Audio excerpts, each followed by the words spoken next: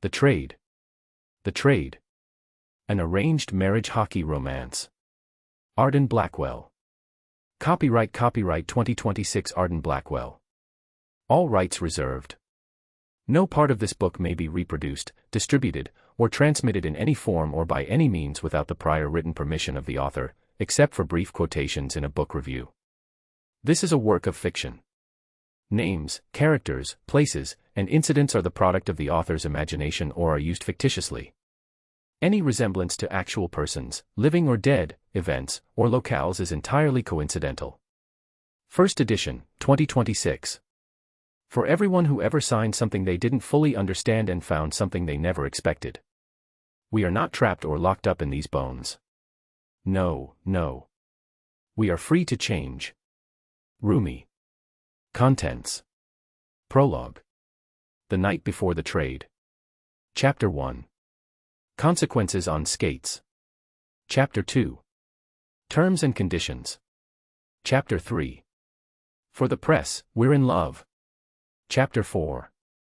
The Townhouse. Chapter 5. Skeletons in the Press Box. Chapter 6. The First Dinner. Chapter 7. Road Trip / Alone in the House. Chapter 8. Enemy at the Gala. Chapter 9. The Collapse. Chapter 10. Negotiations of a Different Kind. Chapter 11. Ice Time. Chapter 12. Manhattan. Chapter 13. The Unplanned Conversation. Chapter 14. All the Things We Almost Say. Chapter 15. The Leak. Chapter 16. Playing Through It. Chapter 17. The Rookie's Confession. Chapter 18. The Closest We've Come. Chapter 19. The Split. Chapter 20. After He Leaves. Chapter 21. The Real Record. Chapter 22. The Final Game. Chapter 23. What We Keep. Chapter 24.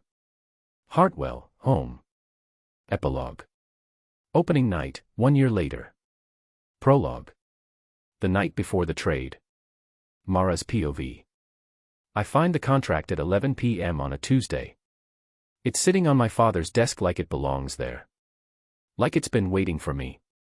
My name is already typed at the bottom, Callaway, M, clean and certain, the way my father does everything.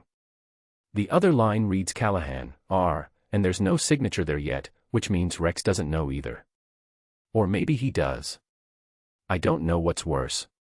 I don't touch it. I just stand there in my father's dark office with the arena lights bleeding through the glass behind me, and I read the first line 3 times. This agreement constitutes a formal arrangement between the parties named below for the purposes of public representation, marital presentation, and franchise stabilization. Marital presentation. I put it down. I turn off the light. I go home. Here's what you need to know about me. I don't panic. I've never panicked, not once in 29 years, not even the night my mother left with 2 suitcases and didn't say goodbye to me directly, just to my father, in the kitchen, in a voice low enough that I had to press my ear to the wall to catch it. I was 12. I stood in the hallway in my socks and I didn't cry. I went back to bed and I made a list in my head of everything that needed to happen next. That's who I am. I make lists. I fix things. I hold everything together with both hands so it doesn't fall apart. But standing outside my apartment building at 11:30 p.m. in November, breath coming out in clouds, I am very close to something that feels like panic.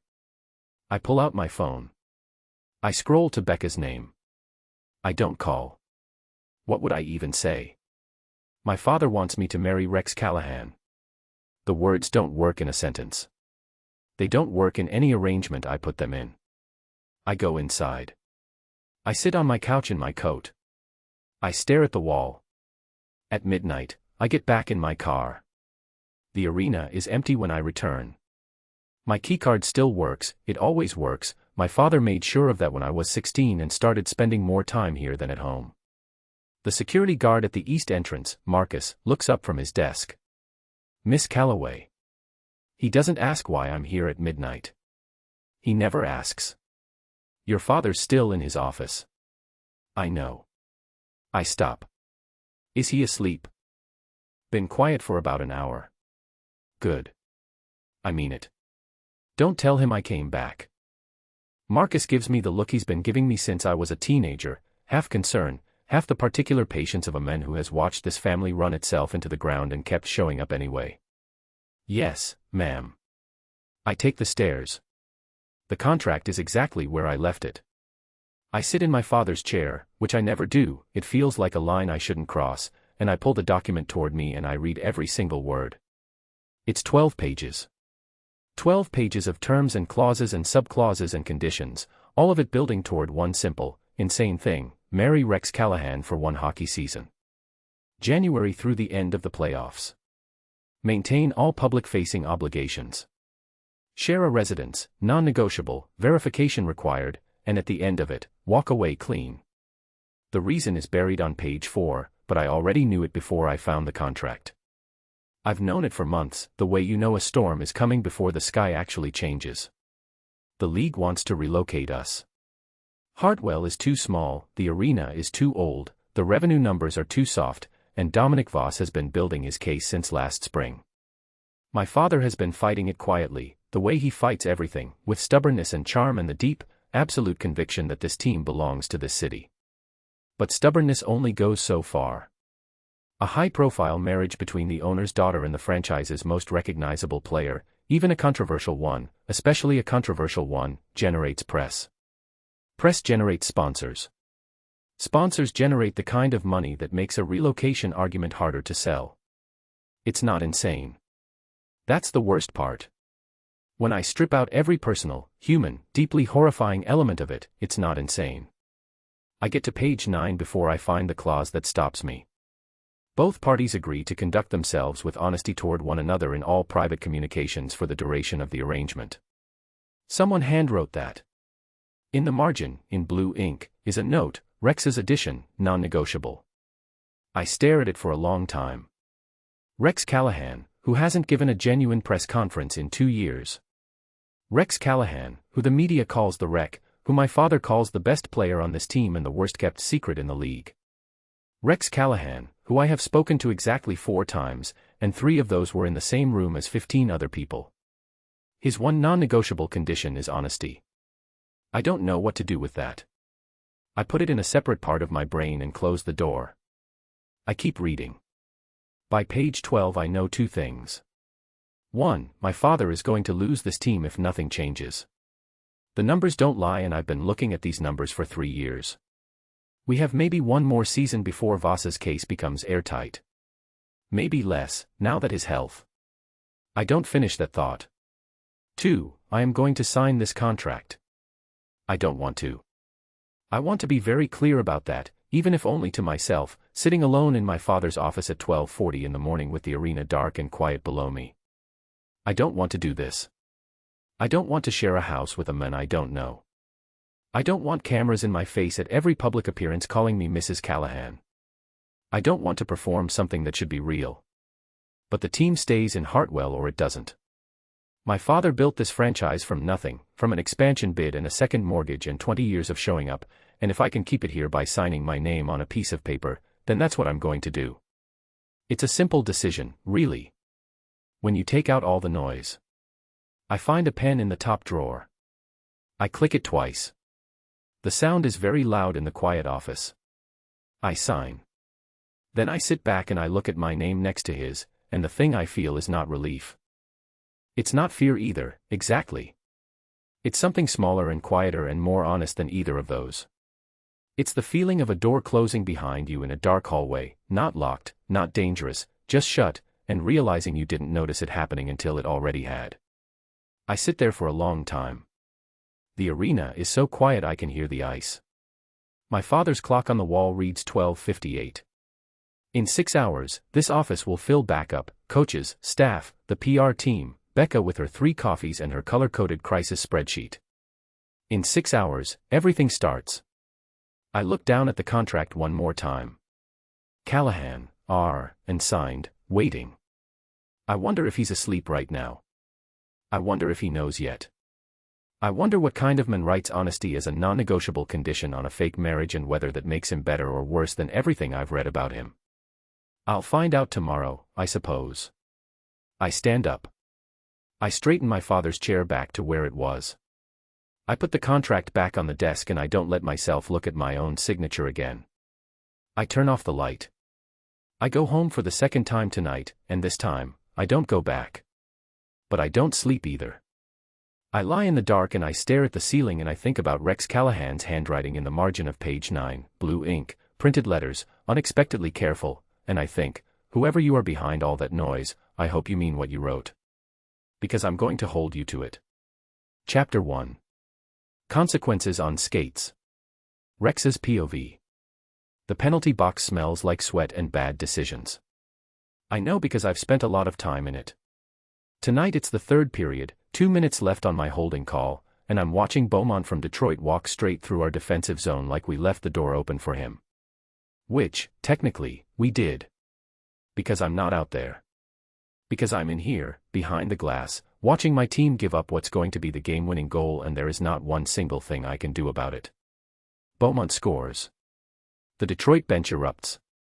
Our bench goes quiet in that specific way, not angry, just tired, that tells me everything about where this season is headed. I press my helmet back against the boards and stare at the ceiling. 47 seconds left on my penalty. 47 seconds too late. The final buzzer goes and I'm the last one off the ice. Not because I'm being dramatic. I just move slower when we lose. Always have. My father used to say it was the only time I showed any patience at all, which was his way of saying I had none the rest of the time. The locker room is quiet. That specific quiet where nobody wants to be the first one to say anything, so nobody says anything, and the silence just sits on top of everyone like a wet coat. Coach Briggs doesn't even come in. He did his post-game talk at the bench. When Briggs doesn't come into the locker room, it means one of two things: he's too angry to speak, or he's already given up on the night and moved on to tomorrow. I can't tell which one it is tonight. I stopped being able to read Briggs around week 2 of last season. I pull off my gloves. My right hand is bruised along the knuckles from a hit in the second period that the refs missed, which was fine, I didn't need them to see it. I open and close my fist twice. Still works. Hell of a game, Cal. That's Colt. He's 3 stalls down, already half out of his gear, grinning at me the way he grins at everything, like the world is a joke he's already heard the punchline to and still finds funny. Colt Jensen finds everything funny. It's either his best quality or his most irritating one depending on what night you ask me. Don't, I say. Wasn't being sarcastic. You're always being sarcastic. I had 2 assists. Great. I pull off my jersey. We still lost. He opens his mouth. He closes it. Even Colt knows when to stop. I'm in the middle of unlacing my skates when Frank Calloway appears at the locker room door. Frank doesn't come down to the locker room often. He's not that kind of owner, not the kind who needs to be seen, who shows up after wins with a smile and disappears after losses. Frank shows up when it matters. Which means when he walks through that door, people pay attention. The assistants scatter. Briggs's coaching staff finds reasons to be somewhere else. Even Colt, who is constitutionally incapable of reading a room, looks at me once and then becomes very focused on his equipment bag. Frank walks straight to my stall. He's in his game night suit, dark gray, no tie, the top button undone the way it always ends up by the third period. He looks tired. Not the tired you get from one bad game. The tired that's been building for a while. He doesn't say anything about the penalty. Doesn't say anything about the goal, or the loss, or the fact that I'm 3 games into the season and already leading the league in penalty minutes. He just looks at me the way my father used to look at me when I'd done something he wasn't going to address yet, patient and specific and waiting. There's a meeting tomorrow, he says. 9 a.m. My office. I keep unlacing. About what? I need you to listen before you say no. I look up at that. Because Frank Calloway has never once in 3 years told me to listen before I say no. Frank presents information and lets you draw your own conclusions. That's his style. Whatever tomorrow's meeting is about, it's not normal business. Who else is coming? I ask. Something moves across his face. Not quite discomfort. More like a man who has made a decision he's still not fully at peace with. My daughter. I've met Mara Calloway 4 times. Twice in passing, once at the team's preseason dinner, and once in a meeting about arena renovations where she sat at the end of the table with a pen and a legal pad and didn't say a single unnecessary word. She's good at her job. Everybody on the staff is slightly afraid of her, which in my experience means she's very good at her job. I don't know what she has to do with whatever Frank can't tell me tonight. I'll think about it, I say. Frank nods. He knows what that means. It means yes. He's known me long enough to know the difference between when I'm actually refusing and when I'm just making him wait a minute out of principle. He puts his hand on my shoulder once, brief, firm, and then he leaves. I get home at 11. My apartment is quiet. It's always quiet. I bought this place 2 years ago and I have never once thought of it as anything other than a place where I sleep and keep my gear. There's a couch, a kitchen table I use as a desk, a bed, and one framed photograph on the shelf by the window. Me and my dad. Hartwell Arena, 1999. I'm 8 years old and I'm wearing a Renegades jersey 3 sizes too big and he's got his arm around me and he's laughing at something I said. He's in his staff polo, the orange and black one from before they redesigned the logo. He worked the North concession stand for 22 years. Pretzels and hot chocolate, mostly. He knew every regular by name. I heat up leftover pasta. I pull up the game tape on my laptop. I watch my penalty 3 times, the holding call, the exact moment I grabbed Beaumont's jersey instead of cutting him off cleanly, and each time I watch it I know exactly where I went wrong and it doesn't make me feel better, which is the point. Feeling better is not what game tape is for. At some point I move from the kitchen table to the couch. At some point I fall asleep. My phone lights up at midnight. Unknown number. I almost don't read it. I get enough messages from numbers I don't recognize, reporters, mostly, or people who got my contact from someone who shouldn't have given it out. But something makes me look. I've already read the contract. I have questions. I read it twice. I sit up. There's only one person that text could be from. Only one person who would have seen a contract tonight and have my number and send 11 words at midnight without identifying herself, because she'd assume, correctly, that I'd know exactly who it was. I stare at the message for a long time. I don't answer. I put the phone face down on my chest and I look at the ceiling and I think about Frank's face in the locker room tonight, that tired, decided look, and I think about the word meeting and the word listen and I think about the fact that Mara Calloway read a contract tonight and had questions and sent them to me at midnight instead of waiting until morning. That tells me something about her. I don't know yet if it's something good. I don't go back to sleep. Chapter 2. Terms and Conditions. Mara's POV. I have a slide deck. 14 slides. Clean font, no decorative elements, all the numbers sourced and cited in footnotes.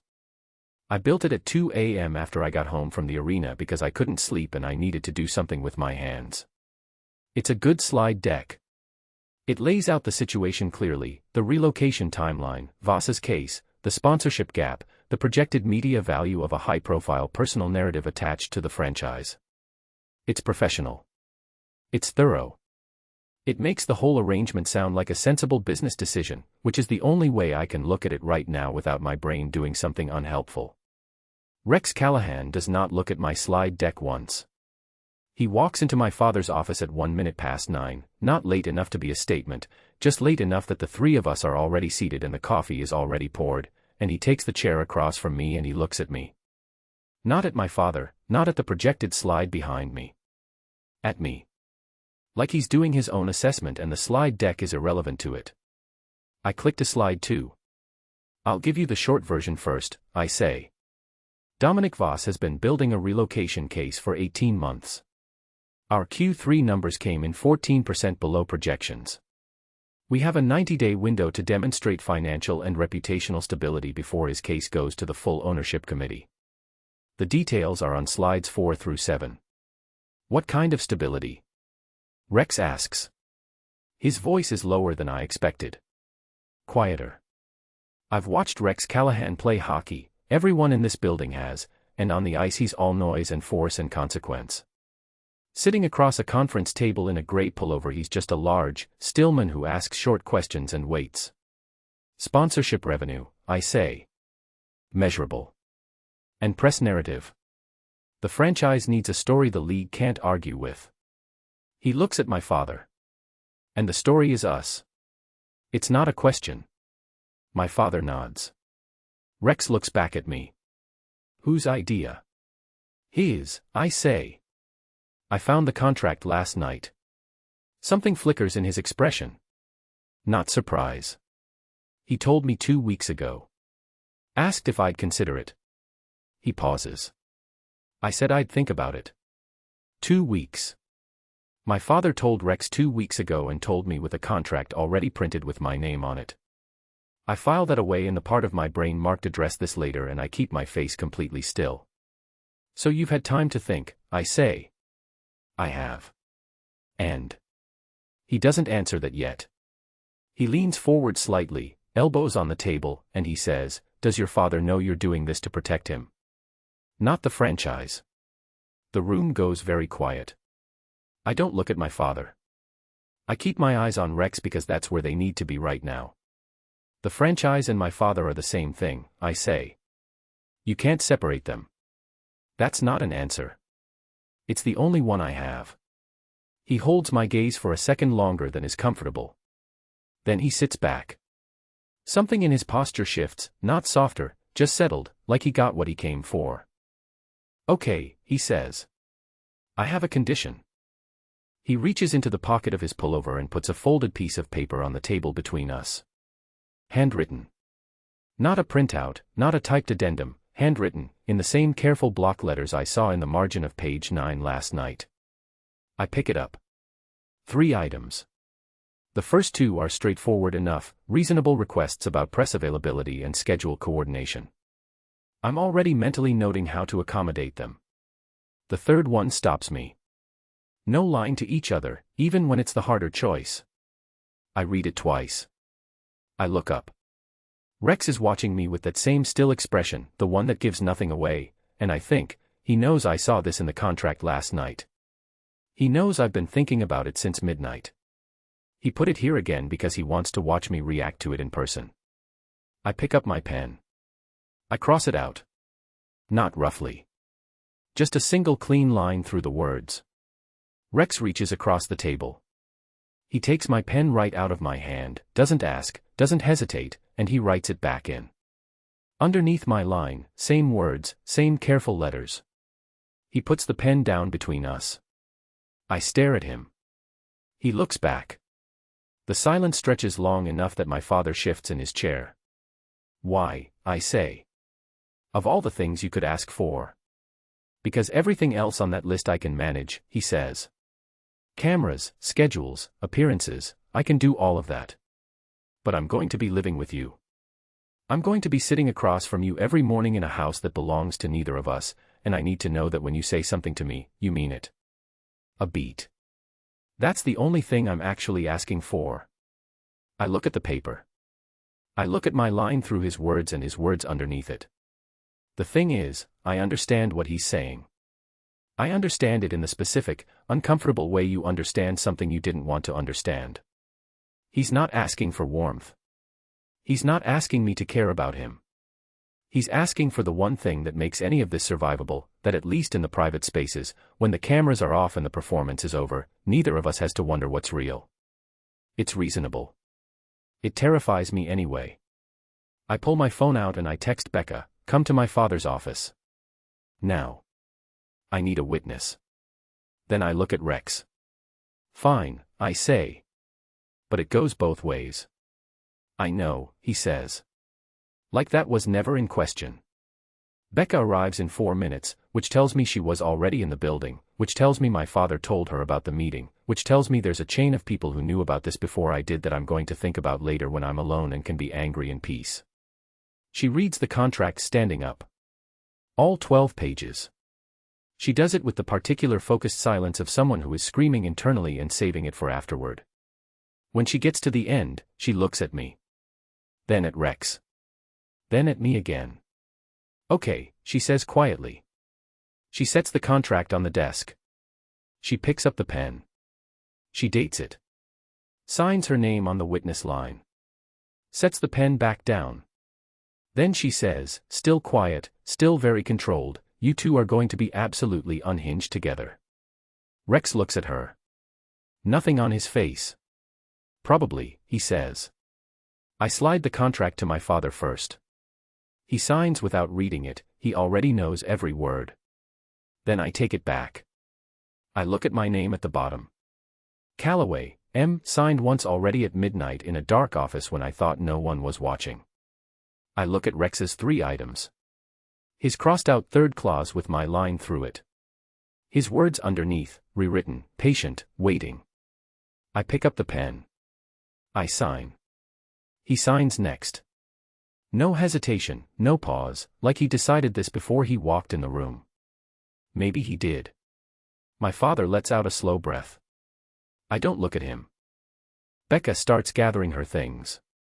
"I'll draft the press timeline," she says, back to business, back to the voice she uses when she's managing something.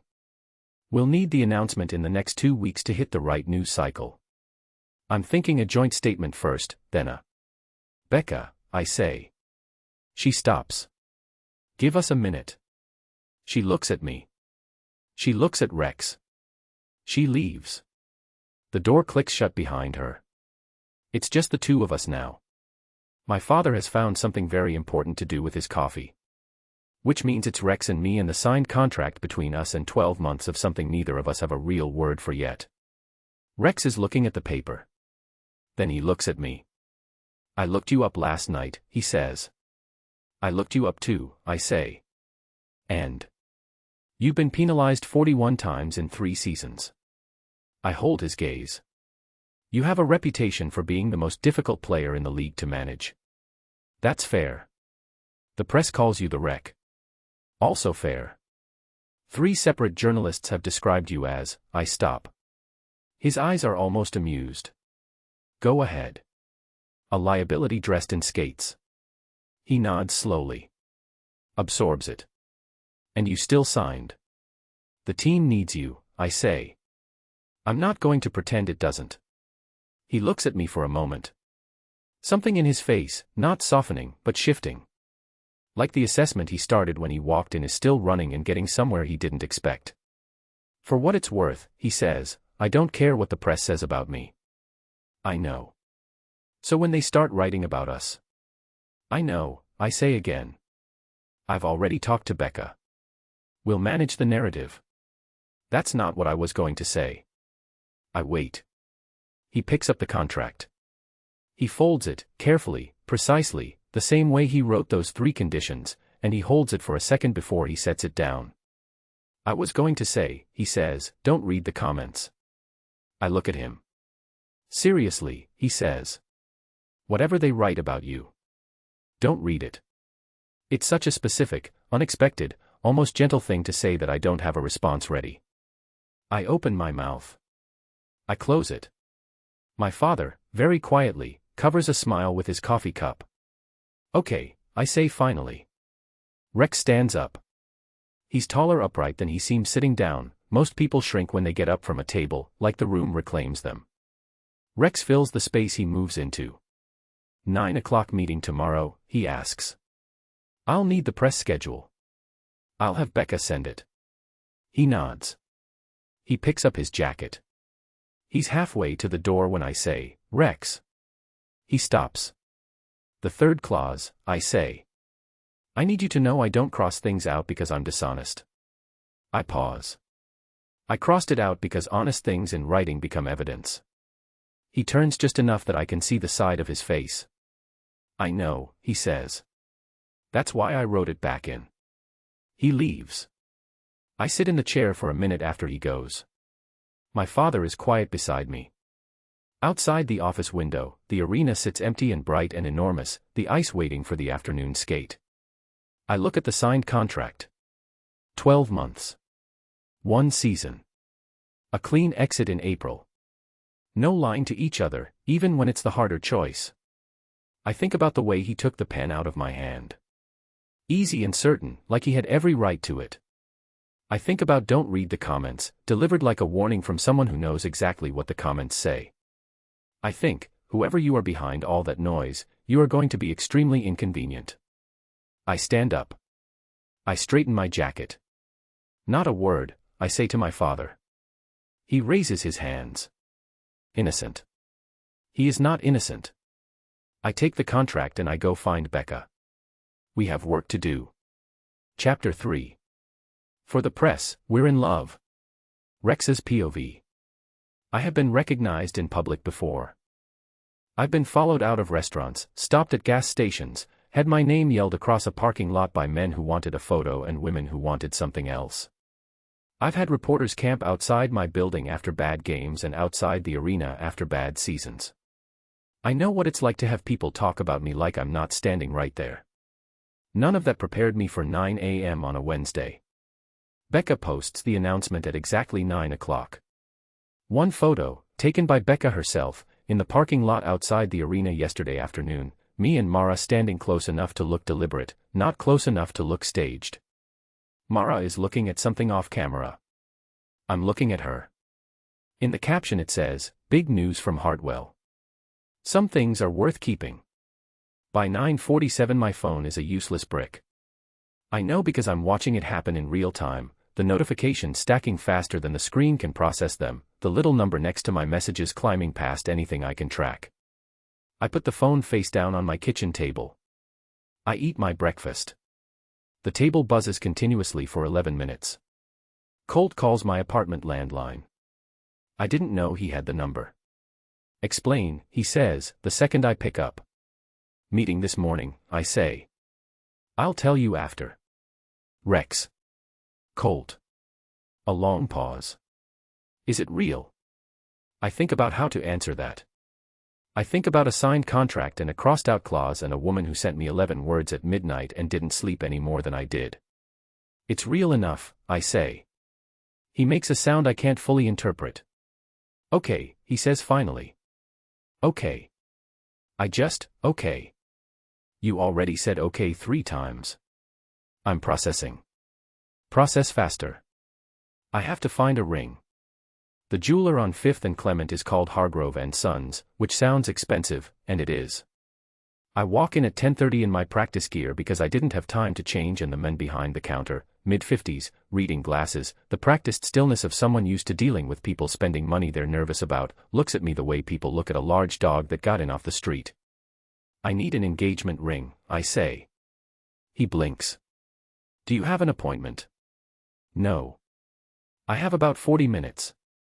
He looks at my practice gear. He looks at my face.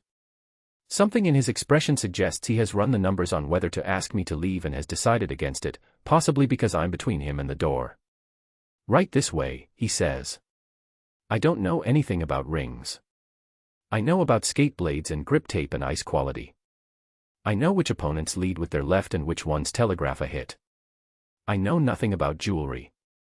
I tell him that. I tell him, she's not flashy. She won't want something that looks like a statement. She'll want something that looks like a choice. He looks at me over his reading glasses. How long have you known her?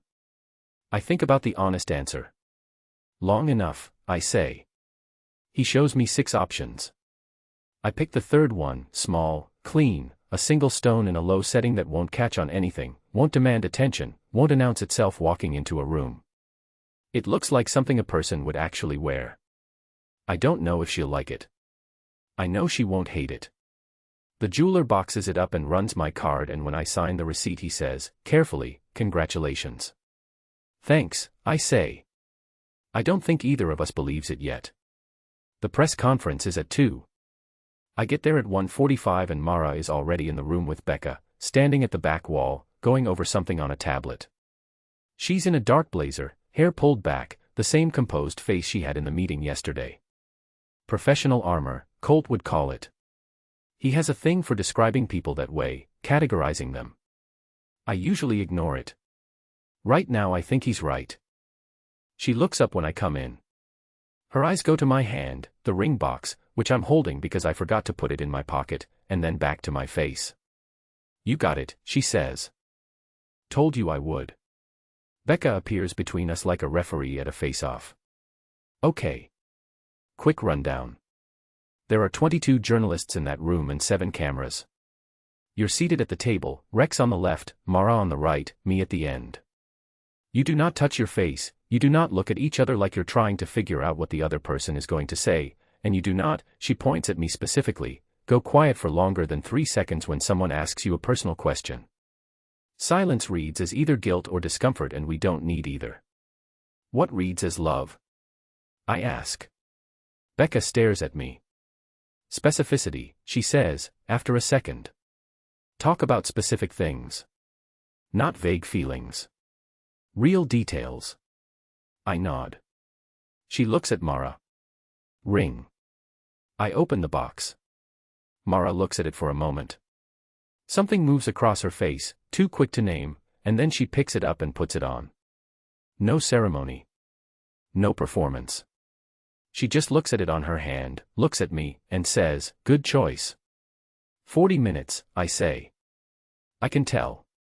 But the corner of her mouth moves. Just barely.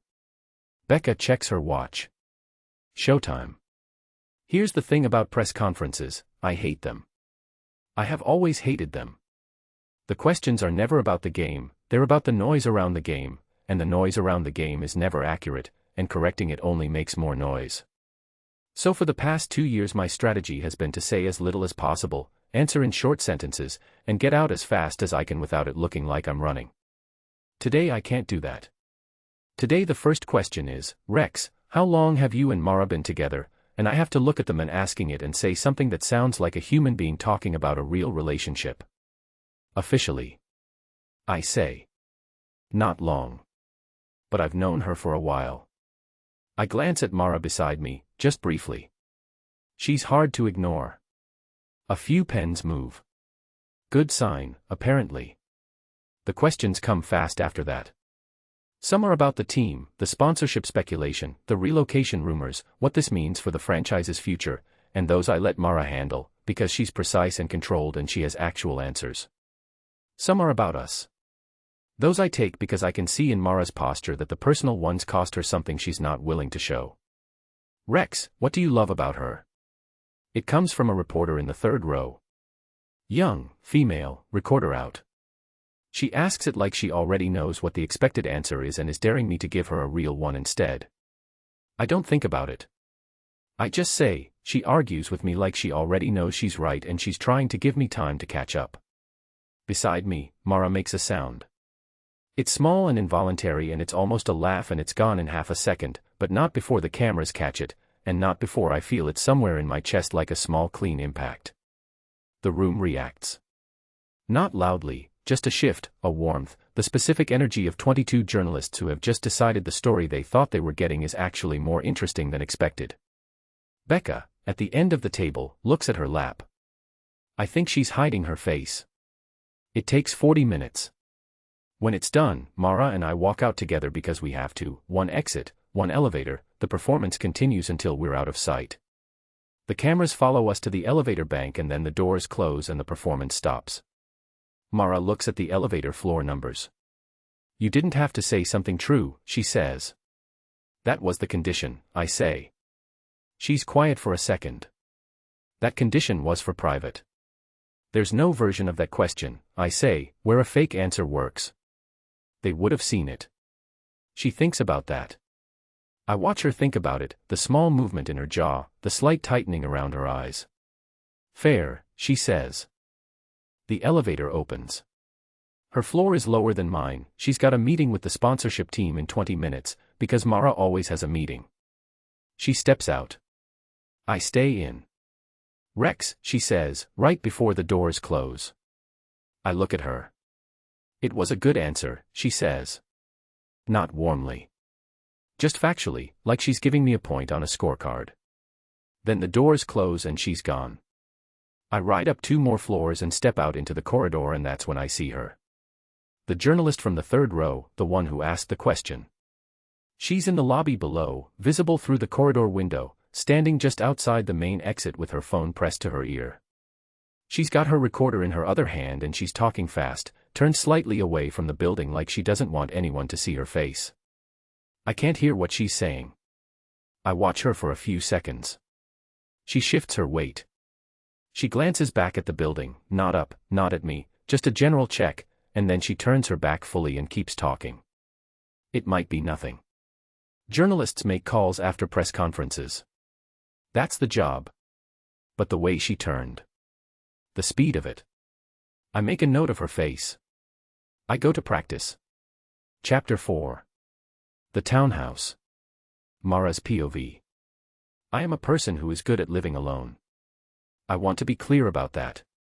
I have lived alone since I was 22 and I have never once wished for a roommate. I know where everything is. I know my own rhythms. I know that I need silence in the morning and that I work better after 9 p.m. and that the specific arrangement of my desk, laptop left, file center, coffee right, is not negotiable. I have lived alone for 7 years. I move out of my apartment on a Friday. The townhouse is on a quiet street 12 minutes from the arena. 3 floors, exposed brick, the kind of place that looks like someone in a magazine described a cozy urban home, and then built it. Becca furnished it. She had 2 weeks and access to the team's account and she used both thoroughly. When I walk in for the first time with a single rolling suitcase and a box of files, it looks like 2 people actually live here. It looks like 2 people who have good taste and a shared aesthetic and chose this place together. It looks nothing like either of us. Rex arrives 20 minutes after me with 2 duffel bags and a box of equipment. I know it's equipment because the box says equipment in marker on the side. He comes through the front door, sees the space, sees me, and does a slow look around the room without saying anything. Becca picked everything, I say. I figured, he says. He sets the bags down. He does another look, more specific this time, like he's clocking the exits. Which room? There are 2. I took the one on the right. He nods. He picks up his bags and goes upstairs. I hear the left door open and close. That's the smaller room. He picked it without asking, without seeing mine first, without making it a conversation. I stand in the kitchen for a moment thinking about that. Then I put my coffee on the right side of the counter and I open my files. The first night is an exercise in geometry. We occupy the same space without occupying the same space. I work at the kitchen table. He's in the living room with his laptop. I can see him if I look up, which I make a point of not doing more than occasionally. He's watching game tape, the way I know because the sound is low but specific, the same few seconds of footage playing and replaying. We don't speak for 3 hours. At some point he goes to the kitchen, pours water, goes back to the couch. At some point I hear the refrigerator open and close. These are the sounds of a person existing in proximity, the same sounds that in a different life would be completely unremarkable. They are not unremarkable right now. They are very loud. At 8:30, Becca texts me, "How is it?" I type, "Fine." She types, "That's it." I type, "That is in fact it." She sends 3 question marks. I put my phone down. At 9, Rex closes his laptop. He stands up, stretches, I don't look, but I can see the movement in my peripheral, and then he says to the room, "Back door locked." "You should lock it," I say, without looking up. He goes to the back door. The sound of the bolt sliding. Then, done. "I know," I say. "I was testing you." A pause. Did I pass? The jury's still out. He makes a sound that might be the beginning of something dry and almost amused, and then he goes upstairs. I hear his door close. I sit at the kitchen table for another hour. The files in front of me stop making sense around 10:30. I close them. I make a list of everything I need to do tomorrow. I go upstairs. I brush my teeth. I get into bed. I stare at the ceiling. The house is quiet. But not the quiet of my apartment, which I know and which belongs to me. This quiet has a different texture, the sound of someone else breathing through a wall, the specific weight of another person in a space, present even in sleep. I don't like it. I tell myself that's what I'm feeling. At 1 I go downstairs for water. He's already in the kitchen. Standing at the window above the sink, facing out. He's in a gray t-shirt and track pants and his feet are bare on the tile and he's holding a glass but not drinking it, just looking at the street outside. The kitchen light is off. The street light comes through the window and cuts across the counter and that's all. He doesn't turn around when I come in. He must hear me, the stairs creak, I've already catalogued which ones, but he doesn't move. I go to the cabinet. I get a glass. I fill it at the tap. He's still looking at the window. I drink my water. I look at his back. He's got a stillness that I've noticed before, in the press conference, in the meeting, the kind that isn't relaxed but isn't tense either. Like a person who's been trained to hold very still and has done it so long it's just how they stand now. I put my glass in the sink. I go back upstairs. He still hasn't said a word and neither have I and I don't know what I would have said anyway. I lie in bed and I look at the wall and I think, this is going to be the longest season of my life. Because here is the thing I didn't expect, the thing I couldn't have built into a slide deck or a contract clause or a business decision made at midnight in a dark office. I didn't account for the actual texture of it. The way a person's presence changes a space. The way another person's 1 a.m. insomnia can fill a kitchen with something wordless and oddly specific, and the way you can feel it even after you've left the room and gone back to bed. I didn't account for standing 3 feet from Rex Callahan in a dark kitchen and having absolutely nothing to say and still not wanting to leave. That is new information. I don't know what to do with it. I stare at the wall for 2 hours. I cannot identify why. Chapter 5. Skeletons in the press box. Rex's POV. His name is Warren Lyle, and he smells like he works in an office building that gets too much heat. He's Voss's liaison, mid-30s, good suit, the kind of handshake that tells you the person giving it has thought about their handshake.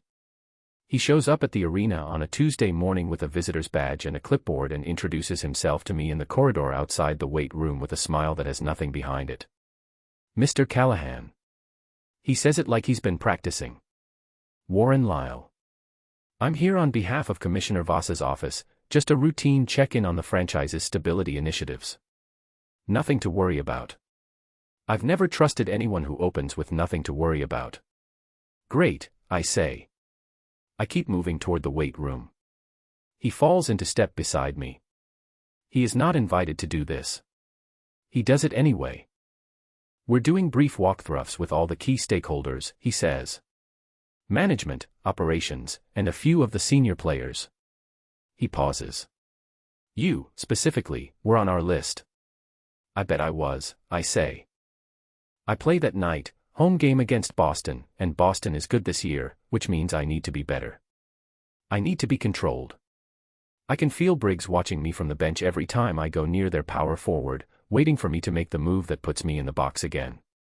I don't make it. First period goes clean. Second period I take a minor penalty, interference, which is soft, which I am openly annoyed about, but I sit the 2 minutes and I come back out and I don't chase the call. Third period I have a shot on goal that goes wide and a hit in the corner that the arena likes and a clean defensive play that Briggs will probably use in tomorrow's film session. We win 3-1. In the corridor after, while the locker room is still running hot from the win, I feel it, that specific prickle at the back of my neck. I turn around. Mara is in the owner's corridor above, visible through the press box glass. She's got her phone in one hand and a folder in the other and she's talking to someone from the sponsorship team, but her eyes are on the ice. Not the ice in general. The section I just left. She's watching the way you watch a storm. Not scared of it. Just tracking it. I look away first. Warren Lyle finds me at my stall. The locker room is half cleared out, guys heading to showers, trainers moving through, the specific noise of a post-win room that's tired but not unhappy. Lyle comes in with his clipboard and his smile and every single person in the room goes slightly quieter. They know who he is. Word travels fast in a locker room. He sits down on the bench across from my stall without being asked. He opens the clipboard. Good game tonight, he says. Thanks. Only the one penalty. Yep. He makes a small note. I watch him make it. Commissioner Voss has been encouraged by the early season stability metrics, he says, like he's reading from something. The engagement announcement has been very well received. Sponsorship uptick is measurable. He glances up. Your wife was in the box tonight. She's here most nights, I say. Good. That's good. Visibility matters. He clicks his pen. There are just a few lingering items from the franchise's file that the commissioner wants to resolve before the review window closes. He says it easy, conversational, the way you'd mention the weather. One of them involves an internal incident from 2 seasons ago. The locker room altercation. The noise in the room doesn't change. But I feel it, the 2 or 3 guys within earshot going still. I look at Warren Lyle. I keep my face completely flat. The league reviewed that, I say. It's in the official record. Of course. He nods. Writes something. We just want to make sure the record is complete. Sometimes these things have loose ends. People who weren't interviewed at the time, that sort of thing. He looks up. Is there anything you'd like to add to the official account? There are about 15 things I could say right now. I say, no. He holds my gaze for a moment. His expression doesn't change. He makes another note. Wonderful, he says. He stands up. He caps his pen. Congratulations on the win, Mr. Callahan. He walks out. Colt is 3 stalls down. He doesn't look at me, but the set of his jaw tells me he heard everything. I give him one small shake of my head, not now, not here, and he goes back to unlacing his skates without a word. I get home at 11:30. The townhouse is quiet in that particular way it gets when Mara is still awake but not making noise, working, probably, laptop open at the kitchen table or upstairs in her room with files spread across the bed. I've already learned to read the quiet here. This one means present but contained. I hang up my jacket. I go to the kitchen. I open the cabinet above the coffee machine to get a glass. I stop. My coffee. The specific brand I buy from the place on Meridian, the one with the dark blue bag that Colt makes fun of because it costs twice what normal coffee costs, and I don't care because it's the only thing I drink in the morning. I've had it at my apartment for 3 years. It's on the top shelf of this cabinet. Placed there, not pushed to the back, not hidden, but placed, deliberately, at the front of the shelf where I'd see it. At exactly the height where I don't have to bend. There's no note. There's no message about it anywhere. Nothing in the kitchen has been rearranged. Just this one thing, relocated to exactly the right place without comment. I stand there for a moment. I close the cabinet. I sit at the kitchen table in the dark and I think about that for longer than I should. About what it takes to notice a detail like that. About what it means to act on a detail you were never asked about, never required to address, and say nothing about it afterward. I think about Mara Calloway, who is somewhere upstairs right now, who organized a 12-page contract and a press conference and a ring and a move-in and a full sponsor communications plan in the space of 4 days, and who, somewhere in between all of that, noticed what coffee I drink and put it where I could reach it. And told no one. I open my phone. I type into the Notes app, not a text, not yet, just a reminder to myself.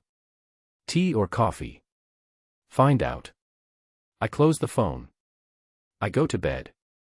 I lie in the dark and I think about Warren Lyle's smile and his clipboard and the specific, careful way he said loose ends, and I think about the locker room incident, and Danny Ford, and the 2 years of silence I chose, and I think about how long a thing can stay buried before someone with a clipboard and a good suit comes along and starts asking the wrong person the right questions. And then I think about a woman 2 floors above me who notices what shelf is the right height and acts on it without making it a thing. These 2 thoughts sit in my head at the same time. I don't know yet what to do with either of them. But I know this, Warren Lyle is going to come back. He's the kind of man who always comes back. And when he does, the buried thing is going to get closer to the surface than I've let it get in 2 years. I stare at the ceiling. Tea or coffee? I'm going to find out tomorrow. Chapter 6. The First Dinner. Mara's POV. Becca sends me a briefing document for dinner. An actual document. 4 pages. It covers the restaurant sight lines, the specific table she reserved and why, the name and publication of the photographer who will be positioned across the street, the estimated time of our arrival window, and a section titled Talking Points that I read twice before I close my laptop and decide I am not going to think about it. It's dinner. I've had dinner before. I put on the gray dress because it's the right level of effort, not so formal it looks staged, not so casual it looks careless, and I pull my hair back the way I always do, and I stand in front of the bathroom mirror and I think, you have sat across from league commissioners and franchise attorneys and men who wanted this team to fail and you held your ground every single time. You can eat pasta across from a hockey player. I go downstairs. Rex is already in the living room, jacket on, checking something on his phone. He looks up when I come down the stairs. He looks at me for exactly 2 seconds, not long, not the way men look at you when they want you to notice them looking, just a clear, direct assessment, the same way he looks at everything. Ready, he says. Not you look nice. Not anything performative. Just, ready. I pick up my bag. Let's go. The restaurant is called Sato. Italian, dark wood, candlelit in the specific way that means the lighting was designed by someone who understood that low light makes everything feel more honest. Becca chose it because 3 of our target sponsors have standing reservations here and the maitre d' has a known relationship with the city's main sports columnist. I know all of this. I walk in anyway and it's still just a restaurant, warm air, the smell of garlic and something braised, the low sound of other people's conversations. We're seated at the corner table. Of course we are. The menus come. I read mine. Rex reads his for about 45 seconds and then puts it face down on the table, which means he's decided. I'm still deciding. I'm weighing the options the way I weigh everything, systematically, with criteria, and I'm about to settle on the lamb when the waiter arrives and Rex says, without looking at me, "She'll have the pasta. The cacio e pepe. No modifications." He pauses. And the burrata to start. I look at him. He orders his own food, the steak, because of course, and the waiter leaves and I put my menu down and I say, "You ordered for me." "I did," he says. "I was going to order the lamb." "I know." He picks up his water glass. "You were going to order the lamb and then you were going to spend the next 10 minutes thinking about whether the pasta was the better choice, which it is."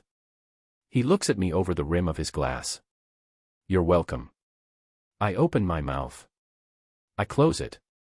"You actually read the email," I say. The onboarding document. The 4-page dietary and preference summary I sent him the day after we signed the contract, the one I built like a clinical intake form because I needed to have something practical to do and I was not going to think about the personal implications of what we'd agreed to. I don't know how long I spent on it. Longer than I should have. "You spent 40 minutes on it," he says simply. I have no answer for that. He's right. I did spend 40 minutes on it. I timestamped the document without thinking about it, the way I timestamp everything, and the metadata is right there if you look. He looked. The burrata arrives. I eat it without saying anything else. It's the best thing I've tasted in 2 weeks. Dinner is fine. It's more than fine, which is the problem. The conversation doesn't perform itself the way I expected it to. There's no strained reaching for topics, no careful navigation of what to say in front of the other tables. Rex asks questions when he wants to know something and doesn't ask questions when he doesn't, and I find I prefer that to the alternative. He asks about the arena renovation timeline. I tell him. He asks about the Q4 sponsor projections. I tell him those too, with more detail than he probably needs, because when someone asks me about numbers I tend to keep going until they stop me. He doesn't stop me. He just listens with that particular focused stillness and at one point he says, "The Northeast concession revenue is lower than it should be," and I say, "I know, the flow from Gate C is the problem," and he says, "It's been the problem since 2019, my dad used to complain about it," and I stop. "Your dad worked the concession stands," I say. It's not a question. I already know. But it's the first time either of us has said it out loud. Something moves across his face. Quick and controlled, but there. North End. 22 years. He picks up his fork. He knew every regular by name. My father talks about him, I say. He mentions him sometimes. Bobby Callahan. He says he was the best front-of-houseman the arena ever had.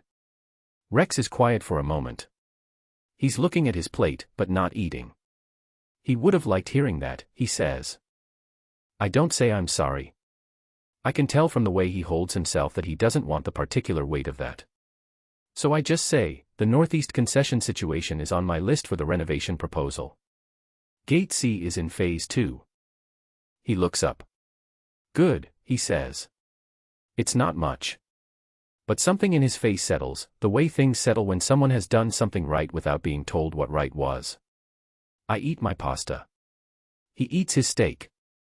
The restaurant moves around us and 2 tables over someone is laughing loudly about something and the candle between us burns down by half an inch. We walk home because the restaurant is 9 blocks from the townhouse and the night is cold but not unbearable, and Becca told me to walk because the photographer can't follow a car at a useful distance. I know he's there. The photographer. Martin something, Becca said, freelance, reliable, discreet. He's across the street and behind us, and if I turned around I'd be able to see him, but I don't turn around. Rex walks beside me with his hands in his jacket pockets. We're not touching. There are about 18 inches between us, which is the right distance for 2 people who are performing a relationship without being obvious about it. We turn onto Meridian. And then Rex takes my hand. No announcement. No for the camera warning. He just pulls his right hand out of his pocket and takes mine, easy and certain, fingers wrapping around my palm before I've had time to decide how to feel about it. I don't pull away. That would look wrong. That's what I tell myself. His hand is large. That's the first thing. Large and warm in the cold air, and there's a callus on his right palm. I can feel it against my fingers, the specific thickness of it, right where the grip tape on his stick would ride all season. A working callus. The kind you get from the same motion 10,000 times. I am aware of this in a very specific, very inconvenient way. The photographer gets what he needs. I know because Rex doesn't drop my hand immediately. He waits, the way you wait when you're timing something, until we've rounded the corner fully and the shot is clean and we're out of line of sight. Then he lets go. His hand goes back in his pocket. We walk the last block home in the same 18 inches of distance and neither of us says anything. At the townhouse door, I find my key. I unlock it. I step inside. Rex holds the door behind him and then closes it, and that's it. Dinner is over. The performance is over. We're back to being 2 people who signed a contract and share a kitchen and don't talk about what coffee ratio means. Good night, he says. He heads for the stairs. Night, I say. I stand in the hallway for a moment after I hear his door close. I look at my right hand. I think about the callus for an embarrassingly long time. Not in a dramatic way. Not in a way I'm going to admit to anyone, not even Becca, who would archive it immediately for future use. I just notice it. The specific information of it.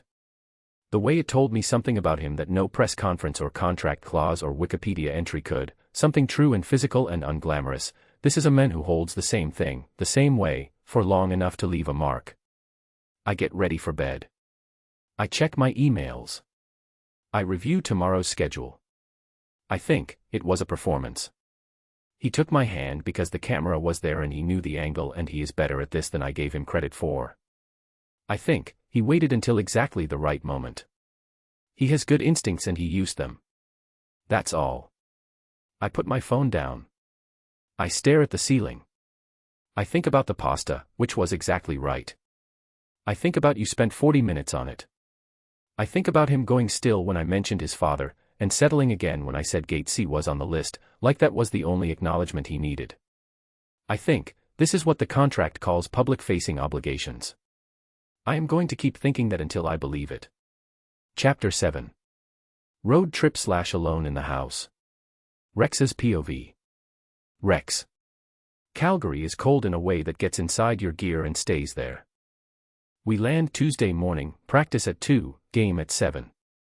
I score in the second period, clean shot, top right, the kind that goes in before the goalie has finished deciding, and the bench reacts the way benches react when something finally goes right. Colt finds me on the next shift and says nothing, just bumps my shoulder once, which is his version of a speech. We win 4-2. After the game I'm in the hotel room by 10:30. I've got my laptop open, game tape, the usual.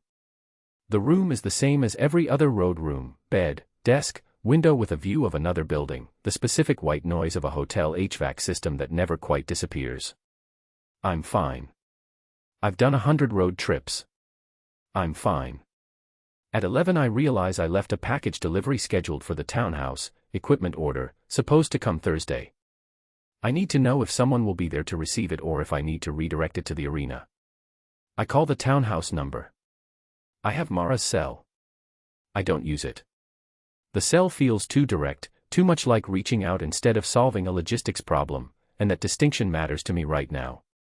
It rings 3 times. Hello. She sounds like she was already awake. Of course she was. It's 11:30 and Mara Calloway doesn't sleep before midnight on a work night. It's Rex, I say. I've got a package coming Thursday. Equipment order. Can you sign for it or do I need to redirect? A pause. Not a surprised pause, a recalibrating one. Like she expected the call to be something else and is adjusting. I'll be home Thursday, she says. I can sign for it. Thanks. The Calgary game was good, she says. Second period especially. I sit with that for a second. She watched the second period. She said the Calgary game, not I saw the highlights or Becca sent me the clip. She watched it. We gave up too much in the neutral zone, I say. Briggs will have notes. Probably. A small pause. The goal was clean though. Top right. I had it from the blue line. I saw. We're quiet for a moment. It's not uncomfortable, which is something. I'm not usually good at phone calls that don't have a clear purpose. This one has already done its purpose and I'm still on the line. How's the house? I say. Quiet, she says. Good quiet or bad quiet? Another pause, shorter. I don't know yet, she says. Get some sleep. You too, I say. I hang up. I sit on the edge of the hotel bed with the phone in my hand. She watched the second period. I go back to game tape. I don't think about it more than that. Mara. The house is quiet in a way I don't have a word for yet. It's not peaceful. It's not uncomfortable. It's something in between, the specific quality of a space that has adjusted to holding 2 people and is now running at half capacity, like a room where the furniture is arranged for a conversation that isn't happening. I work. I always work. I have the sponsor pipeline, the renovation timeline, the Q4 projections, a call with the arena board on Wednesday. There is always more work and I am always able to do it, and that has never once let me down. I work until Thursday afternoon, and then I need something from the hall closet. The closet by the front door. Becca put extra linens on the top shelf and I need the spare tablecloth for the sponsor dinner next week. I open the door. I push the linens aside. My hand finds something that isn't a linen. A box. Flat, the kind that used to hold shoes or documents, old enough that the cardboard has gone soft at the corners. I don't mean to open it. I'm not the kind of person who goes through other people's things. But the lid is already half off, displaced by the linens, and what I see when I look down stops me. Receipts.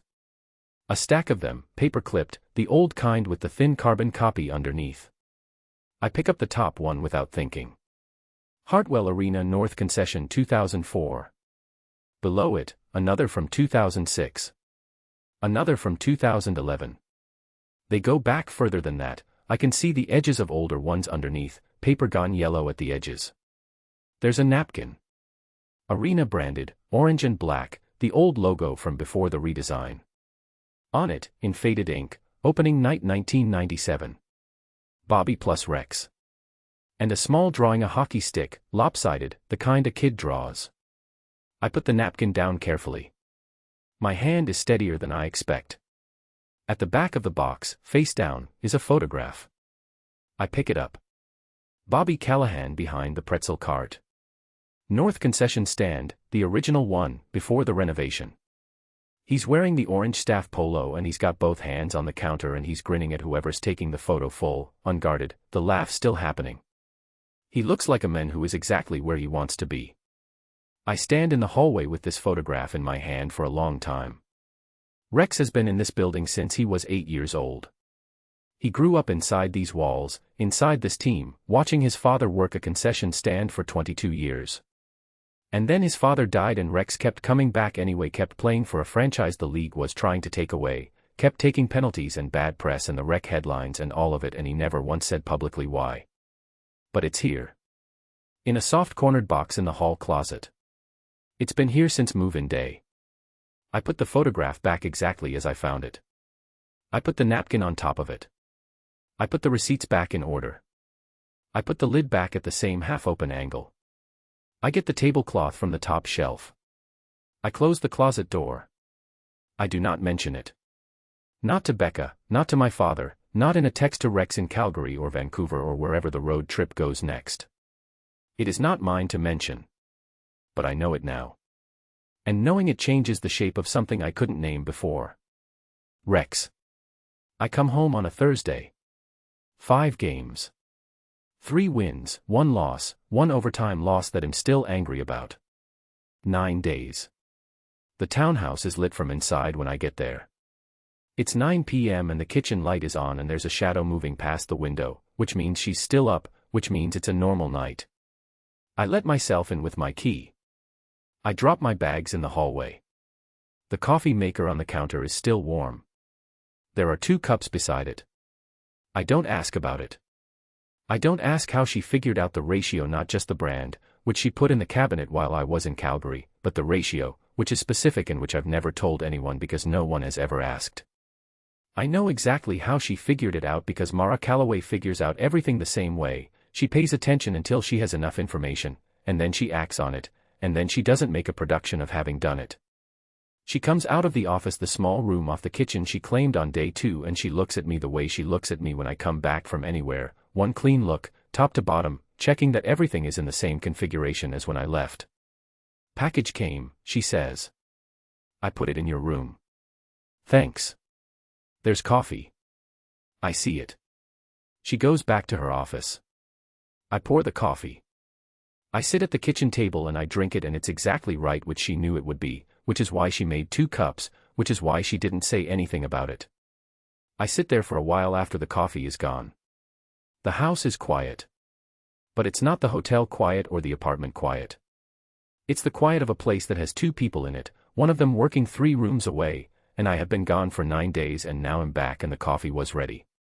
I don't examine that too carefully. Not tonight. I go upstairs. I sleep better than I have all week. Chapter 8. Enemy at the Gala. Mara's POV. Dominic Voss looks like money that has never had to apologize for itself. He's across the room when we arrive, mid-40s, silver gray at the temples, the kind of suit that doesn't have a label because men who wear that kind of suit don't need labels. He's talking to 2 GMs from the Eastern Conference and he's laughing at something one of them said, and when he laughs you can see every single tooth. He has excellent teeth. I notice him noticing us before Rex does. It's a small thing, just a shift of the eyes while the laugh is still on his face, a 2-second read of the room. He clocks us the way security cameras clock movement, without expression, without urgency, complete. Rex is beside me with his hand at my lower back, light, the right pressure, the way he's figured out is the correct amount of contact for this kind of room, and he leans down slightly and says, quiet and close, Voss is at 10 o'clock. I saw him, I say. He saw us too. I know. Rex straightens. We move into the room.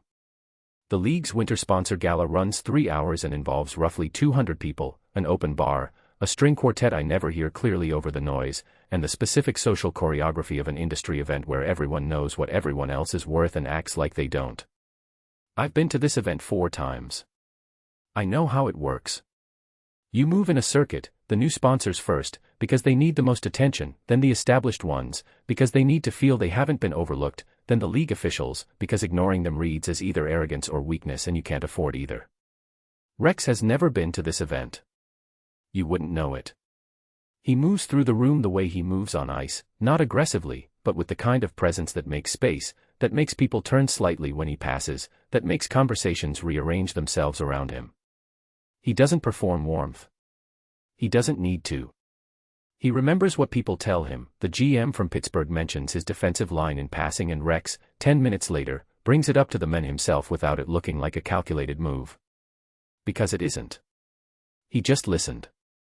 I watch him do this 3 times before I stop watching, because watching is starting to take up too much of my attention. The sponsors want us together. They always do. We're the story right now, the franchise narrative, the reason 3 companies renewed their commitments last week instead of waiting to see how the relocation review played out. I stand beside Rex and answer questions and let him answer the ones about the team, and we do not once consult each other about who is handling what. We just cover the gaps.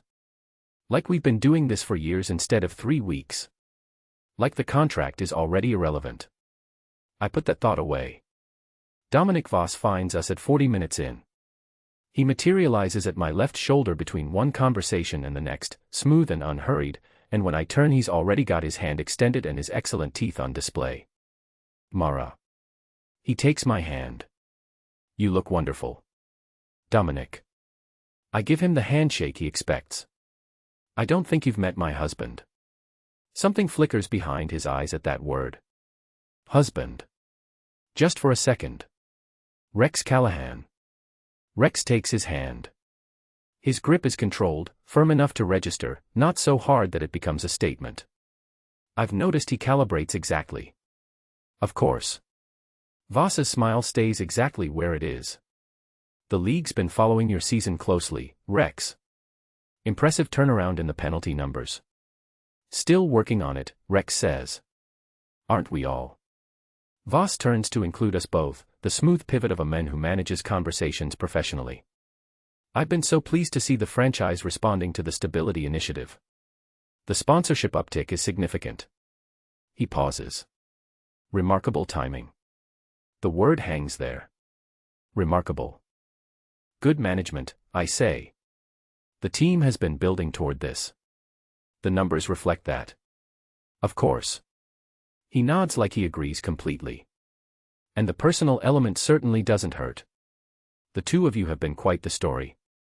He tilts his head slightly. How long did you say you'd been together before the engagement? We didn't say, Rex says. Voss looks at him. Rex looks back. Neither of them smiles. I only ask because the timing of the announcement was, well. Voss spreads his hands. Open, reasonable, utterly deliberate. The league gets skeptical when things line up too neatly. That's all. I'm sure you understand. Skepticism is healthy, I say. It keeps people honest. I hold his gaze. As long as it's applied consistently. He looks at me with something that is not quite amusement and not quite respect and is somewhere between the two, in the specific place where men like Voss put women who say things they didn't expect. Of course, he says again.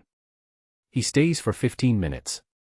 He asks about the arena renovation, about the Q3 attendance numbers, about the relocation review timeline. He asks each question once and listens to the answer fully and takes nothing out of his pocket to write it down. He doesn't need to. Men like Voss write everything down later, in private, where the writing doesn't show. Rex answers the hockey questions. I answer the business ones. We don't discuss whose turn it is. It just works. When Voss finally moves on, another GM to find, another conversation to manage, Rex turns to look at me. He doesn't say anything. I don't say anything. We just stand there for a second, the 2 of us, and the gala goes on around us. He finds me again at the end of the night. I'm by the exit, collecting my coat, and Voss appears one more time. Without Rex. Just the 2 of us. Mara. He says my name like he owns it. I want you to know, whatever this is. He gestures, vague and inclusive, meaning all of it, the marriage, the franchise, the story.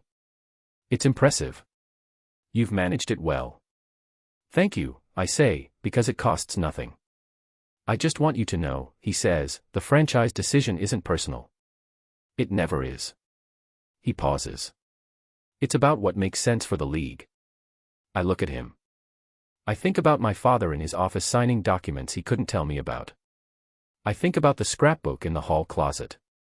I think about Rex taking a penalty and holding the second one back and the expression on his face when he came off the ice, not satisfied, just resolved, like a man who's decided how much he's willing to give and is giving exactly that.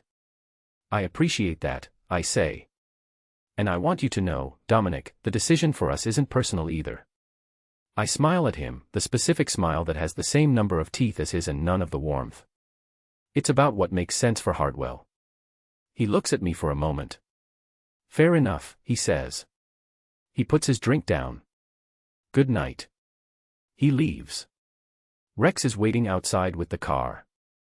He opens the door when he sees me, not performatively, just practically, because it's cold and the car is running and he's been standing in the cold for however long it took me to finish my conversation with Voss. He doesn't ask about it. He asks once we're moving, how'd it go? Fine, I say. He's building something. I don't know what shape it is yet. Rex is quiet. He's looking out the windshield, watching the road, and his jaw is doing that thing, the small tightening along the back, that I've started to recognize as the external sign of something internal he's not addressing out loud. You didn't need me in there, he says. No, I say. It's true and I'm not going to pretend otherwise. Okay, he says. A beat. The city moves past the window. The gala lights are already behind us, the quiet residential streets of Hartwell taking over. But I'm glad I was, he says. I turn to look at him. He's still watching the road. His profile is still, the jaw slightly tight, the set of his shoulders the same as always, braced, contained, too used to holding things and to fully let them go even when there's no one watching. He said it like it cost him something to say it. Or maybe not cost, more like it surprised him. Like he checked in with himself and found something there he wasn't expecting. I look out the window. The streetlights streak past. The heater hums.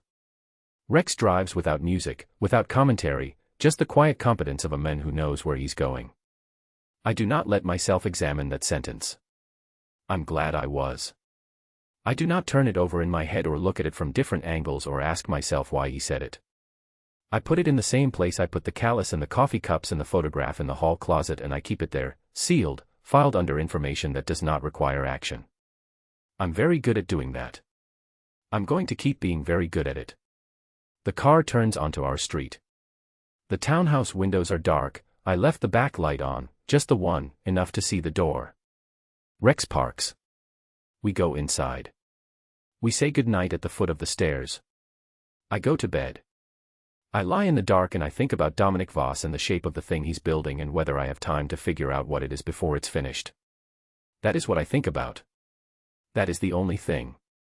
Chapter 9. The Collapse. Rex's POV. I see it before anyone else does. That's the thing about playing the boards your whole career, you learn to watch the edges of things. Not the center of the ice where the puck is, not the play everyone else is tracking. The edges. The spaces where things happen that nobody's supposed to notice. It's the second intermission. I'm on the bench, still in gear, drinking water and watching Briggs draw something on his whiteboard that I've already mentally corrected twice. The corridor behind the owner's box is visible from where I sit if you know where to look, which I do, because I've played in this arena for 3 years and I know every angle of it. I see 2 arena staff members moving fast. Not running, the deliberate fast walk of people who've been trained not to cause panic. They disappear through the executive corridor door. I'm off the bench before I know I've decided to move. Cal, Briggs turns. We're not done. Give me 2 minutes, I say. I'm already walking. The executive corridor is on the other side of the arena, up 1 level, and I take the stairs at the end of the tunnel at a pace that is almost running. My skates are off, I pulled them after the first intermission, which is the only reason I can move this fast. I go through the door at the top and turn left toward the owner's section and that's when I see them. 3 staff members crouched in the corridor. Frank on the floor, back against the wall, head tipped slightly forward. One of the staff, Marcus, from security, has his hand on Frank's arm and is talking to him in the low, even voice of someone trying to keep another person present. Frank's face is gray. I've seen gray like that once before. My father, in the ambulance. I know what gray like that means. I'm across the corridor in 4 steps. I get down on 1 knee. Frank. His eyes find me, slow, effortful, but they find me. I've got you. Where's Mara? Box, Marcus says. She doesn't know yet. I was just about to. I'll get her. I look at Frank. Paramedics are coming. Called 2 minutes ago, one of the other staff says. I squeeze Frank's arm once. He tries to say something. It comes out as a breath, not a word. I stand up. I go through the box door without knocking. Mara is on her feet the second I open the door. She reads my face before I say a word. I watch it happen, the way the professional composure she walks around in like a second skin goes absolutely still, the way something underneath it shifts. What, she says. Not a question. A demand. Your father, I say. He's in the corridor. Paramedics are coming. He's conscious. She moves past me before I finish the sentence. He's still sitting against the wall when we get back. The paramedics arrive 40 seconds after us. I can hear them in the stairwell, the sound of the stretcher wheels on concrete. Mara drops to one knee beside her father and says, Dad, in a voice I have never heard from her before. Not the controlled voice. Not the meeting voice or the press conference voice or the 2 a.m. kitchen voice. Something stripped of all of that. Frank looks at her. He gets his hand up and puts it over hers. He says, I'm fine. You're on the floor, she says. I sat down, he says. There's a difference. Dad. I'm fine, Mara. The paramedics come through. We stand back. I watch Mara stand up and take 2 steps back and put her hands together in front of her and hold very, very still while they work. Her face goes back to the composed version, not because she's not scared, but because she's decided that scared is not useful right now and she is a person who removes things that aren't useful. I stand beside her. Not touching. Just there. The game is still going on behind us. I can hear it through the walls, the crowd, the horn. I don't think about it. It doesn't exist right now. St. Michael's is 8 minutes from the arena. I drive. Mara sits in the passenger seat with her hands in her lap and her eyes on the road and doesn't speak. There's nothing to say yet, we don't know enough yet, and Mara is not the kind of person who talks to fill space. She talks when she has information. Right now she doesn't have information and it's eating her from the inside and I can see it in the set of her jaw and the way she hasn't blinked in about 90 seconds. He was talking, I say. The whole time. That's good. She nods. His color came back before they put him in the ambulance. She nods again. I stop trying to give her things and I drive. The hospital corridor outside cardiac is fluorescent and beige and smells like the particular combination of disinfectant and recycled air that I remember from 2 years ago, in a different hospital, in a different city, sitting outside a different room waiting to hear something that I already knew wasn't going to be good news. I don't say that. Mara is standing 6 feet from the doors they took Frank through. She's standing the way she stands when she's in control of a room, spine straight, shoulders level, hands at her sides. But her hands are wrong.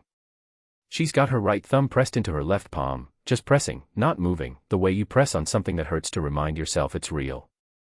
I sit down in one of the plastic chairs against the wall. After a moment, she sits beside me. We don't speak. There's nothing yet to speak about. The clock on the wall above the nurse's station reads 12:47 a.m. and the corridor is quiet except for the distant sound of a cart moving somewhere and the low conversation at the desk. I sit there with her. I don't ask if she's okay. I don't tell her it's going to be fine. I don't offer anything because there's nothing to offer yet and false comfort is still false. I just stay. At 1:24, a doctor comes through the doors. She's young, direct, the kind of doctor who gives information in order without waiting to see how you're receiving it. Mara stands up before the woman has finished turning toward us. Cardiac event, the doctor says. Mild, he's stable. He's awake and he's annoyed about being here, which is a good sign. She looks at Mara specifically. Has he had prior episodes that you're aware of? Mara goes still. A different kind of still than before. The kind that comes when a question lands somewhere you weren't expecting. No, she says. Then, slower, not that I was aware of. The doctor nods. We're going to keep him overnight. You can see him in about 20 minutes. She looks between us. He's going to be fine. But there are some things we need to discuss about his ongoing management. She goes back through the doors. Mara doesn't move for a moment. Then she turns and looks at the wall. Not at me. At the wall, like she's doing math on something she doesn't have all the numbers for. I wait. She turns back. She sits down. She presses her thumb into her palm again. We wait for 20 minutes. Frank is in a bed with monitors and in 4 and the specific expression of a man who is embarrassed to be horizontal. He looks better. The gray is gone.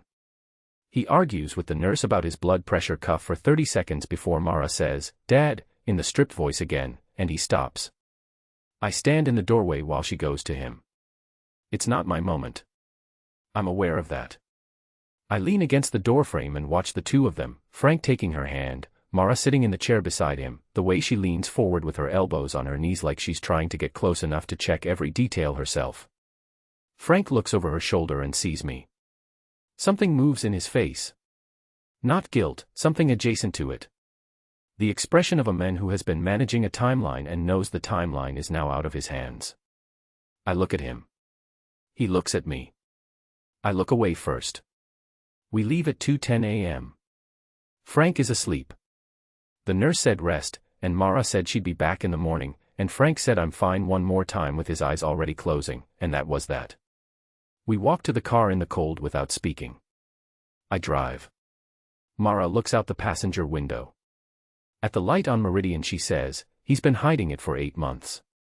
I know, I say. The car is quiet for exactly 2 seconds. Then she turns. Fully. The way she does when something requires her complete attention and she's done calculating whether to give it. "You knew," she says. It's not a question. It's not even accusation yet. It's the flat, precise delivery of someone who has just rearranged information and come out on the other side of it. "He told me," I say. 6 weeks ago. Before the contract, before any of this. He told me and he asked me not to tell you. He asked you not to." She stops. She turns back to the window. I wait. I keep driving. "Why?" she says. "Not to me exactly. More like to the city outside the glass." "He knew what you'd do," I say. "Same thing you always do. You'd have taken it apart and figured out how to fix it and made yourself responsible for managing it." I pause. He didn't want to be managed. He wanted, I stop. He wanted someone to know. That's all. He needed someone to know and he couldn't tell you without it becoming a project. She doesn't say anything. "I'm sorry," I say. I knew it wasn't right, keeping it. I stop again. I'm not good at explaining things. I'm better at doing them and worse at finding the words for why. He asked me. I owed him more than I owed you at the time. At the time, she says. Yeah. The light changes. I drive. The silence that comes after that is not the kitchen silence or the hotel room silence or the professional distance of two people performing a marriage for cameras. It's not cold. It's hot, pressurized, the kind of silence that exists because there's too much in it to let out all at once. I don't try to fill it. Neither does she. We pull up to the townhouse and I park and neither of us moves for a moment. The street is empty. The backlight I started leaving on, the one she used to leave on before I started doing it, cuts a thin line across the front step. I'm not done being angry about it, she says. I know, I say. She gets out of the car. I follow her inside. Chapter 10. Negotiations of a different kind. Mara's POV. I am not a person who is angry out loud. I want to be clear about that. I have never thrown anything. I have never slammed a door hard enough to matter, never raised my voice in a meeting, never let anger make me stupid in a room full of people who would use it against me. I learned very early that angry women get called unstable and I refuse to give anyone that card. So I work. I wake up on Friday at 6 and I sit at my kitchen table and I open my laptop and I work. I reschedule 3 sponsor meetings to earlier in the day. I send 4 emails to the arena board. I pull up the Q4 financial model and go through it column by column, finding every soft number, annotating every assumption. I make the model tighter. I make it bulletproof. I make it the kind of document that Dominic Voss could put in front of a relocation committee and not find a single thing to use. I do this for 4 hours. Rex comes downstairs at 7:30, pours coffee, looks at me at the table, and goes back upstairs without a word. He's figured out the difference between my working silences and the ones that mean stay away. I don't know how he figured that out. I didn't tell him. He just did. My father calls at 9. I'm fine, he says, before I can say anything. I know you're fine, I say. The doctor told me you're fine. You're fine from a clinical standpoint. Mara. You told Rex. A pause. Frank Calloway does not pause often. He's a man who talks like he moves forward, always forward, with the particular confidence of someone who's spent his life making decisions and not second-guessing them. That pause tells me everything. I was going to tell you, he says. When? When I had a plan. Dad. I close my laptop. I am the plan. That's been true for 5 years. I don't understand why you thought. Because you don't know how to let something just be bad for a minute, he says. You fix it. You always fix it. And sometimes things aren't ready to be fixed and you need to just sit with them, and I didn't know how to ask you to do that. I open my mouth. I close it. I should have told you, he says. I know that. I'm sorry. You should have told me, I say. I know. And Rex? Rex is good at sitting with things, my father says simply. I needed someone who would just listen. You have never just listened in your life. I stare at the wall. He's right. He is completely right, and that somehow makes it worse. I'm coming to the hospital at noon, I say. I'll be here, he says. I hang up. I sit at the table. I open my laptop. I close it again. I am furious. At my father, for protecting me from something I had the right to know. At Rex, for keeping it. At myself, for how much it stings, not the secret, but the reason for it. My father looked at the man I've been performing a marriage with for 3 weeks and trusted him with something he couldn't trust me with. Because Rex can sit with things. Because I run at problems with my hands out and my sleeves rolled up, and apparently that is its own kind of failure. I pick up my pen. I write Q4 amendments at the top of a blank page. I don't write anything else for about 10 minutes. Rex knocks on my office door at 4:30. One knock. He always does one knock, which I've noticed, which I am not going to read into. Come in, I say.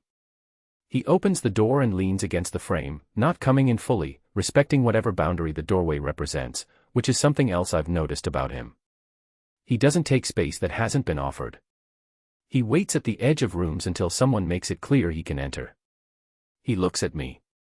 He looks at the desk, the papers, the open laptop, the coffee cup that I've refilled 3 times today, the controlled chaos of a person who has been working through something with their hands for 8 hours. He asked me not to tell you, he says. Because he knew you'd try to fix it instead of letting him have it. He pauses. He was right. I look at my desk. I look at the 4 completed financial models, the rescheduled meetings, the bulletproof projections. The 8 hours of fixing I've done since this morning. I look at Rex. I know he was right, I say. That doesn't mean he wasn't wrong to keep it from me. No, Rex agrees. Both things are true.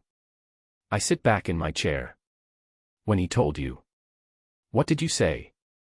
Rex is quiet for a second. I said okay. And then I watched the 3rd period with him. He pauses. He didn't want advice. He didn't want a plan. He just wanted to not be alone with it for one night. I think about my father sitting in the owner's box with Rex Callahan, not talking about it, just watching hockey, just being 2 people who knew the same hard thing and were letting it sit between them like it had a right to be there. My throat does something I don't give it permission to do. I look at the window. You're a terrible husband, I say. Rex says, yeah. A beat. I'm working on it. Something happens in my chest. It cracks open, the way ice does in spring, not dramatically, just a line appearing where there wasn't one before, and then the sound of it going. I laugh. Not politely. Not the almost laugh from the press conference. A real one, short and sudden and completely undignified, the kind that comes out before you can decide whether to let it, and once it's out there's nothing to do but let the rest of it follow. Rex looks at me with an expression I have never seen on him before. Like he walked into a room and found something he wasn't looking for and isn't sure yet what to do with it. Not uncomfortable. Just recalibrating. That's the first time I've heard that, he says. Don't get used to it, I say. Wasn't planning to. But there's something in his voice when he says it. Something dry and almost warm, like the beginning of something he's not ready to name yet. He pushes off the doorframe. I'm making dinner. You haven't eaten. I ate lunch. Coffee doesn't count. I stop. I had coffee for lunch. Fine. He goes. I hear him moving in the kitchen. I close my laptop for the first time since this morning and I put my pen down and I sit for a moment in the quiet. The laugh is still somewhere in my chest. Loose. Unfiled. I leave it there. My phone buzzes at 8:30. Becca. The photo from last Tuesday's dinner is trending. You too look. 3 dots. I wait. Like you forget the cameras are there sometimes. Thought you should know. I read it twice. I look up from my phone. Through the kitchen doorway, Rex is at the stove with his back to me, stirring something. He doesn't know about the text. He's just cooking, the same way he does everything, focused, self-contained, like the task in front of him is the only thing that exists. I look back at the text. Like you forget the cameras are there. I put my phone face down on the table. I go to the kitchen. I get plates from the cabinet. I set the table without being asked. Rex glances at me when I reach past him for the second plate. He doesn't say anything. I don't say anything. We eat dinner. I don't look at Becca's text again that night. Chapter 11. Ice time. Rex's POV. I ask her at midnight. She's still up, I can hear her in the office, the specific sounds of her end-of-day routine, files closing, a drawer, the soft sound of a laptop lid. I'm on the couch with the lights off and I've been thinking about it for about an hour, which is longer than I usually spend thinking about anything before I just do it. I knock on the office door. She opens it. She's in the gray sweatshirt she wears when she thinks no one's watching, the Team 1, old, washed soft, with the original Renegades logo from before the redesign. She looks at me the way she looks at unexpected things, quick assessment, then wait. Come to the ice with me tomorrow morning, I say. Early. Before anyone gets in. She considers that. How early? 6. Why? I think about how to answer. I don't have a better answer than the real one. Because you've been inside your head for 3 days and you need to be somewhere that requires your body to do something. She looks at me for a moment. She looks at the clock on the wall behind me, 12:07. I can skate, she says. I know, I say. I'm not going to be good at it. I know that too. She closes the office door behind her. 6 o'clock, she says, and goes upstairs. She cannot skate. I mean she can, she's been on ice before, she knows the basic mechanics, she doesn't fall getting on, but she has no edges. She glides and then slows and then the skate goes somewhere she didn't tell it to go and her arms come out for balance in the specific way of a person who has learned to protect themselves from falling but has never learned to commit to the movement that prevents it. I watch her cross the ice toward the far boards for about 30 seconds. I skate over. You're leaning back, I say. I'm compensating, she says, through her teeth. She's concentrating very hard. Compensating for what? For the fact that I'm on blades on ice. Lean forward, I say. Into it. That seems like bad advice. It's good advice. She leans forward, approximately 2 degrees more than before, which is not enough but is something. She makes it to the far boards without going down. She turns around.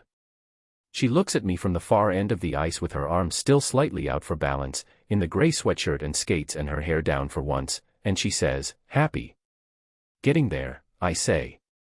I skate toward her. I turn backward in front of her, facing her, moving at her pace, which is not fast, and I say, don't look at your feet. Look at where you're going. I know where I'm going. I'm going into the boards. You're going to center ice. Look at center ice. She looks at center ice. She leans another degree forward. Her skate steady fractionally. Not much, barely visible, but real. There, I say. She makes it 6 more feet before the right skate slides and she goes down. Not badly, sideways, one knee, one hand out. I'm close enough to catch her and I don't. I've already figured out that Mara Calloway doesn't want to be caught. She wants to fall and get up herself. So I hold my position and let her go down and wait. She gets up. She brushes off her knee. She does not look embarrassed because she doesn't let herself be embarrassed. Again, she says. We're on the ice for an hour. She falls 3 times. The 3rd time she slides about 4 feet on her side and ends up near the boards, and when she looks up she's laughing, not the polite version, the real one, the same one that came out in the office doorway 2 days ago. Short and genuine and gone almost immediately, but the shape of it lingers in the cold air of the empty arena like something solid. I don't say anything. I skate over and offer my hand. She takes it. She gets up. She does not let go immediately. She skates the last 20 feet to the bench holding my hand, and neither of us comments on it, and when she sits down she lets go and there's no reason to address it so I don't. We drink bad coffee from the vending machine at the end of the tunnel. Machine coffee that tastes like it was made with hot water and a general attitude toward the concept of coffee. She drinks it like it's the real thing. We sit on the bench in the empty arena. The ice is slightly marked from our hour on it. The overhead lights hum. Outside, Hartwell is starting its morning. I can hear the distant sound of it, the building traffic, the city waking up. In here it's still quiet. She says, "Why do you still play like you're trying to hurt someone?" I don't answer right away. I look at the ice. I've been asked versions of this question 100 times by reporters who want a quote and coaches who want compliance and agents who want me to be an easier client. I've never answered it because the real answer is not something I've wanted to give to any of those people. Mara is looking at the same place I'm looking. She's not watching me for a reaction. She's just asking, the way she asks everything, directly, without softening it, because she thinks you deserve the actual question. Because it's the only thing I know how to do with all of it, I say. All of what, she says. I look at the far end of the ice. The goal crease. The painted lines, the face-off circles, the blue line. I have played on this ice for 3 years and before that I stood at the glass here when I was 8 years old and watched men play on it while my father made pretzels 40 feet away. Everything I couldn't fix, I say. She's quiet. She doesn't follow it up with the next question, the one most people ask, like what?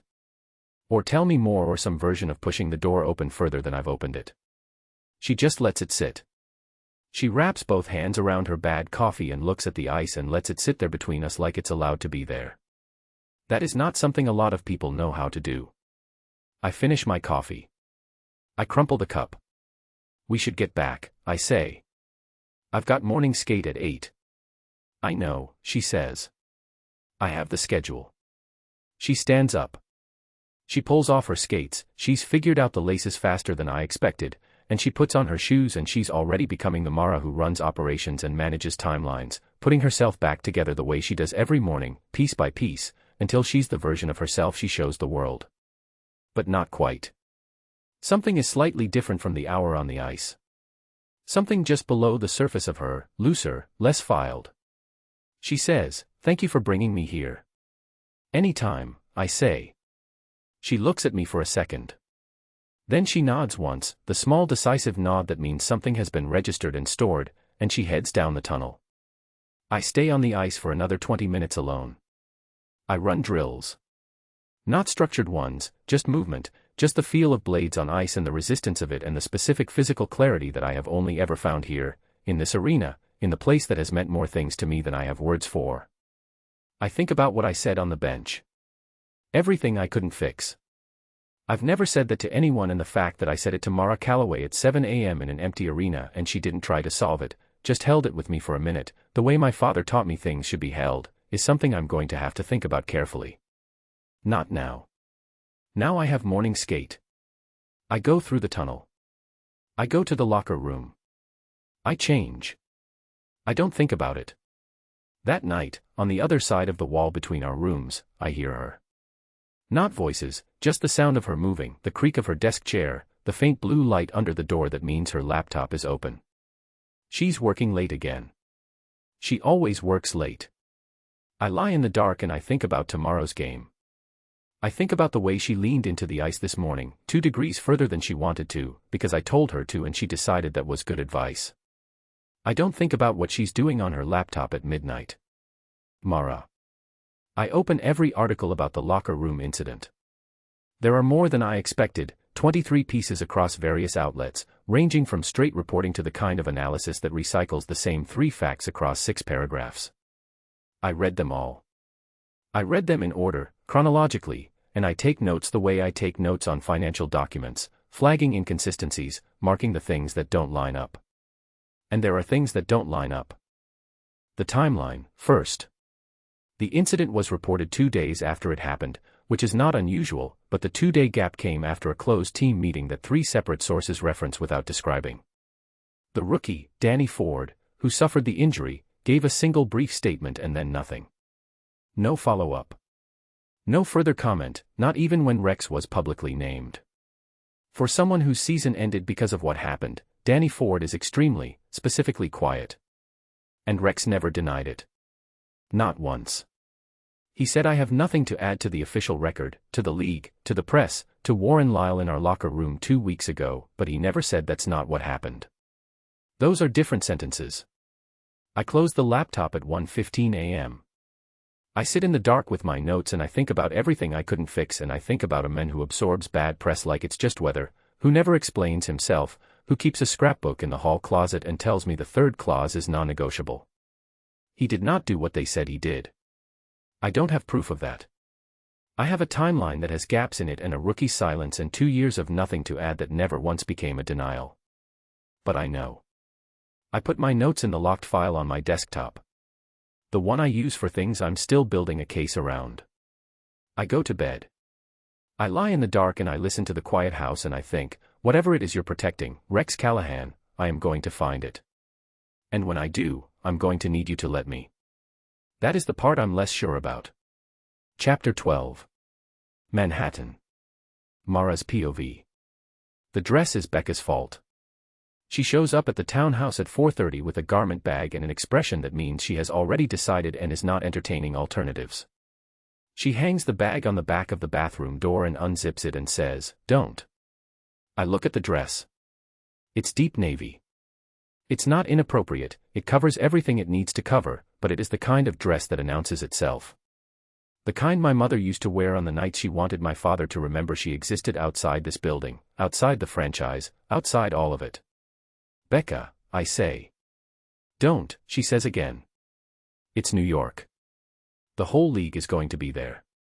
You need to look like you belong in a room with people who are trying to take something from you, and you need to look like you don't care that they're trying." She tilts her head. "This dress says you don't care." I look at it for another moment. I put it on. Rex is in the living room when I come downstairs. He's in his suit, dark charcoal, no tie, the top button undone. It fits the way expensive things fit when they're built for a specific body rather than adjusted to approximate one. He's got his jacket over his arm and he's checking something on his phone and he doesn't hear me on the stairs until I'm halfway down. He looks up. He looks at me for 2 seconds.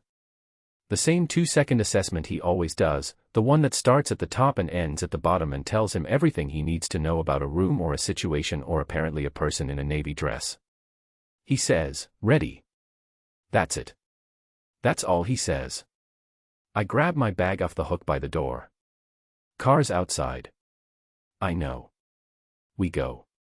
The league's annual awards gala is held at a hotel in Midtown that has a name I always forget and a lobby that costs more per square foot than our entire arena renovation budget. The ballroom holds 400 people. All 400 are here tonight.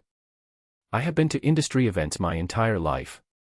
I have worked rooms in this building and rooms like it since I was 16, standing beside my father in a dress my mother picked and learning which handshakes mattered and which ones were just noise. I know how to do this. I don't know how to do this with Rex. That's what I think when we walk through the ballroom doors and the room turns, not all at once but in that specific sequence of a wave, one person noticing, then the person beside them, then the next table over, and I realize that for the first time in my career I am not walking into a room as Frank Calloway's competent daughter. I am walking in as the other half of something, and the something has weight I didn't fully calculate. Rex puts his hand at my back. Light, the usual pressure. 11 o'clock, he says quietly. That's Henderson from the commissioner's office. He's going to come over in about 3 minutes. I see him, I say. 2 o'clock is Soren Clark from Next Edge. They're our best sponsorship prospect. I'll take Henderson, Rex says. You take Clark. Agreed. We split without another word, and I don't look back, and I know without looking that he's already in conversation with Henderson and handling it exactly the way it needs to be handled. 3 hours. That's how long the gala runs, and for 3 hours we work the room the way I've only ever worked rooms alone, but different, because there are 2 of us now and we have angles on things neither of us would have alone. Rex reads people. That's the thing I didn't fully understand until tonight, watching him do it at scale. He doesn't talk much. He listens in a way that makes people feel heard, and then he says one specific, accurate thing, and the specific accurate thing is always right, always the thing the person needed someone to notice. The GM from Boston talks about his defensive line for 4 minutes and Rex says, your penalty kill percentage is better than your record suggests. Coaching has that team ready. The GM looks at Rex like he's been given something. I read rooms. I track who is talking to whom and what it means and where the soft spots are and where the leverage is. I know before we reach the Next Edge table that Clark has already made his decision and just needs someone to confirm it, so I give him specifics, hard numbers, the renovation timeline, the Q4 projections, and by the time we leave the table the deal is functionally closed. We find each other between conversations without looking for each other. Across the room, I'll feel the moment he's finished and I'll drift and he'll drift and we'll reconvene and exchange information in 12 words or less and separate again. Nobody coordinates us. Nobody signals. It just runs. At one point I'm in a conversation with 3 sponsors that's going slightly wrong. One of them is angling toward the relocation question, trying to get me to confirm something I'm not going to confirm, and Rex materializes at my shoulder mid-sentence, says, the Q3 attendance numbers are actually underreported, arena foot traffic from the east entrance isn't fully captured in the official count, which is true and which completely redirects the conversation, and then he's gone again before anyone has finished reacting. I make a note to ask him how he knew that. I already know how he knew. He pays attention. Dominic Voss finds us at the 2-hour mark. Of course he does. He's been circling the room with the patience of someone who has decided he doesn't need to rush, and now he arrives at our table with a drink in each hand and his excellent teeth and that particular quality he has of making a threat feel like a compliment. The Callaways, he says. Callahan, Rex says. Pleasantly. Without heat. Just a correction, delivered like a fact. Voss absorbs this without showing anything. Of course. He looks between us. You've been working the room tonight. We enjoy it, I say. I can see that. He looks at Rex specifically. You're different in person than the press suggests. Press is usually wrong, Rex says. Often, Voss agrees. Though not always. He lets that land. He doesn't push it. He's too smart to push it here, in public, with 400 witnesses. He just lets it sit. I say, how's the review timeline looking, Dominic? He looks at me. Moving forward as scheduled. Good. So is our renovation proposal. I smile at him. I'll have the updated numbers to your office by end of next week. Something shifts in his expression.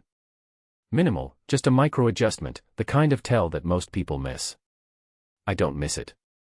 He wasn't expecting the renovation numbers to be ready that soon. I look forward to it, he says. He moves on. Rex watches him go. He has someone inside, Rex says. Low, not a question. I look at him. What makes you say that? He knew about the east entrance count. He referenced a specific internal metric earlier, third quarter arena revenue. That's not public. He watches Voss across the room. He has a source. I've been thinking the same thing for 2 weeks. Hearing Rex say it out loud, calmly, like a fact we both already hold, does something strange to my chest. I know, I say. He looks at me. You've been building a list. You've been building a list. We look at each other. We should compare them, he says. Not tonight, I say. Tonight we finish what we came here to do.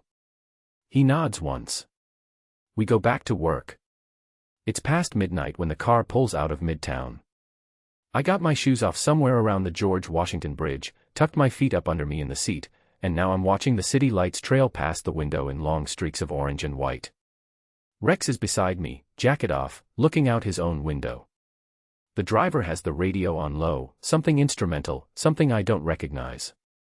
I'm tired in the specific way you're tired after doing something very well for a very long time. Not depleted. More like wrung out and strangely clean. I think about the Next Edge deal, functionally closed. I think about the 3 new contacts, the 2 renewed commitments, the conversation with the arena board member who told me, quietly, that the relocation vote was looking less certain than it did 3 months ago. I think about Rex appearing at my shoulder with the east entrance numbers at exactly the right moment. I think about the way we moved tonight. The coverage, the information exchange, the 12-word conversations that communicated everything. I think, we didn't rehearse any of that. Not one piece of it. I turn to tell him something, the Next Edge numbers, the board member's comment, something practical, something that lives in the territory of work, and he turns at the same moment, and he says my name. Just my name. Just, Mara. Not hey or so or any kind of opener. Just my name, in a voice I have never heard from him, not the press voice or the ice voice or the 3 a.m. kitchen voice. Something quieter than all of those. Something that sounds like a man who has been deciding whether to say something for a long time and has run out of reasons not to. He doesn't say anything else. He just looks at me. The streetlights move across his face, light, dark, light, and the car hums and the radio plays something low and wordless and he is looking at me with that expression I have no category for, the one that appeared in the office doorway when I laughed for real, the one that is not performance, not controlled, not the Rex Callahan that the press built and he's lived inside for 3 years. Just him. Looking at me. The bottom drops out of my stomach. Completely. All at once. Like a floor giving way. I turn back to the window. I look at the city lights and I do not say anything and he does not say anything and the car keeps moving and the radio keeps playing and somewhere between the bridge and the highway I understand with absolute, terrible clarity that I am in very serious trouble. I don't move my feet off the seat. I don't put any distance between us. I just sit there with the lights going past and the thing I've been filing away and locking down and refusing to look at directly sitting right in the center of my chest where I can't pretend it isn't. Oh, I think. Oh no. He walks me to the townhouse door. He unlocks it, he started doing that, taking the key before I could get mine, not making it significant, just doing it, and he holds the door and I go inside and he follows. Good night, he says, at the foot of the stairs. Good night, I say. I go up. I get to my room. I close the door. I sit on the edge of the bed in the navy dress that Becca called finally and I press both hands flat on my knees and I stare at the wall. I replay the drive home. The lights. The low radio. His voice saying my name in that one specific way he has never said it before and did not follow with anything because he didn't need to. I think, it was nothing. It was the end of a long night and he said my name before he was going to say something else and changed his mind. I think, it was not nothing. I sit there for a long time in the dark. I do not take off the dress for almost an hour because taking it off means the night is over and I am not ready for that yet, which is information about myself I was not prepared to have. Oh no, I think again. Oh no, oh no, oh no. Chapter 13. The Unplanned Conversation. Rex's POV. I'm supposed to be asleep. Road trip leaves at 7. I need to be at the arena at 5:30, gear checked, pre-travel prep done the way Briggs requires it, which means I should have been asleep 2 hours ago. I know this. I'm lying on top of my bed fully dressed at 3 a.m. knowing this, and it is not helping. I hear her at 3:15. The sound of her on the stairs, she knows which ones creak now, she steps over the third one from the bottom, which means she's been awake long enough to have catalogued it. The kitchen light comes on, the thin line of it under my door. I lie there for 4 minutes. Then I get up. She's at the kitchen table with her laptop. The screen is the only real light, the overhead is on but dim, the way she keeps it when she's working late, like full brightness would make it too official. She's in her old team sweatshirt, hair loose, and she looks up when I come in without looking surprised, which means she heard me the same way I heard her. I go to the counter. I pour water. I stand there for a moment. Road trips at 7, she says.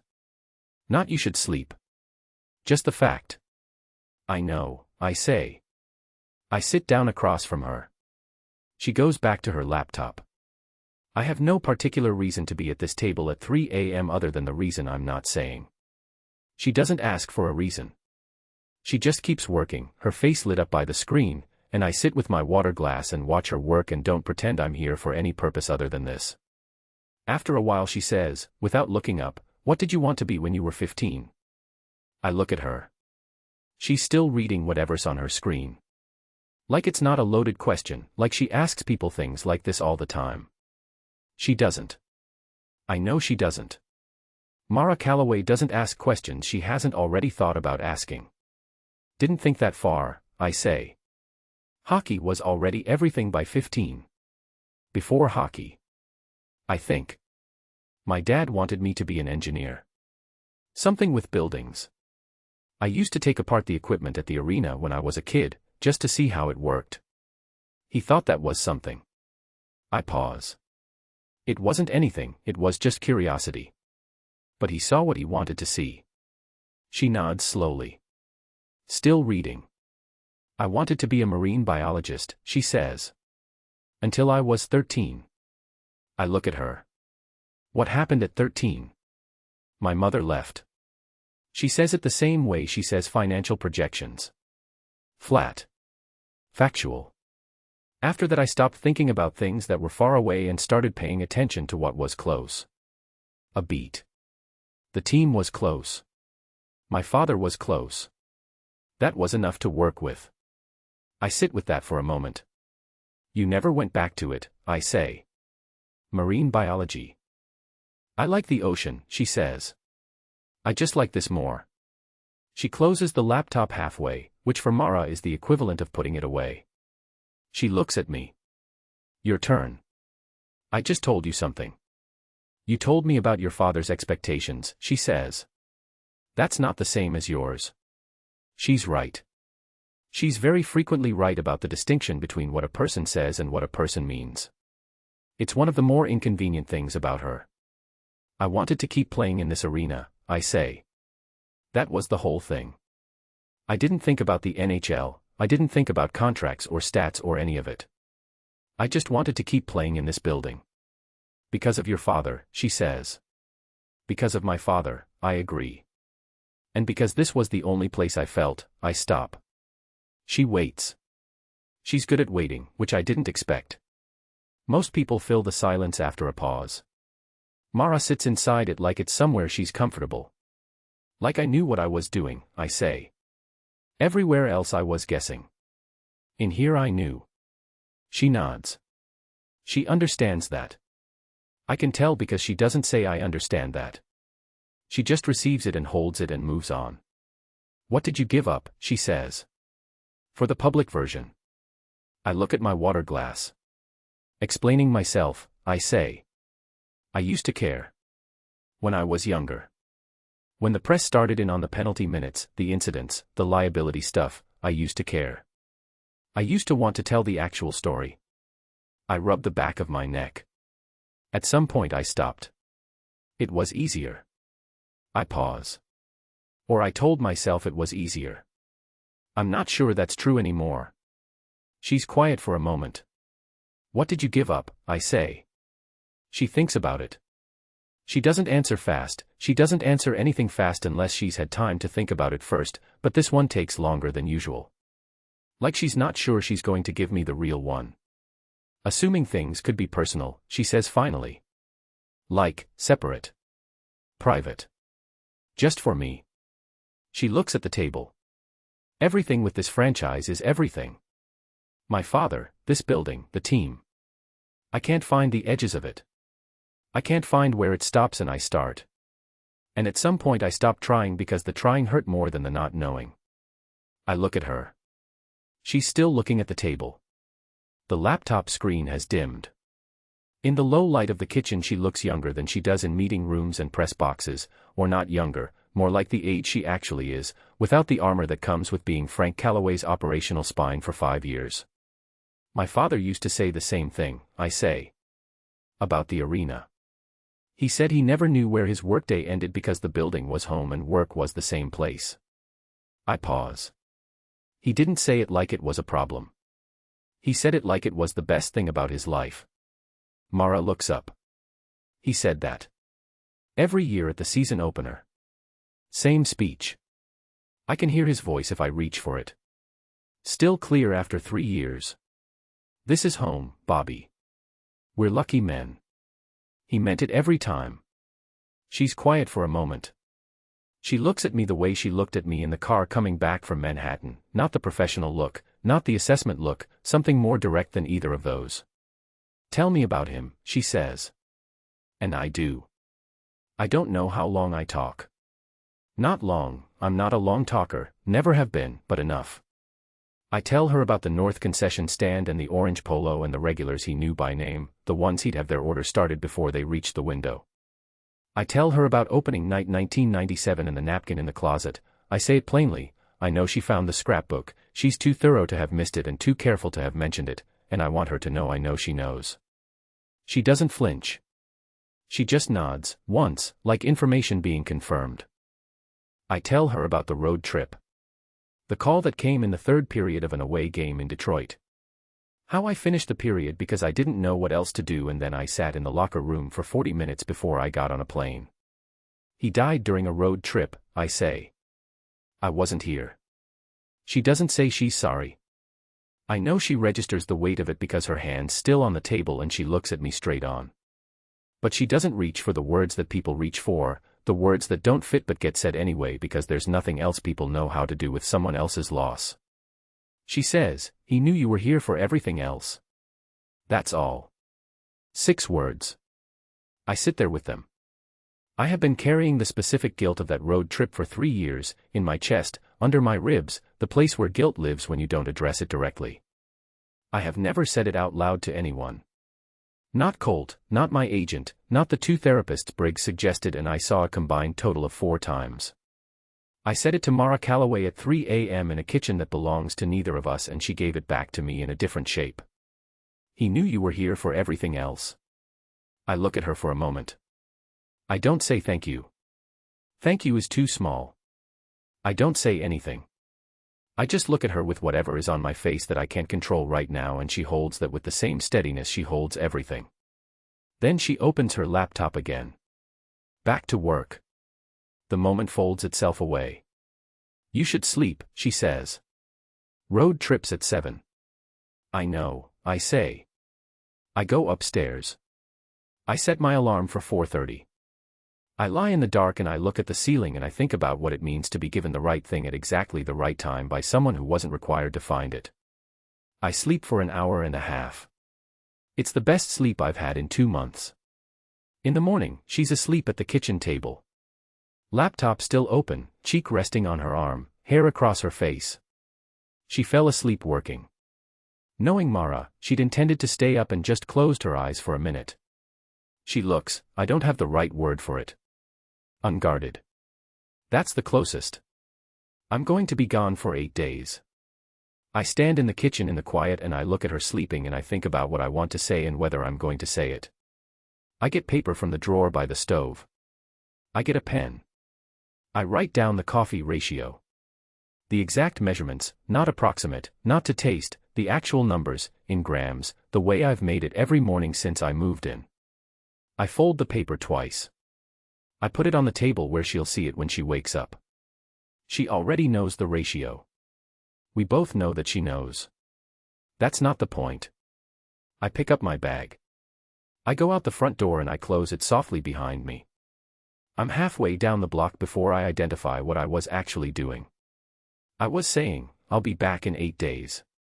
I was saying, this kitchen is still yours while I'm gone. I was saying the thing I don't have a clean sentence for, the thing that's been building since a coffee cup on the right shelf and a hand held across 9 blocks and a name said in a car at midnight. I keep walking. The road trip starts in 4 hours. I think about 8 days and I think, that's a long time to be in a hotel room. I think, it didn't used to feel like a long time. Chapter 14. All the things we almost say. Mara's POV. I watch every game. I want to be honest about that. Not for optics, Becca stopped needing me visible in the box during road trips 2 weeks ago, the sponsor situation is stable enough. I watch because I watch. Because at 7:30 on a Tuesday when Hartwell is playing in Pittsburgh, I am in the owner's box with my laptop open and my files in order and the game on the screen, and I tell myself I'm working and I am working, and I also don't miss a single shift. Becca comes up to the box on night 3. She sits beside me. She opens her own laptop. We work in parallel for 40 minutes without speaking, which is one of the things I love most about Becca. She has never once required me to explain myself to her. She just shows up. Then Rex takes a clean hit in the corner and bounces off the boards and gets up immediately and she says, without looking up from her screen, "You're watching him specifically." "I'm watching the game," I say. "You've tracked him through 3 line changes without once looking at the puck." I look at the puck. It's currently at center ice, nowhere near Rex.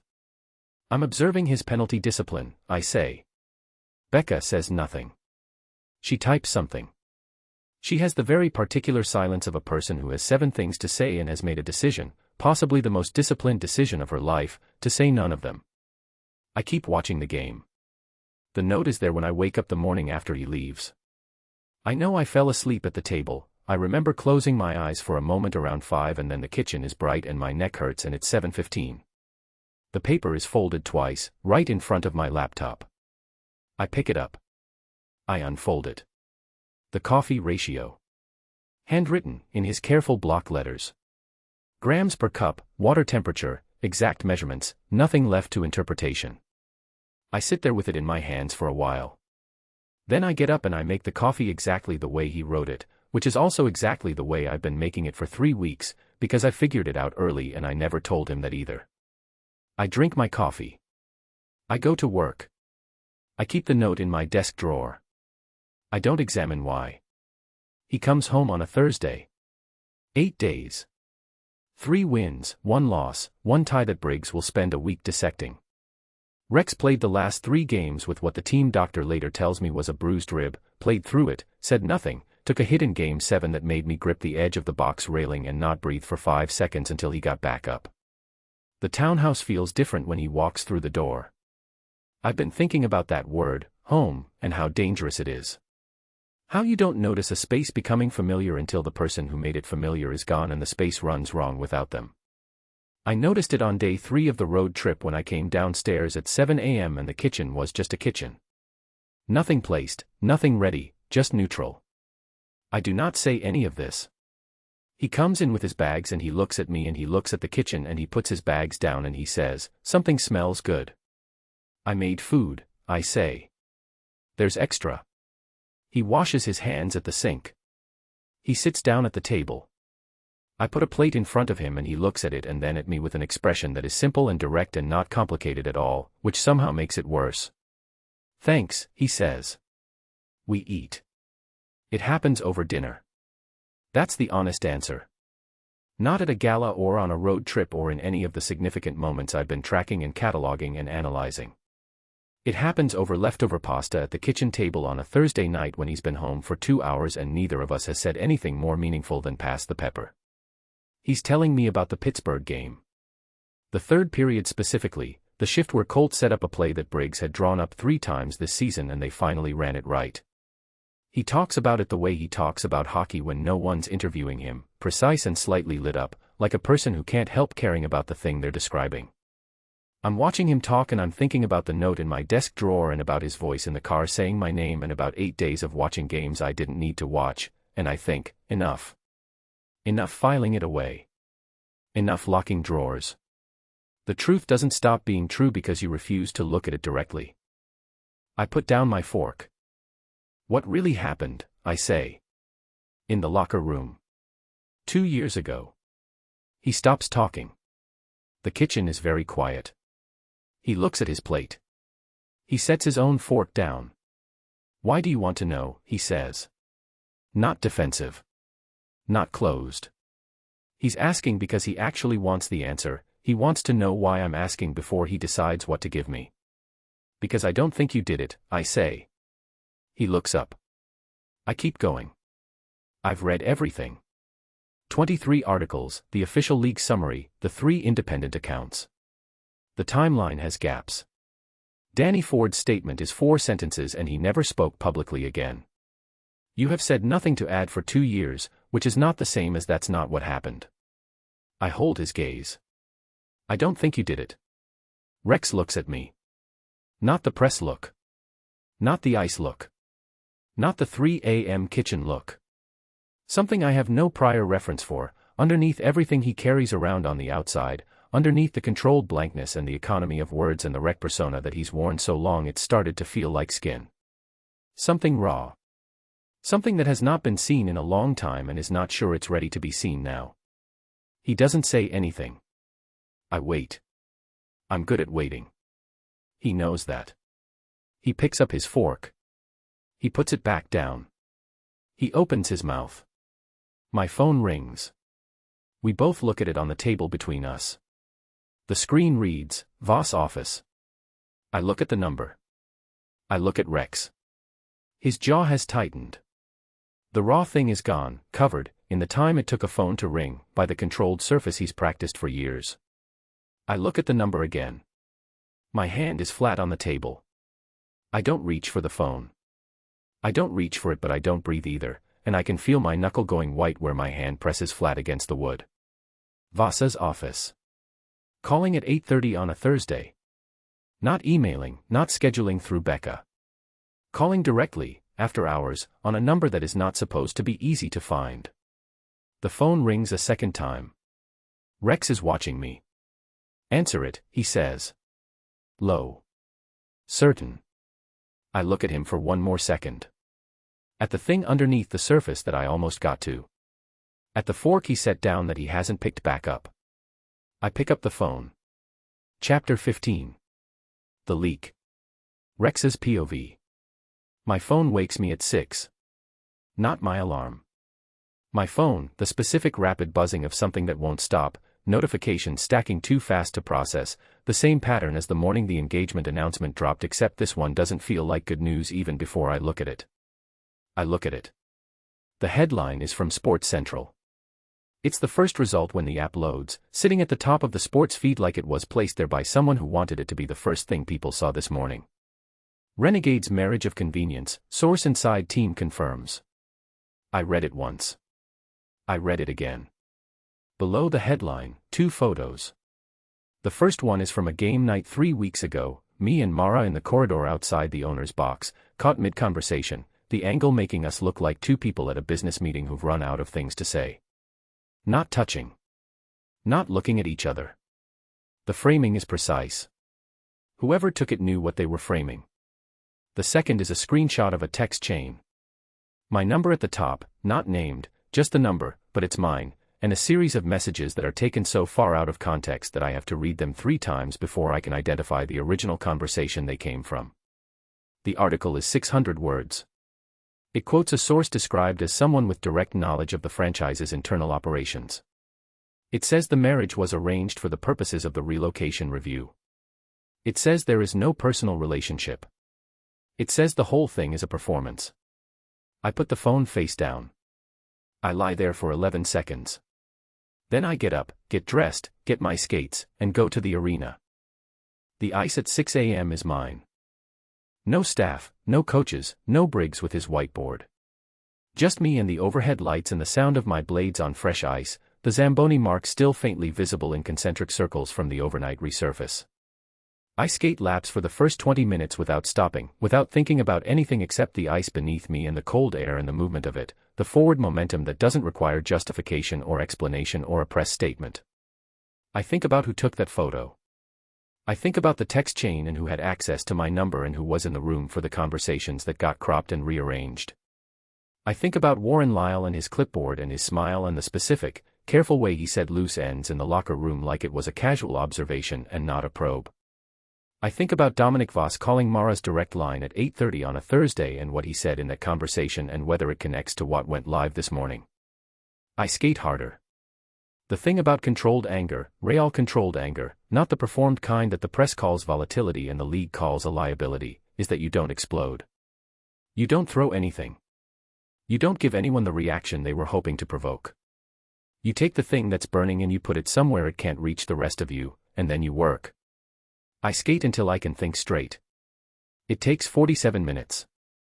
I hear the ice door at the far end. I'm at center ice when it opens.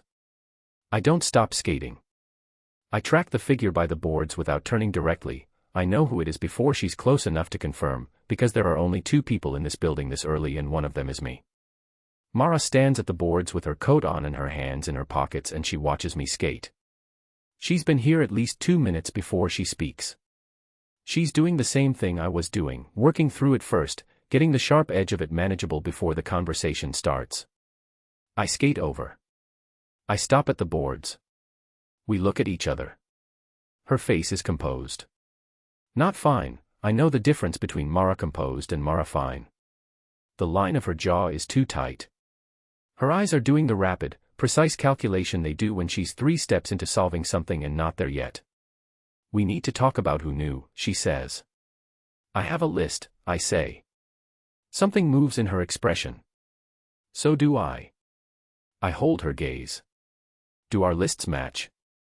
She holds mine back. No, she says. Which means one of us has a name the other doesn't. I push off the boards and skate to the gate. I open it. I step off the ice. We go to the bench. We sit down. She pulls her phone out. I pull out mine. Go, I say. She reads her list. 7 names, people with access to the internal communications, the schedule, the photo locations. She's been thorough. She's been building this since before the leak broke this morning, probably since Voss's call Thursday night, which means she saw it coming and she's been working the problem in parallel without telling me, which is so specifically Mara that I can't even be annoyed about it. 6 of her 7 names are on mine. I read mine. 8 names. The same 6 plus 2 she doesn't have. Marcus, she says, about the first one. Security. But he's been with the arena for 12 years and he was the one who called the paramedics when my father collapsed. I don't buy it. Neither do I say. Cross him off. She looks at the second name. The one that's only on my list. She looks at me. Danny Ford. She says it carefully. Like she's been holding it and isn't sure yet what it weighs. He's on your list, she says. He's not on mine. Why? I look at the ice. I look at the goal crease at the far end, the painted lines, the same lines I've been looking at for 3 years every time I need to think straight. Because I know things about Danny Ford, I say, that I haven't told you yet. She goes still. Not the composed still. The real one, the full body quiet that means she's just recalibrated everything she thought she knew and is running it again with new information. How long, she says. I've known he was connected to Voss's coalition for 6 weeks, I say. I've known about the text chain leak since Thursday night. Thursday night. Her voice is flat. Even. The same night Voss called. Yes. She stands up. She walks 4 feet down the bench and stands with her back to me, hands in her coat pockets, looking at the ice. I wait. You knew who broke the story, she says. Before it published. I knew who provided the material, I say. I didn't know the exact timing. She turns around. Rex. I know, I say. That's not. I know. I stand up. I was going to tell you. I needed to be sure about one more piece before I brought it to you because I knew what you'd do when I did and I wanted to have enough for it to be worth what it costs. She stares at me. What does it cost, she says. The arena is very quiet. The overhead lights hum. Somewhere in the building a door closes, staff arriving, the day starting around us whether we're ready for it or not. Tell you later, I say. Right now we need Becca. She holds my gaze for another second. She's doing the math on whether to push it. She decides not to. That's the third clause at work. She trusts that later means later and not never. She pulls out her phone. She calls Becca. The crisis meeting is in Mara's office at 7:30. Becca arrives with 3 coffees and a color-coded document she clearly built between 6 and 7 a.m., which is the most Becca thing I've ever witnessed. She sits down, puts the document on the desk, and says, "Okay. It's bad. It's not unfixable. Here's what we have." She walks us through it. The article has been picked up by 4 secondary outlets. 2 sponsors have already sent holding emails, not cancellation, holding, which means they're watching. The league office has issued a single line: ongoing franchise stability reviews are a standard part of our process. Voss's fingerprints are on that statement in every word of it. My agent has called 3 times. I haven't answered. Frank called Mara from his hospital room at 6:30. She answers questions about this by saying, "He didn't say I told you so." The way she says it makes it clear that the absence of those words was its own kind of weight. Statement first, Becca says. We respond before noon or the afternoon cycle runs without us. She looks between us. It needs to be warm. Specific. Not defensive. She pauses. It needs to sound like 2 people who are tired of being talked about, not 2 people who are managing a crisis. I look at Mara. She's reading Becca's document with the focused expression she brings to everything, the pen moving in small marks through the margins. Mara writes it, I say. I'll read it before it goes. Becca looks at me. You're not going to want to change it. If she writes it, I say, I won't need to. Mara looks up from the document. She looks at me for a moment. Then she nods once and pulls her laptop closer. The statement goes out at 11:47. 3 sentences. She wrote it in 20 minutes and I read it and handed it back without changing a word, because there was nothing to change. It was precise and direct and said everything necessary and nothing extra, which is Mara at her best. The afternoon press cycle runs with our statement alongside the original story, and by 4 p.m. the narrative has shifted from staged marriage to franchise response to unfounded speculation, which is not a win but it is not a loss, and right now not a loss is what we have to work with. 2 of the sponsors call back. Both stay. Becca sends me a single text at 5, nice catch on the statement. She's good. I don't respond. She already knows I agree. That night I go to the rink for the scheduled team practice. The locker room is the specific quiet of a group of people who have read the news and decided not to be the one to bring it up. Colt glances at me when I come in, one look, reading my face, then back to his equipment. He does not bring it up. Nobody brings it up. We practice. I skate hard. I take the drills clean and the scrimmage clean, and I don't take a single penalty in 90 minutes of contact, which is not performance, it's focus. I have something to protect now that is bigger than my own anger, and I am not going to let someone else's move cost us what we've built. After practice, Colt falls into step with me in the tunnel. You okay, he says. Fine, I say. Rex. I'm fine, Colt. He's quiet for a step. I know something happened with Danny, he says. 2 years ago. I know what the story was and I know what you let people think. And I know you've never asked me to keep it and I've kept it anyway because it was yours to tell. He pauses.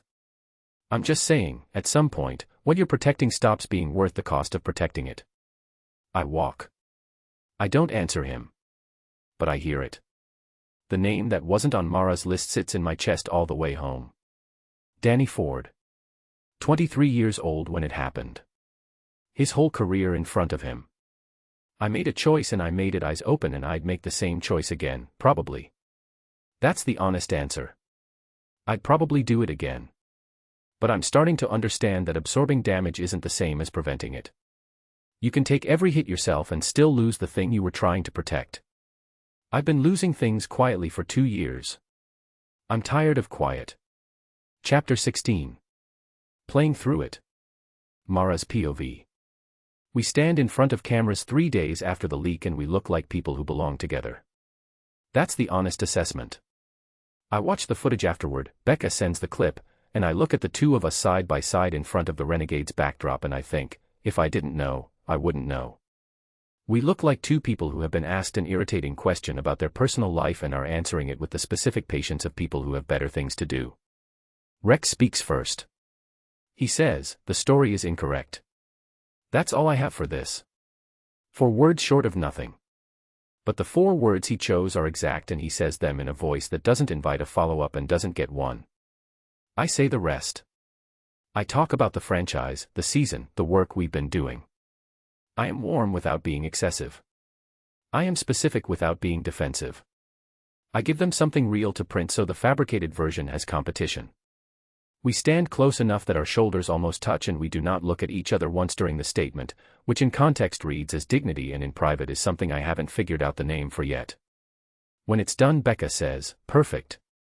She says it fast, the way she says things when she's relieved. Then she goes to manage the follow-up and Rex and I are left standing in the corridor with the cameras gone and the performance over and nothing left to do but exist in the same space. "Good," he says. "You were clean," I say. "You were better," he says. He means it. I know because he says it the way he says everything he means, without inflection, without the softening people add to compliments when they want something in return. Just a fact delivered in the direction of the person it belongs to. I pick up my files. "We have a home game Thursday," I say. "I'll be in the box." "I know," he says. We go in separate directions. The home game goes well. Rex plays the way he's been playing since the leak broke, contained and furious in exactly the right ratio, the kind of focus that shows up in the stats as clean and in the eyes as something that hasn't been resolved yet but is being managed with great precision. He doesn't take a penalty.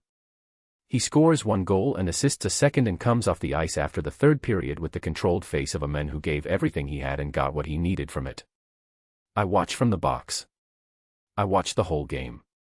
I watch the 2nd period specifically, the shift where he takes a check into the boards from behind and goes down and the arena holds its breath, and I am already on my feet before he gets up, which is not something I notice until after. He gets up.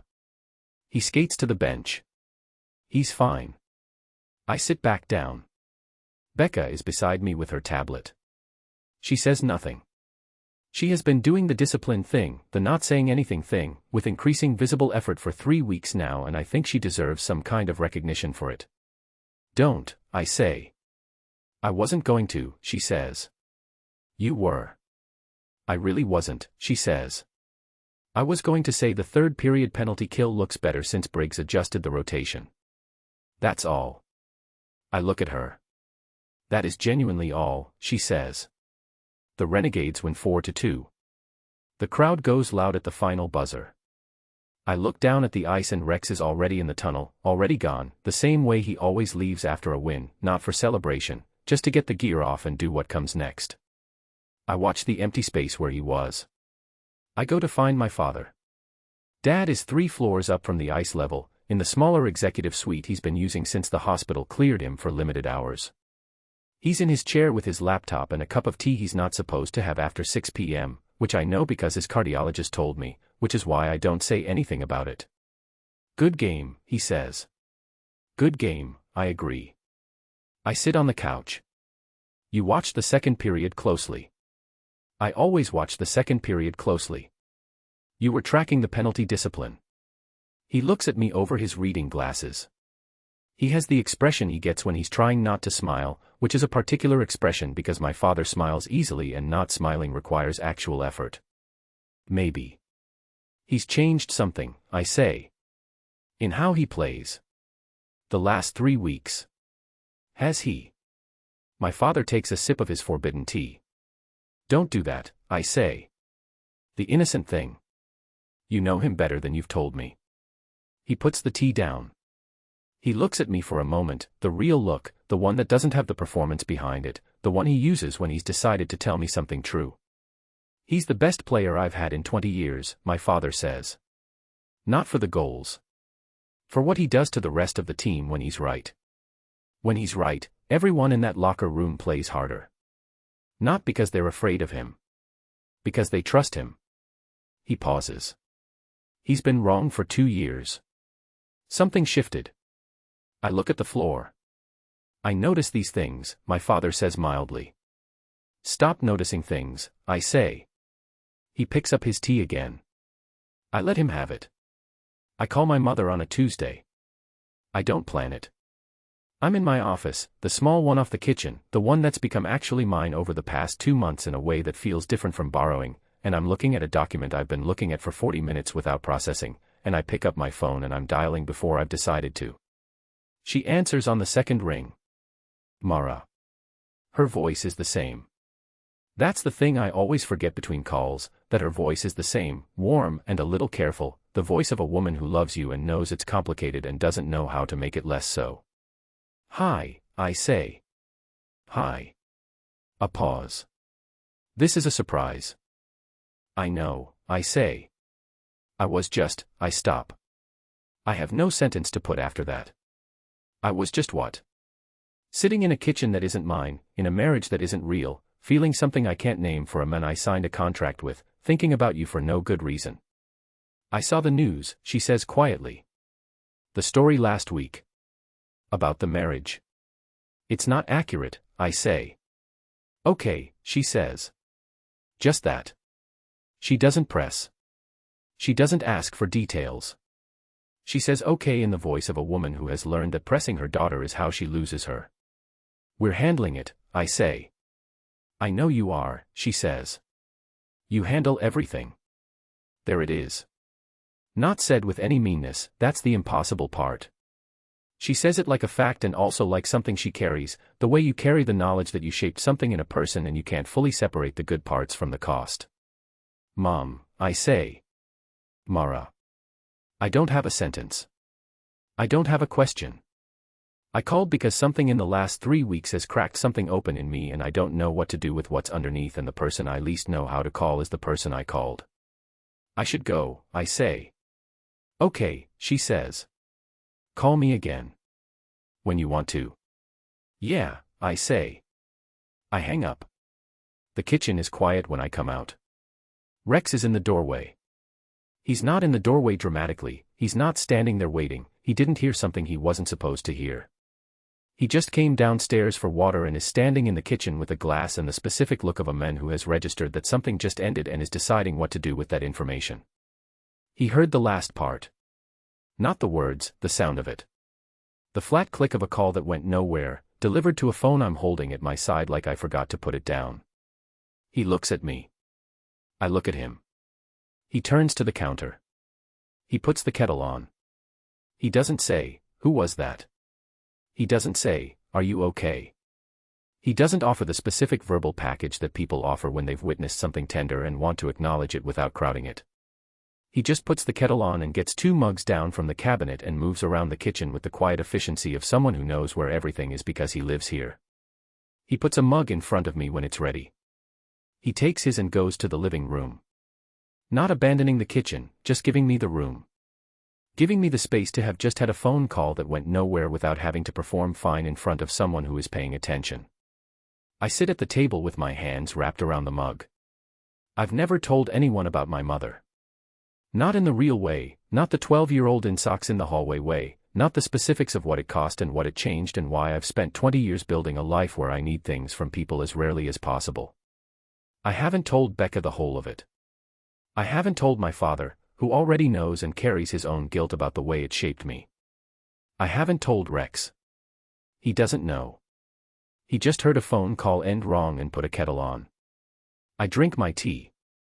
It's good. He makes it the same way he makes the coffee, specific, exact, the right temperature, not something he guesses at. I don't know when he figured out how I take it. I don't know when he started noticing, or when noticing became doing, or when doing became the ordinary fabric of a Tuesday night in a kitchen that belongs to neither of us. I think, maybe being known doesn't always require being told. I think, that is a terrifying thought and I am going to sit with it very carefully. I finish my tea. I wash both mugs. I go upstairs. I do not tell him about my mother. But I sleep through the night for the first time in a week, which is its own kind of answer to something I didn't ask out loud. Chapter 17. The Rookie's Confession. Rex's POV. She puts it on the table on a Wednesday evening. Literally.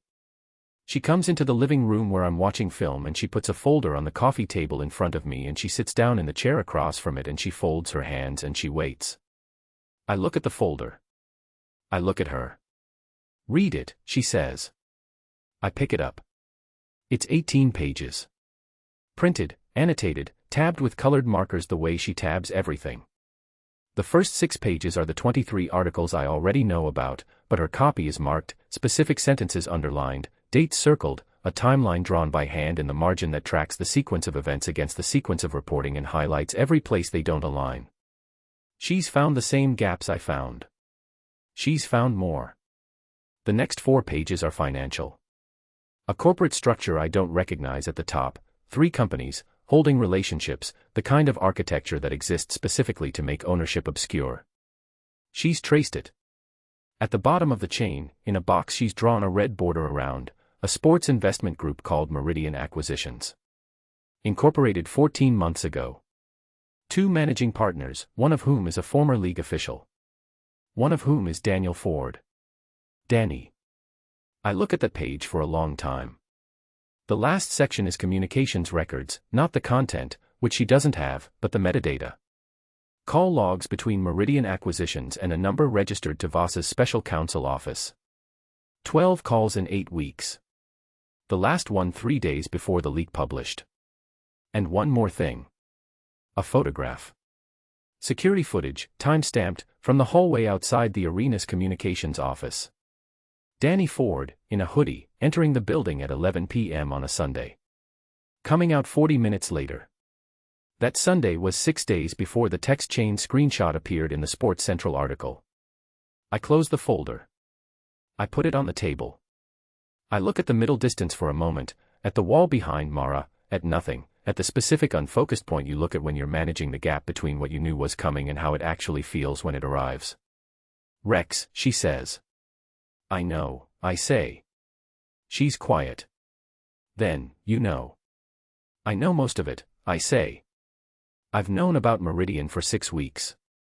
I found the corporate structure when I was looking at something else, an investment filing, one of the arena renovation contractors. His name came up in a subsidiary listing. I put my hands flat on my knees. I knew he was connected to Voss's side. I didn't have the communications log until now. I look at her. "That's good work, Rex." Her voice is level. Not angry yet, building toward it, the way her anger builds, through precision rather than heat. "You've known for 6 weeks." "Yes." "And you didn't tell me." "No." She stands up. She goes to the window. She puts her hand on the frame and looks at the street and I wait, because I know what's coming and I know she's earned it and I'm not going to preempt it. She turns around. "Why?" "Because telling you meant telling you the whole thing," I say. The locker room. What actually happened? Why Danny was involved in the first place? I pause. I wasn't ready. "So you let him keep feeding information to Voss's office while you decided when you were ready?" "No," I sit forward. "I was managing it. I was looking for." "You were protecting him," she says. Again. "Even after he used it against you?" I don't answer. Because she's right. That's the honest answer, and I said in a contract clause, in my own handwriting, that I don't lie to this woman even when it's the harder choice. "Yes," I say. "I was protecting him. Even after." She stares at me. "Tell me what happened," she says. "The whole thing." Now. I tell her. I haven't told anyone. Not fully. Colt knows the shape of it, the rough outline, because he was there for parts of it and he put the rest together himself. But I've never said it start to finish to another person, because saying it start to finish means owning it fully, which means owning the choice I made and what it cost, and I wasn't ready to own it to anyone who would actually hear it. Mara sits across from me and she listens the way she listened at 3 a.m. in the kitchen, completely, without interrupting, without the small noises people make to signal they're following along. She just takes it in. It was 2 years ago. End of season, we were 3 games from the playoffs. Danny Ford was 23, first full season, most talented kid I'd seen come through the system since I was 20 myself. He had something, not just skill, the thing that's harder to name than skill, the thing that makes everyone in a rink pay attention when you move. He had a future. He also had a gambling problem that nobody knew about except the men he owed money to, which was not a safe person to owe money to, and the debt had gotten large enough that the men in question had started making specific suggestions about how Danny might repay it. Throwing games. Just small things, he said. A missed assignment here. An ill-timed penalty there. Nothing that would show up as obvious. Danny came to me because he didn't know who else to come to. That's what he said. I believed him then. I believe it now. I think he genuinely panicked and I was the person in that locker room he trusted most, which was either because he respected me or because he was smart enough to know I was the only one capable of solving it. I solved it the wrong way. I confronted the men. Not quietly. Not with lawyers.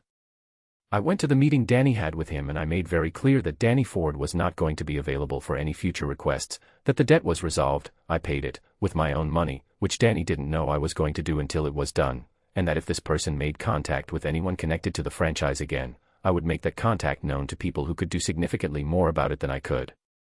The meeting got physical. It always gets physical with men like that, they can't let it end any other way, it costs them something too fundamental. I put him down twice.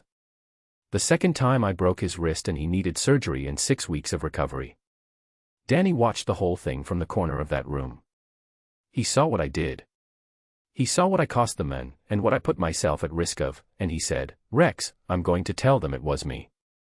When they find out, I'll tell them." I said no. I said no because he had a future and I had already decided what kind of player I was willing to be seen as and his future was worth more than my reputation. 3 weeks later the men filed a complaint through a third party, not police, a league contact, someone in the ethics office who was willing to open an informal investigation for the right consideration. The complaint named me. The locker room altercation in the complaint was not the real altercation, it was a version of events that put me at fault for something that happened in a different place entirely, but the investigation found enough physical evidence and enough witness inconsistency to result in a formal note in my file. Danny said nothing. Not to the investigator. Not to the press. Not once. I said nothing to add to the official record. That was 2 years ago. When I finish, Mara is still. The complete stillness. The one that means everything is running and none of it is showing yet. I sit with it. I let her have the silence she needs. She says, "You paid his debt. You took the investigation.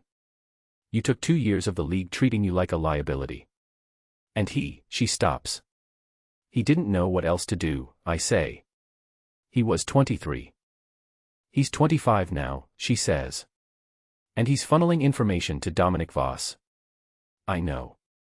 Rex." Her voice breaks on the word. Not with sadness, with the specific tension of a person whose chest is doing something they weren't prepared for. "You absorbed all of that to protect him and he used it to." She stops again. She presses her hands together. She looks at the ceiling for a moment.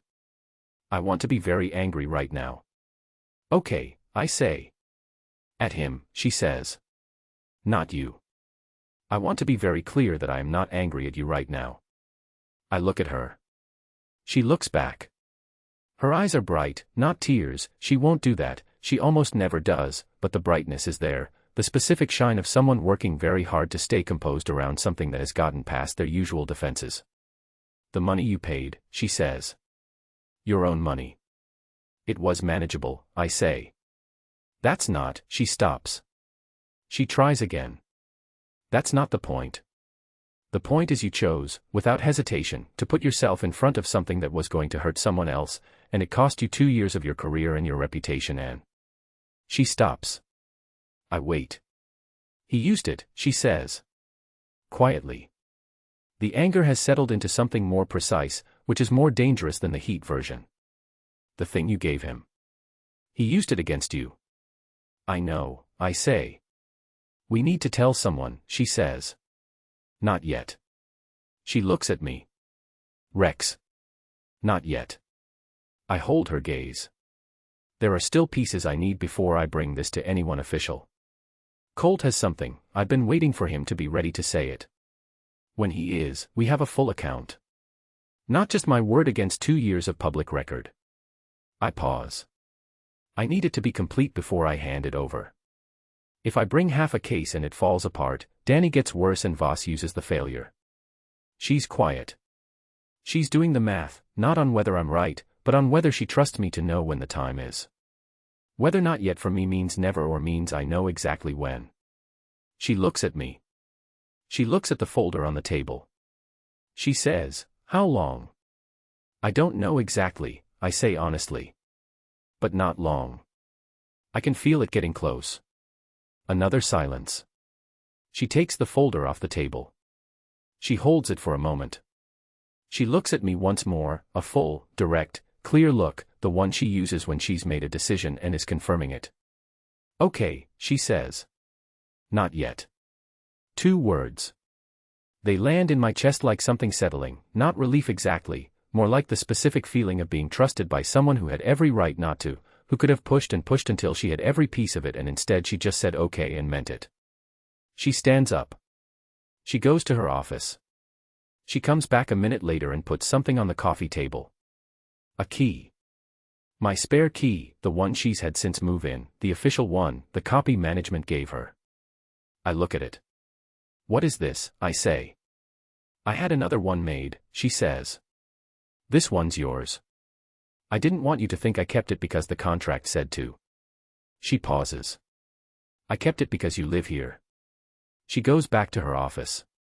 I sit on the couch with the key on the table in front of me and the folder gone and the whole of the last 2 years sitting somewhere slightly outside my chest instead of inside it, which is new, which is something I don't have a prior experience of.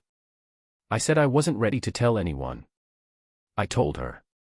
I think about that for a long time. Chapter 18.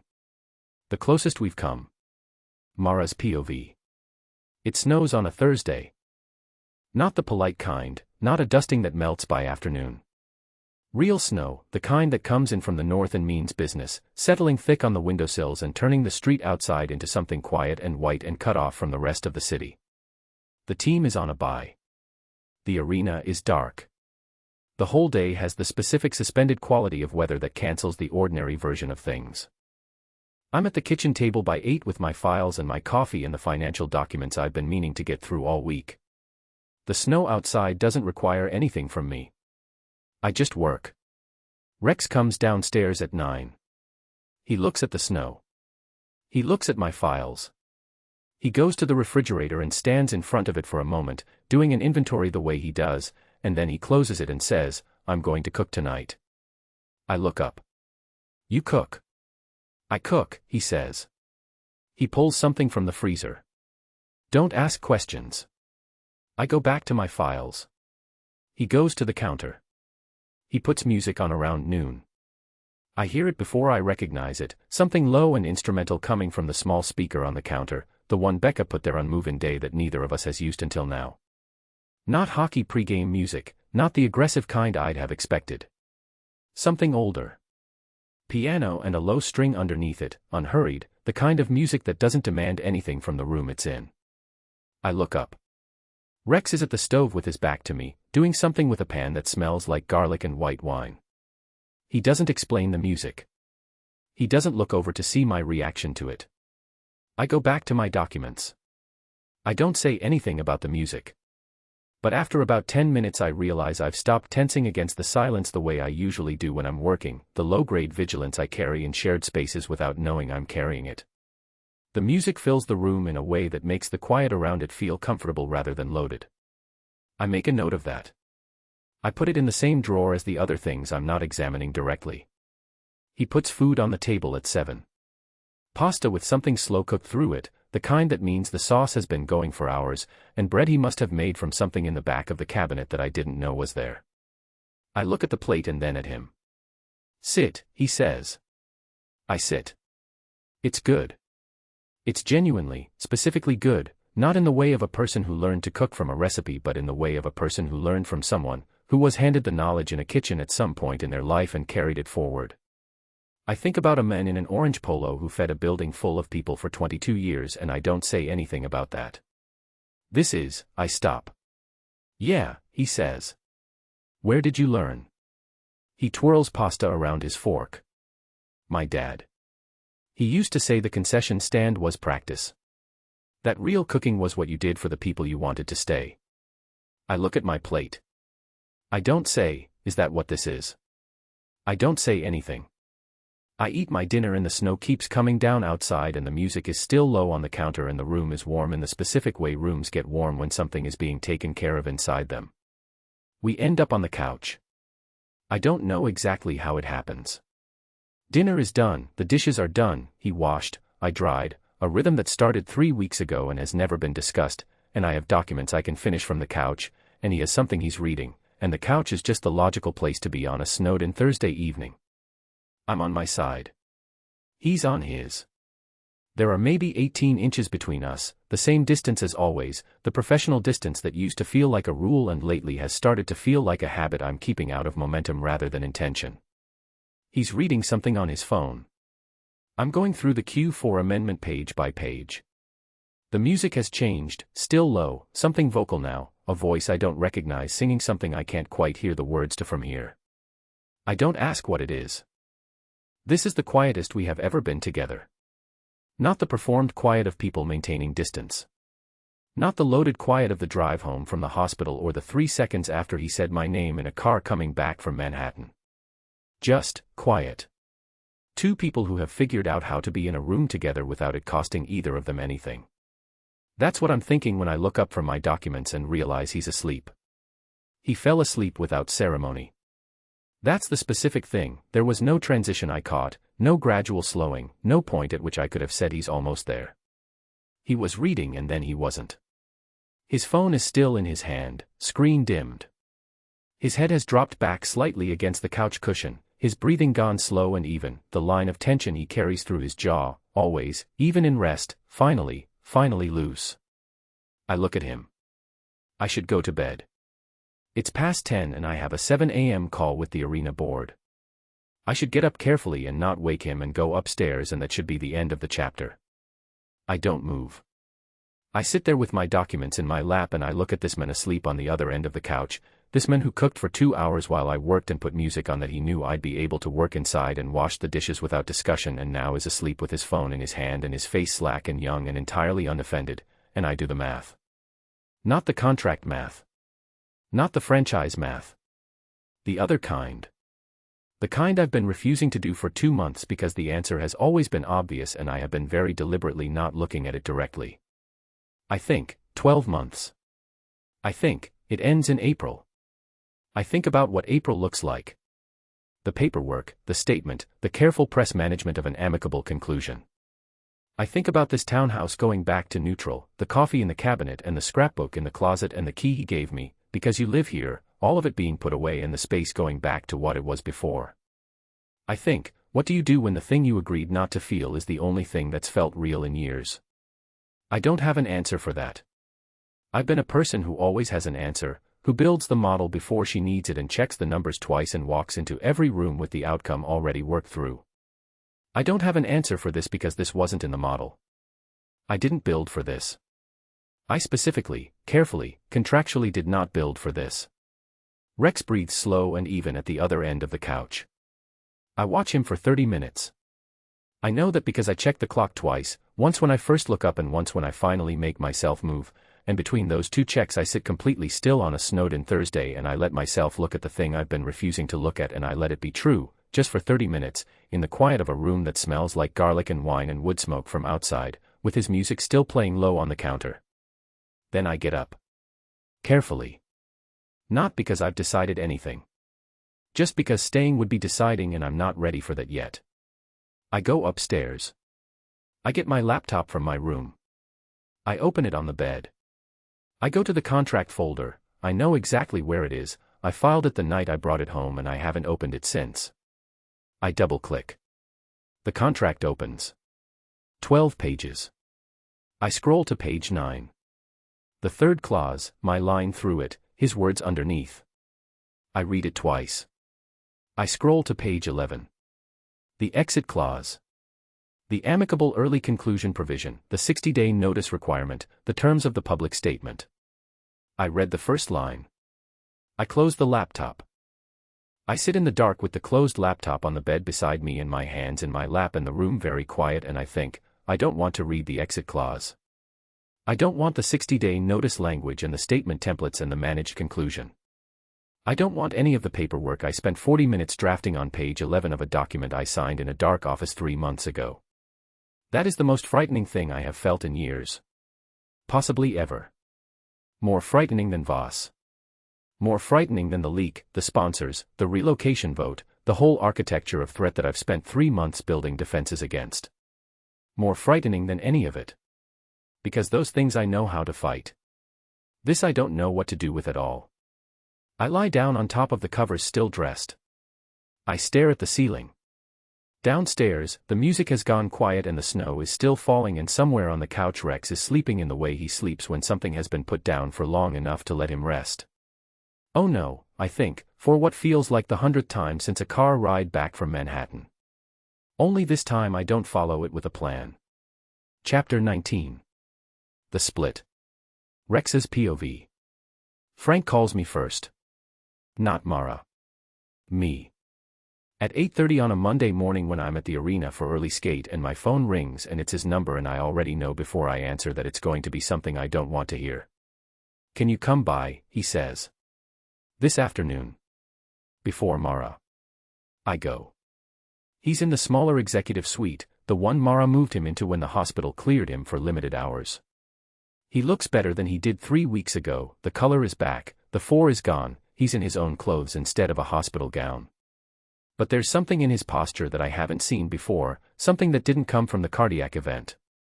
Something decided. He pours 2 cups of coffee. He hands me one. He sits down and he looks at me with the expression of a man who has thought about this conversation for long enough that he's past the part where it's difficult. She's falling for you, he says. I don't answer. I can see it, he says. I know my daughter. I know what she looks like when she's trying not to want something. He wraps both hands around his coffee cup. And I know what you look like too. I look at the window. I asked too much, he says. When I put that contract on my desk, I told myself it was a clean arrangement. A business solution. I told myself I understood what I was doing. He pauses. I didn't understand what I was doing. Frank. Let me finish. He's not sharp about it. Just clear. She has spent her whole adult life building walls around herself because of the ways people she loved left. Her mother. Me, when I was too deep in this franchise to show up for her the way I should have. She learned to not need things.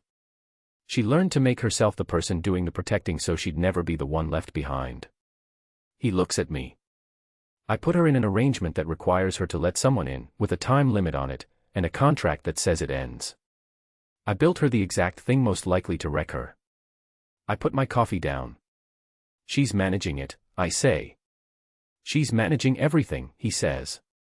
That's not the same as okay. The suite is quiet. Out the window, the arena sits in the gray November morning, the parking lot half empty, the sign above the east entrance with the 2 letters that have been slightly crooked since 2019 and nobody has fixed yet. I know what he's going to say. I've known since he said before Mara. I want you to let her end it, he says. If she decides to. I'm not going to tell her to, I'm not going to put another thing on her that she didn't ask for. But I want you to let her make that call without fighting it. He looks at me steadily. Even if it's not what you want. I look at my hands. The thing is, he's right about what he did. He built the wrong thing. He built it with good intentions and a desperate situation and genuine belief, and he built the wrong thing anyway. I'm not angry at him for it. I'm not angry at anyone right now. I'm sitting in a quiet room with a cup of coffee and the knowledge that a man I respect is asking me to do something that is going to cost me more than I've paid for anything in a long time. Okay, I say. He nods. He doesn't say thank you. He's too smart for that. Take care of yourself, Frank, I say. Working on it, he says. I leave. She finds me at the townhouse at 6. I'm in the living room. I've been home for 2 hours and I've been on the couch with my phone and a half-read article and I have not absorbed a single word of it. I've been sitting here running through what I'm going to say when she gets home, how I'm going to hold the conversation, where I'm going to put the things I have been carrying for 3 months that I have not said out loud. I've been running through it for 2 hours and I have nothing that starts right. She comes in the front door. She takes off her coat. She sets her bag down. She comes to the living room doorway and she looks at me and I look at her, and the thing on her face is not the composed version, not the working version, not any of the versions I've catalogued in 3 months of watching her. It's the version from the hospital corridor, spine straight, face still, something underneath it that is 2 inches from its limit. She sits down on the chair across from me. She puts her hands in her lap. She says, "My father talked to me today." "I know," I say. She takes a breath. "I think we should announce an early conclusion to the arrangement." She says it cleanly. No hesitation, no soft edges, the way she says things she's already decided. Amicable. Quiet. We manage the press carefully. Becca has a template for Mara. A statement. Something that doesn't. Mara. She stops. She looks at me. I look at her. I watch her face, the face she has put back on, the face I watched her build and wear and carry for 3 months, the face I've seen come off exactly 3 times, on the ice when she slid 4 feet and laughed, in the kitchen doorway when she laughed at my terrible husband line, and in the car coming back from Manhattan when she turned to the window and I said her name and she went very still. I watch the armor go back on. I watch it happen in real time and I can see the exact moment she chooses it, not a natural thing, a chosen thing, a decision she makes with her shoulders and her jaw in the very careful way she holds her hands, and I think, I have spent 2 years doing exactly this. I know what it costs. I know exactly what choosing the armor instead of the thing underneath it costs, because I have been paying that bill every day for 2 years and I know the math of it better than any financial model Mara has ever built. I have things to say. I have the thing I said to myself at 3 a.m. on the kitchen floor after she went to bed on the night of the snow, the thing I identified and named and have been carrying since then like a piece of information I'm not sure how to deliver. I have the thing I've practiced saying in the shower and in the car and in the tunnel before games when the crowd is loud enough to cover a voice saying something quietly. I have the 3rd clause, handwritten, the one I wrote back in under her line, and I have every reason in the world to make it count right now. I open my mouth. I see her face, composed, decided, the exit clause already running, and I think about what Frank said. Let her make that call without fighting it. Even if it's not what you want. I close my mouth. I look at her for another second. Okay, I say. The word lands in the room like a stone. She blinks. Once. Okay. Okay, I say. If that's what you need. Something moves in her face. Quick and gone, surprise maybe, or the beginning of something else that doesn't get to finish. She looks at her hands in her lap. I'll have Becca draft the statement, she says. Fine, I say. I stand up. I go to the hallway. My gear bag is by the door, I always leave it there, ready, force of habit from road trips. I pick it up. I walk to the door. I put my hand on the frame. I stop. I don't turn around. I'm not going to turn around because if I turn around and see her face, the composed face, the decided face, I won't be able to say this in the right way. I need to say it to the door. I need to say it to the frame under my hand and the street outside and the winter air coming through the gap at the bottom. For the record, I say. My voice comes out even. I worked at that. I wasn't performing anything. Not after the first month. The house is very quiet.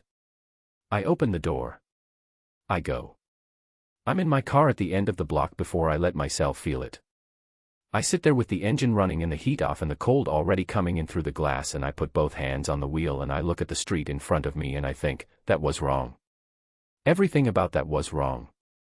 You had something to say and you said okay and then you left, and now she's sitting in that living room with your okay and your gear bag gone and the exit clause and none of the real thing. I think, she needs the exit clause. Her father is right. She's built a life around not needing things, and I walked into it on a contract and gave her reasons and then watched her fall, and the right thing, the actual right thing, is to let her go before she's in deep enough that she can't get back to the version of herself she built so carefully. I think, that is also wrong. Both things are wrong. That's the part that doesn't have an answer. Both things are wrong and one of them is already done and the gear bag is already in the back seat and she's already alone in the townhouse with the exit clause and my okay. I drive to Colt's place. I sit on his couch. He puts a beer in front of me. He doesn't ask anything. He puts a game on and we watch it and he leaves the silence exactly where it needs to stay. At midnight he says, "You going to tell me?" "Not tonight," I say. He nods. He knows the difference. I watch the game. I don't watch the game. Chapter 20. After he leaves. Mara's POV. I'm very good at this.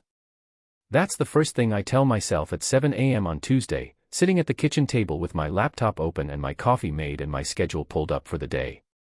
I have a 9 o'clock call with the Arena Board Expansion Committee.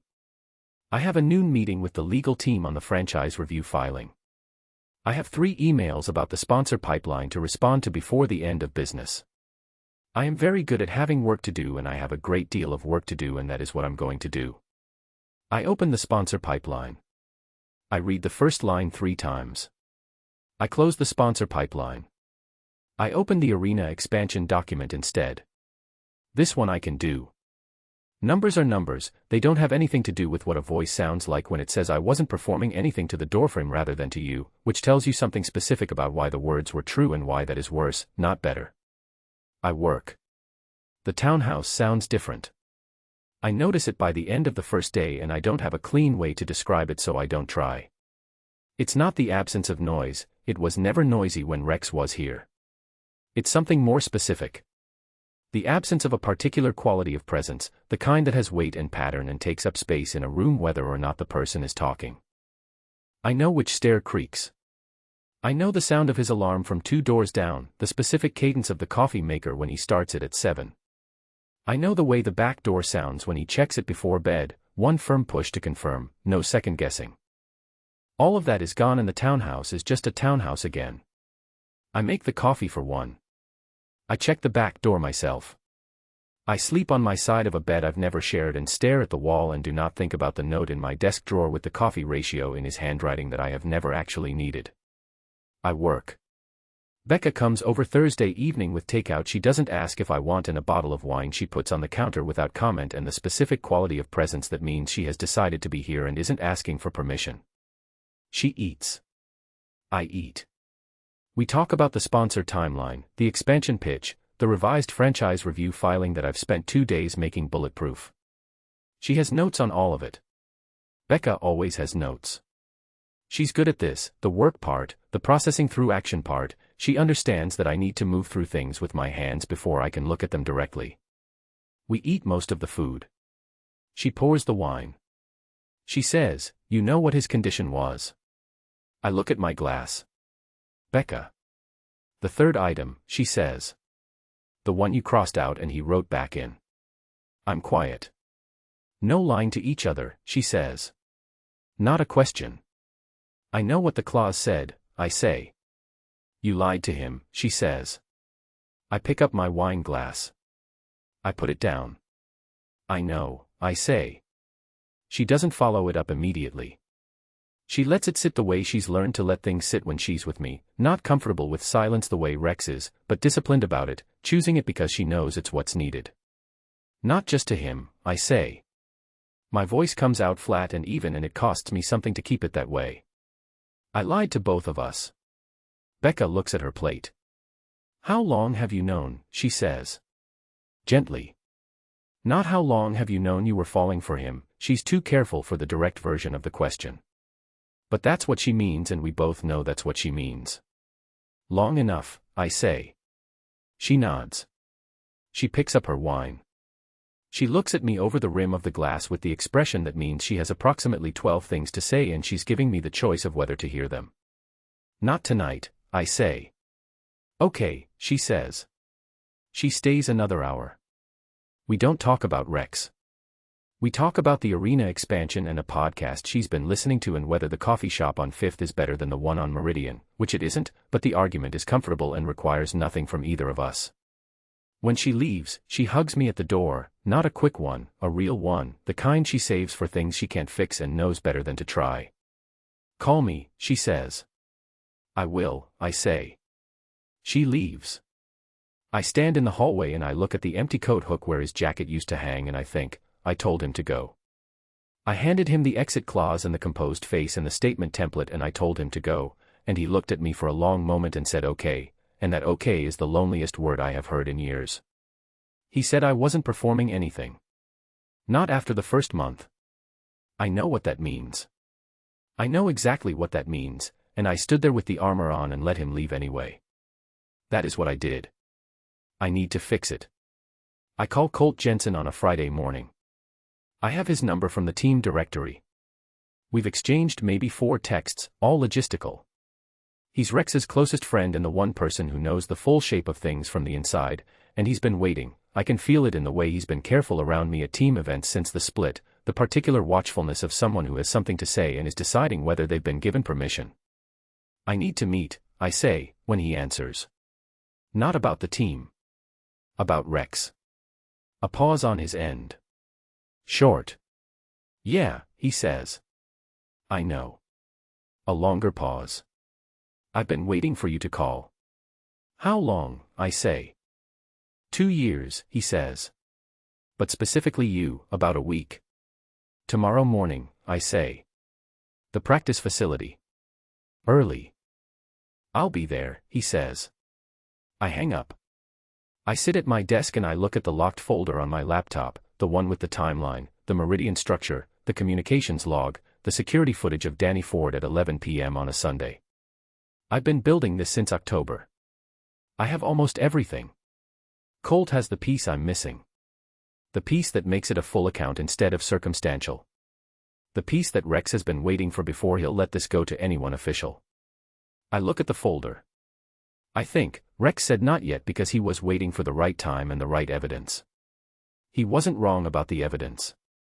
He was wrong about one thing, he thought he had to be the one to do it. He doesn't. He told me the whole story.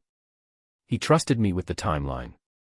He sat on his couch and said not yet and looked at me like he was handing me something, and I took it, and I said okay, and I have been building the case quietly ever since because that is what I do when someone trusts me with something. I don't need his permission to protect him. That is not in any contract. I'm at the practice facility at 7 a.m. on Saturday. The parking lot is empty except for one car, Colt's, already there. I go inside. He's in the small conference room off the main corridor, sitting at the table with a coffee he's brought for himself and one he's left on the table in front of the other chair. He looks up when I come in. He's younger than he seems on the ice, 28, maybe 29, with a face that defaults to cheerful and is currently doing the most serious thing it's capable of. He looks like a man who has been carrying something for 2 years and can feel the end of it approaching. He looks at me the same way I imagine I'm looking at him. 2 people with a name they've both been waiting to say out loud. I sit down. I pull out my folder. Start from the beginning, I say. Tell me everything you know. He wraps both hands around his coffee cup. He takes a breath. He starts talking. Chapter 21. The Real Record. Colt's POV. He starts with the night itself.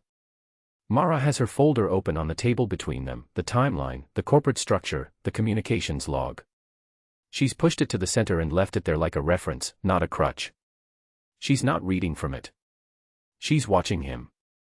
Colt Jensen has the specific posture of a man who has decided to say something he's been deciding about for 2 years, and now that the moment is here, there's a strange relief in the deciding. He starts with the night itself because that's the only honest place to start. He was 3 stalls down when Danny came to Rex. Late, everyone else had gone. Colt was still there because he'd tweaked something in his knee and was waiting for the trainer to come back with ice. He wasn't meant to be there.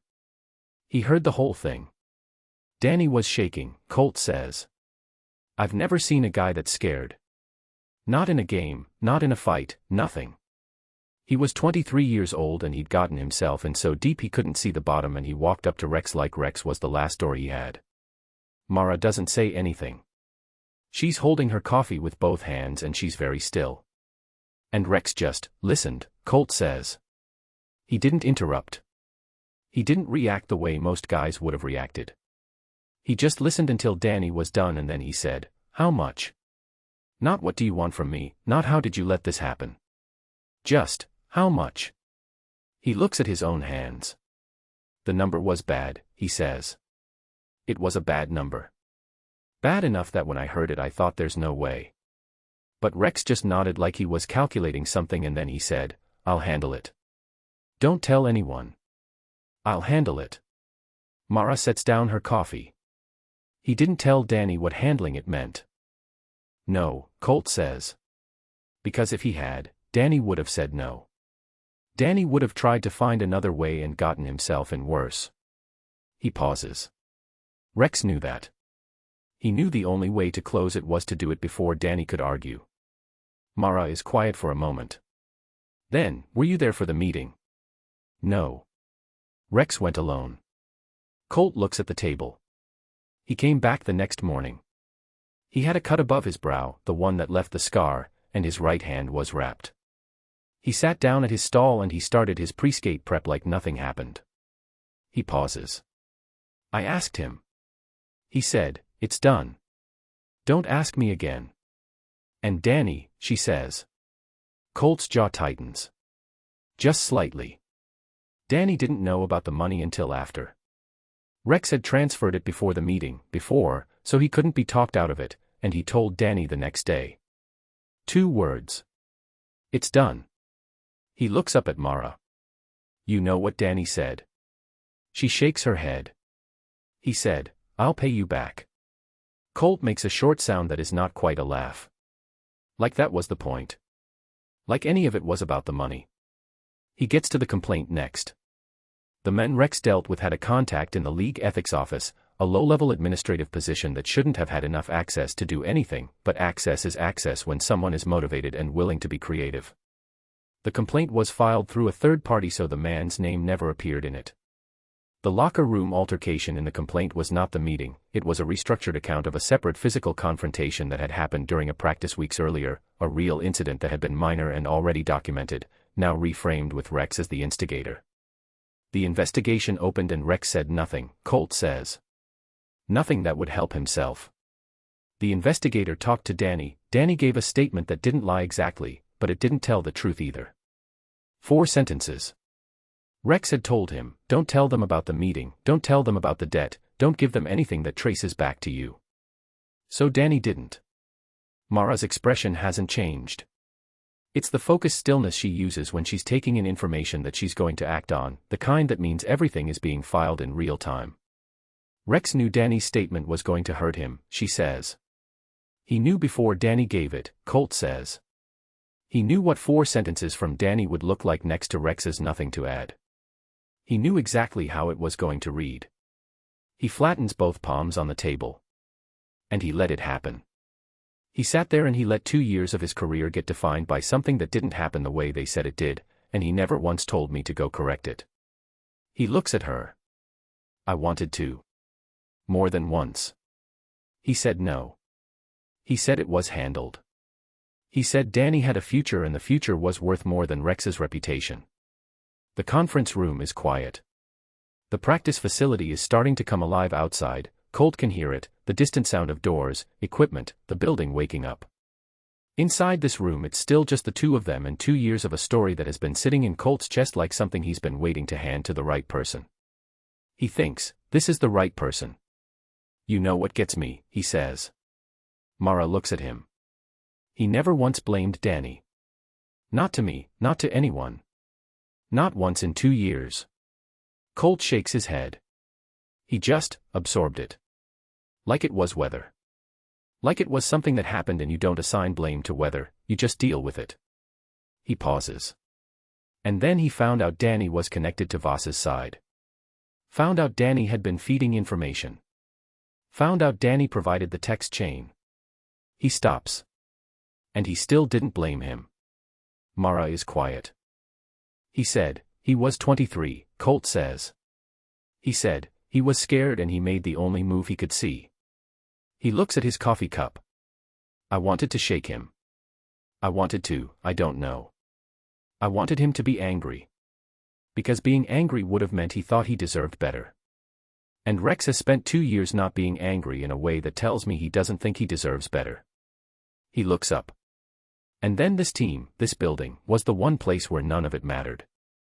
Where Frank just looked at him and said, you're worth keeping. And we had something. The season was working. He stops. He was different. This year. I could see it. Whatever was happening, he was different. And now he's back in his apartment and I think for him that feels like. He stops again. He doesn't say the rest. He doesn't need to. Mara is already nodding, small and specific, like she's been in that apartment in her head already. Like she knows exactly what it looks like and what it costs. The only thing I had left is gone too, she says quietly. Colt looks at her. Yeah, he says. That. She's quiet for a long moment. She looks at the folder on the table. She looks at the window. She looks at the coffee she's barely touched. Then she says, "Does Rex know you're telling me this?" Colt says, "No." She looks at him. "Good," she says. "Because some things don't need permission. They just need to happen." She closes the folder. She stands up. She picks up her bag. Colt watches her. He's seen Mara Calloway in press conferences and sponsor meetings and the owner's box in the hospital corridor outside a cardiac ward. He's seen her composed and precise and bulletproofed against everything the world has thrown at this franchise. He's never seen the expression she's wearing right now, not angry, not calculating, not the professional armor. Resolved. The specific kind of resolve that happens when a person has finished deciding and is already moving toward what comes next. "I'm going to need a written statement," she says. "Your full account. Everything you just told me, in order. I need it by Wednesday." "You have it," Colt says. She nods once. "And Colt," she stops at the door. "Thank you. For keeping it until you had somewhere to put it." He doesn't answer right away. He thinks about 2 years of knowing and not saying. He thinks about Rex taking a penalty and getting up and coming back to the bench with nothing on his face. He thinks about what it costs to absorb something for someone else and keep absorbing it and never once ask to be relieved. "Just fix it," he says. "That's enough." She leaves. Colt sits at the table for a few minutes alone. He finishes his coffee. He looks at the empty chair across from him. Then he texts Rex. "She's going to fix it." He pauses over the send button. He deletes it. He tries again. "She went to the league office." He deletes that too. He types, "You should know, she came to me. I told her everything." He sends it. He puts his phone down. He goes to practice. He skates harder than he has all season, which feels like the only right way to end a morning like this. Chapter 22. The final game. Rex's POV. I read Colt's text at 7 a.m. on a Tuesday. "She came to me. I told her everything." I sit on the edge of the bed in my apartment with the phone in my hand and I read it twice.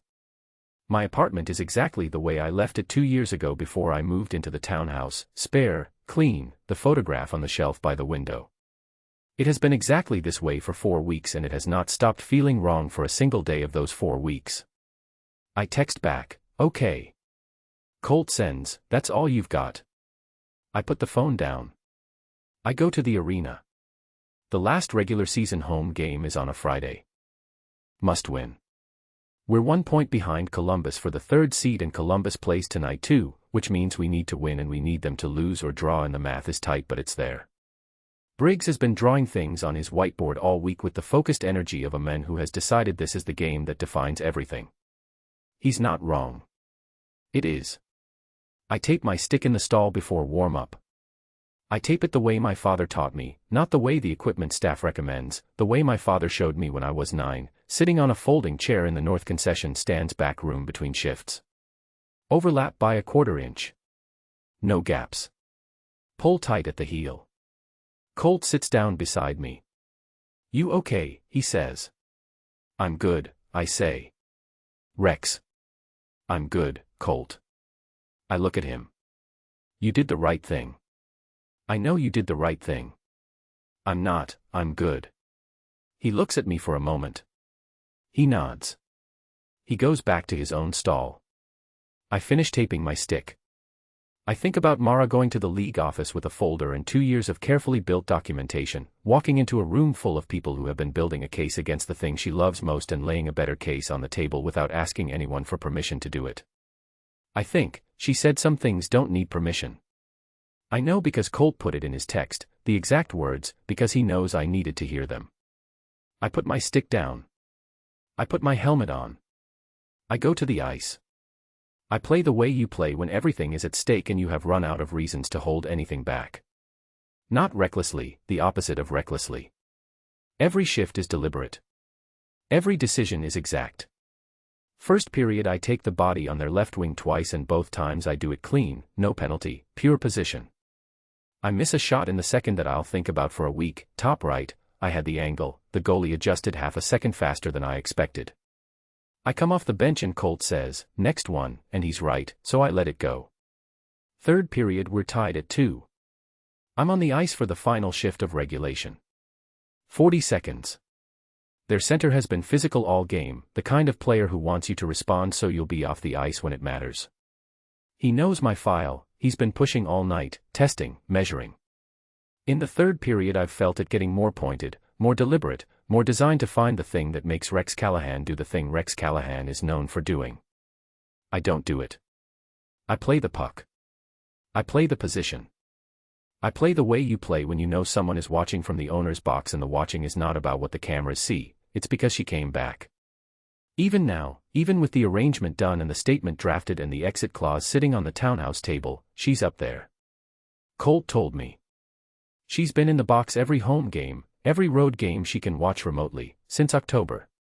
She watched every game on the road trip. Regulation ends 2-2. Overtime. 4 minutes and 11 seconds into overtime, Colt gets the puck behind their net and pulls 2 defenders and finds me at the left circle and I have the shot and I take it. Top right. The arena goes up. I don't hear it immediately. There's a half second of pure silence that happens in big moments, not real silence, just the moment before the sound reaches you, and in that half second I'm just standing at the left circle with my stick raised and the light going red and my whole body knowing before my brain catches up that it went in. Then the noise hits. Colt gets to me first. Then the bench empties. I'm in the middle of a pile of gear and noise and arms and I'm laughing, really laughing, the way you laugh when something that mattered works out, when the thing you played your whole life for delivers exactly when it needed to, and it's loud and chaotic and Briggs is on the ice and someone is spraying water and it's everything, it's the whole season condensed into 4 minutes and 11 seconds. And then my phone buzzes through all of it. My agent. I get to the tunnel. I answer. Rex, he says. Are you somewhere you can hear me? Just one, I say. Talk fast. The review board, he says. They received new testimony this week. They've suspended the official proceedings pending a full reinvestigation. A pause. Your file is under formal review. The league's independent examiner is taking the case. He pauses again. Rex. It's real. This is real. I stand in the tunnel. The locker room behind me is every decibel of a team that just punched their playoff ticket. My teammates are loud and happy and it's the best sound in the building on a Friday night. I stand in the tunnel with my phone pressed to my ear and my agent still talking and the noise surrounding me like something physical. 2 years. 2 years of nothing to add. 2 years of Warren Lyle's clipboard and the rec headlines and the league treating me like a liability in a franchise they were already trying to relocate. 2 years of taking it because the alternative cost someone else more than it cost me. And it's under review. Because Mara Calloway walked into the league office with a folder. I don't answer my agent. I'm not processing words right now. I'm just standing in the tunnel with the noise of my team behind me and my phone in my hand and something in my chest doing something that I don't have a clean name for, something that is relief and grief and the specific feeling of being lifted out of a weight you've carried so long you stopped noticing you were carrying it. I look down the tunnel. She's there. She's at the far end of the corridor. Coming through the press side door with her ID badge clipped to her jacket and a look on her face that I know all her faces now. I have filed and catalogued and studied every version of them for 4 months, and this one I haven't seen before. This one is both things at once, terrified and certain. The face of a person who has done something they can't take back and has decided they don't want to. She stops 10 feet from me. My gear is still on. I have a cut above my brow from a second-period collision. I felt it happen and didn't stop. The team doctor is going to have opinions about this, and the blood has dried into a line that I can feel tightening when I move my face. I'm still breathing hard from overtime. I am not at my most composed right now in any sense of the word. Neither is she. She says, I went to the board. I know, I say. Colt called me. She nods. She looks at the ground for exactly 1 second, gathering herself, the specific micro-gesture that means she is about to say something that is going to cost her and she is choosing to pay it, and then she looks at me. I'm sorry I crossed out the third clause, she says. The locker room behind me is still going. The noise fills the tunnel and the corridor and the whole arena is still loud with it, the crowd noise, the team noise, all of it. She says it into all of that noise and it reaches me like the only sound in the building. You were right, she says. And I lied, to you and to myself. And I'm done with that. A pause. She holds my gaze. Her jaw is tight. Her hands are not quite steady, which I can see from 10 feet away, which Mara Calloway would be horrified to know I can see. If you're not done with me. I look at her. I look at this woman who found a scrapbook in a hall closet and said nothing. Who put coffee on the right shelf and went back to work. Who stayed in a hospital corridor until 2 a.m. without being asked. Who went to the league office with a folder because she decided some things don't need permission and then stood at the end of this tunnel and said I'm done lying in the middle of the loudest corridor in the building with her hands not quite steady. I take 1 step. The noise doesn't change.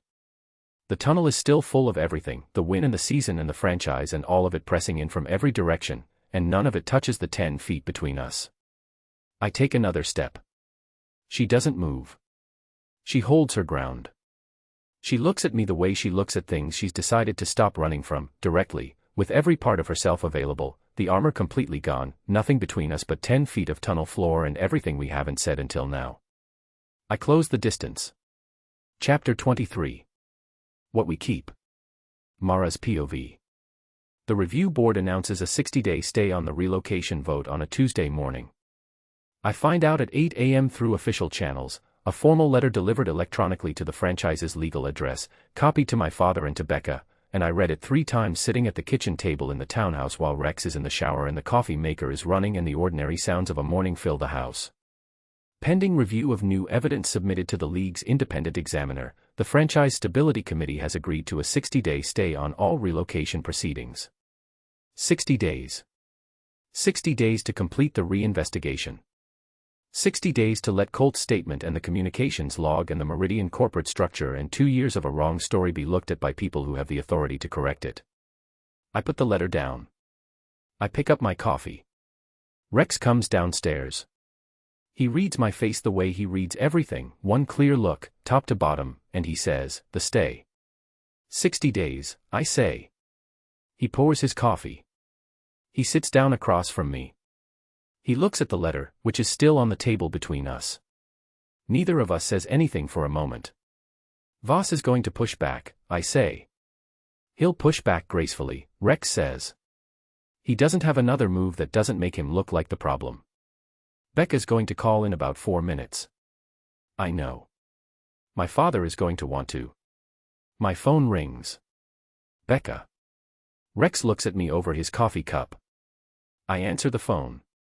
Becca says, I saw it, at a volume that doesn't require a speakerphone, and Rex, across the table, hears her clearly and something in his face does the thing it does sometimes, the almost smile, the one that reaches his eyes before his mouth catches up. I put the phone to my ear. I know, I say. I saw it too. Dominic Voss issues a statement at noon. It's 3 sentences. It acknowledges the stay, expresses confidence in the process, and wishes the franchise well. Every word of it is chosen to sound cooperative and not be. I read it twice and send it to Becca with 1 word, expected.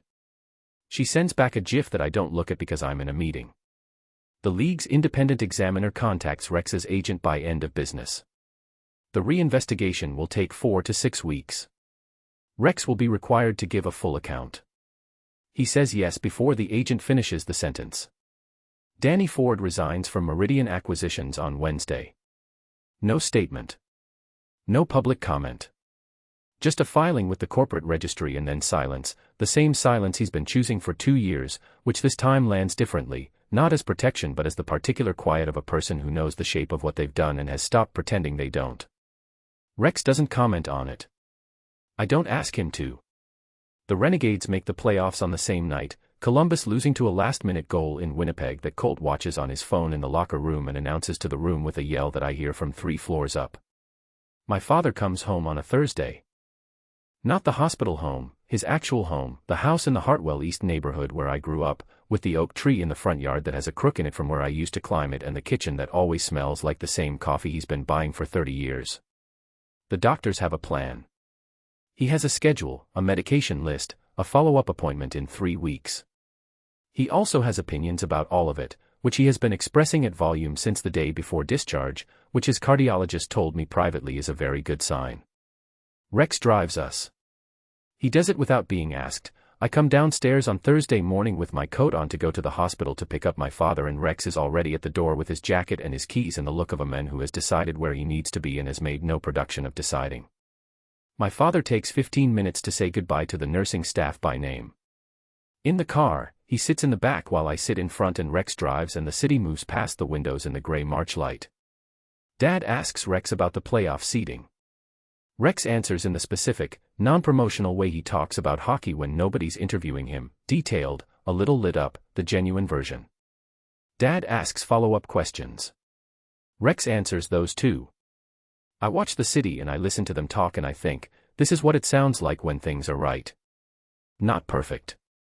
Not uncomplicated.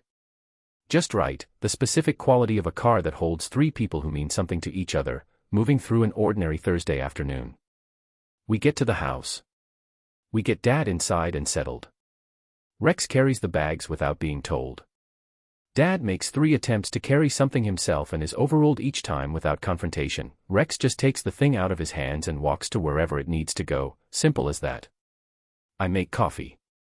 Weak coffee, the kind the doctor approved. Dad accepts it without comment, which tells me he's more tired than he's showing. He looks at Rex. He looks at me. He looks back at Rex. You know, he says, I did think this was a good idea. I close my eyes briefly. Dad.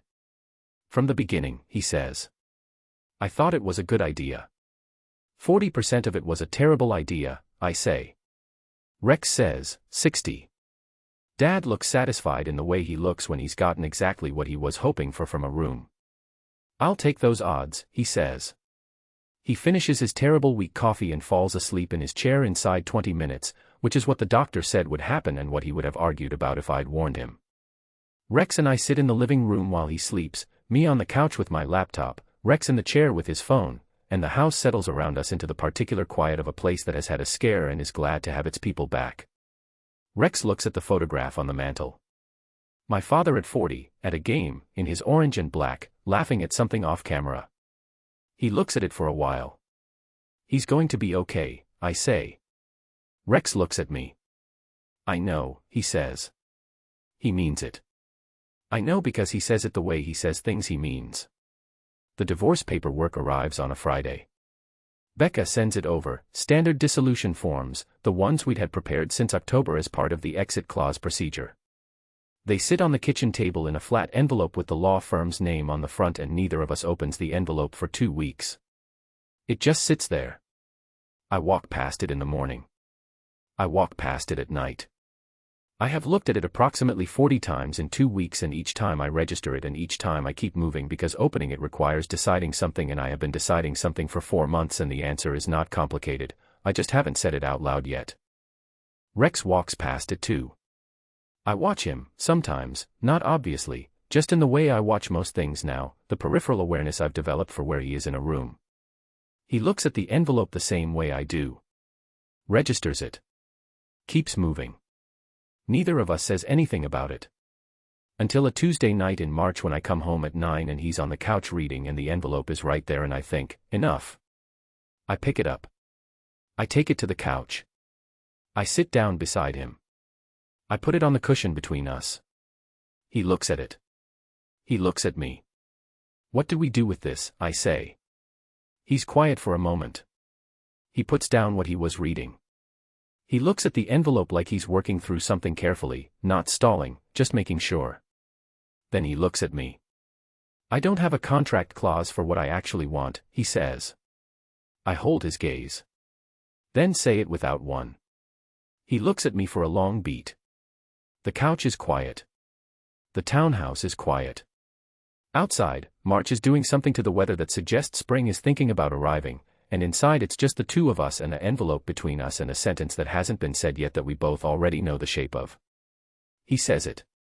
He says it plainly, without preamble or ceremony, in the same voice he uses for things he means and doesn't want to dress up, direct, clear, the third clause in action, honesty, because it was always the only condition that mattered. I listen to every word. Then I pick up the envelope. I take it to the kitchen. I open the cabinet under the sink where we keep the paper recycling and I put it in without opening it and I close the cabinet. I come back to the couch. I sit down. He looks at me. Okay, I say. His mouth does the thing. The almost smile. The one that reaches his eyes before anything else. Okay, he says. The paperwork goes in the recycling on a Tuesday in March and the season is about to begin and my father is in his house with his weak coffee and his follow-up appointment and his satisfied look, and Becca is managing the sponsor pipeline, and the franchise review board is doing what review boards do, and Dominic Voss is being professionally gracious and privately furious somewhere in a league office building. And Rex is on the couch. And I'm on the couch. And the townhouse is quiet in the right way, not the absence of him, not the absence of anything. Just the quiet of two people who have run out of reasons to be somewhere else. I open my laptop. He picks up what he was reading. The March night settles around us. I think, I am going to have to tell Becca. I think, she is going to be insufferable about it for approximately 3 years. I think, she deserves to be. I look at the window. Snow is still possible in March. But the angle of the light has shifted, that specific late winter shift where you start to see the season that's coming underneath the one you're still in. April, I think. The playoffs start in April. I close my eyes for a moment. I open them. Rex is already looking at me. He doesn't say anything. He goes back to his reading. I go back to my work. This, I think. This is what I didn't know I was keeping. Chapter 24. Hartwell, home. Rex's POV. I asked to do the press conference alone. No PR handler. No Becca at the end of the table with a redirect ready. Just me and the microphone and whatever questions come. My agent says, Rex, that's. I know, I say. The reinvestigation just closed. There are going to be questions about. I know what the questions are going to be, I say. That's why I want to do it myself. He's quiet for a moment. If you say something that. I'm not going to say something wrong, I say. I'm going to say something true. Those aren't the same thing anymore. He lets out a breath. Okay, he says. Your call. It's the first time in 3 years he said that without following it with a disclaimer. The reinvestigation closes on a Wednesday in April. The independent examiner's report is 14 pages. I read it once in my agent's office, sitting across from a desk covered in paperwork, and the 14 pages say what Colt's statement and Mara's documentation and 2 years of nothing to add always pointed to. The original complaint was based on a fabricated account. The physical altercation described never occurred in the location or manner reported. The witness testimony was incomplete in ways that were not accidental. The formal note in my file is removed. The record is corrected. The league issues a 2-paragraph statement that is careful and professional and, for the first time in 2 years, accurate. Danny Ford is not named publicly. That was my one condition, not for his sake, not anymore, but because naming him publicly would make the story about him, and I need the story to be about something else. About the record being wrong and now being right. That's the only part that matters going forward. My agent sends the examiner's report to 6 journalists before noon. By 3 p.m., the story has been picked up and is running. By 4, Dominic Voss's office has issued a statement calling the reinvestigation outcome an important step toward franchise transparency. I read that one twice. I put my phone down. I go home and I make dinner and I don't think about Dominic Voss for the rest of the night, which is the best thing I can say about him at this point. The press conference is on a Thursday. The room is full. I expected that. What I didn't expect, or maybe I did, maybe I just didn't let myself think about it, is the specific quality of the room. Not hostile, not the particular wary energy I've walked into press rooms with for 3 years, the journalists already leaning back slightly like they're waiting for something to go wrong. This room is different. Attentive. The way a room gets when people think they might hear something real. I sit at the table. Just me, the microphone, a glass of water I'm not going to drink. I look at the room. Mara is at the back. She came in after I did, which I know because I felt the moment she arrived, that specific shift in a room when someone enters it and the room adjusts. She's standing against the back wall with her badge clipped and her coat on and her arms loose at her sides, not performing anything, just there. She gives me nothing when I look at her.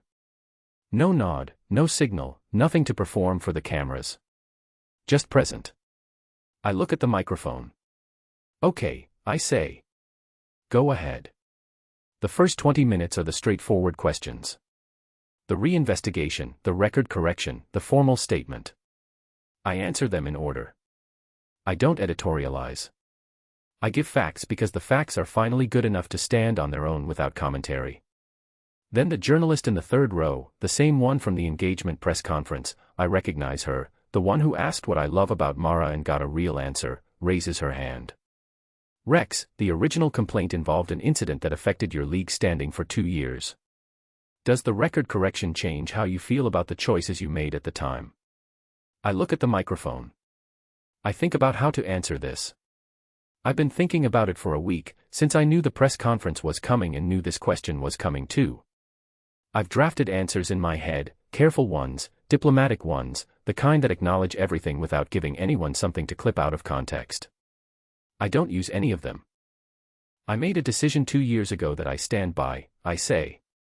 The decision itself, what I chose to protect and why, I'd make the same call. I pause. What I got wrong was thinking that silence was the same as protection. That taking the hit privately meant nobody else got hurt by it. I look at the table for a second. I was wrong about that.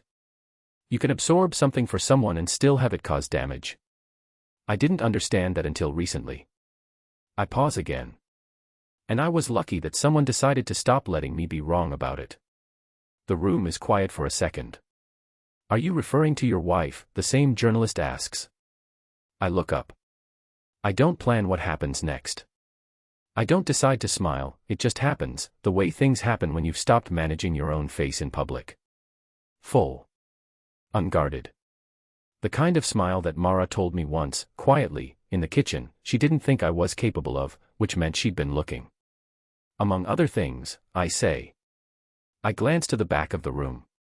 Mara is looking at me with the specific expression she wears when I do something she didn't predict, the slight widening, the very fast recalibration, and then the small shake of her head. Barely visible. Not embarrassed, the opposite. It's the expression of a person who chose to be in this room and is now reminding me that she didn't choose to be the center of it. I turn back to the microphone. Hartwell is home, I say. That's the whole answer. That's the answer to all of it. The room shifts. Not loudly, it's not a loud kind of shift. Just the movement of 20-odd people adjusting their notebooks, recalibrating what they thought the story was going to be, arriving somewhere they didn't expect when they walked in. The journalist in the third row is writing something. She looks up. She gives me a small nod. I pick up the water glass. I drink. Next question, I say. It runs another 40 minutes. They ask about the playoffs, which start in 9 days, the seeding, the matchup, the Renegades' defensive structure and whether I think we have the depth for a long run.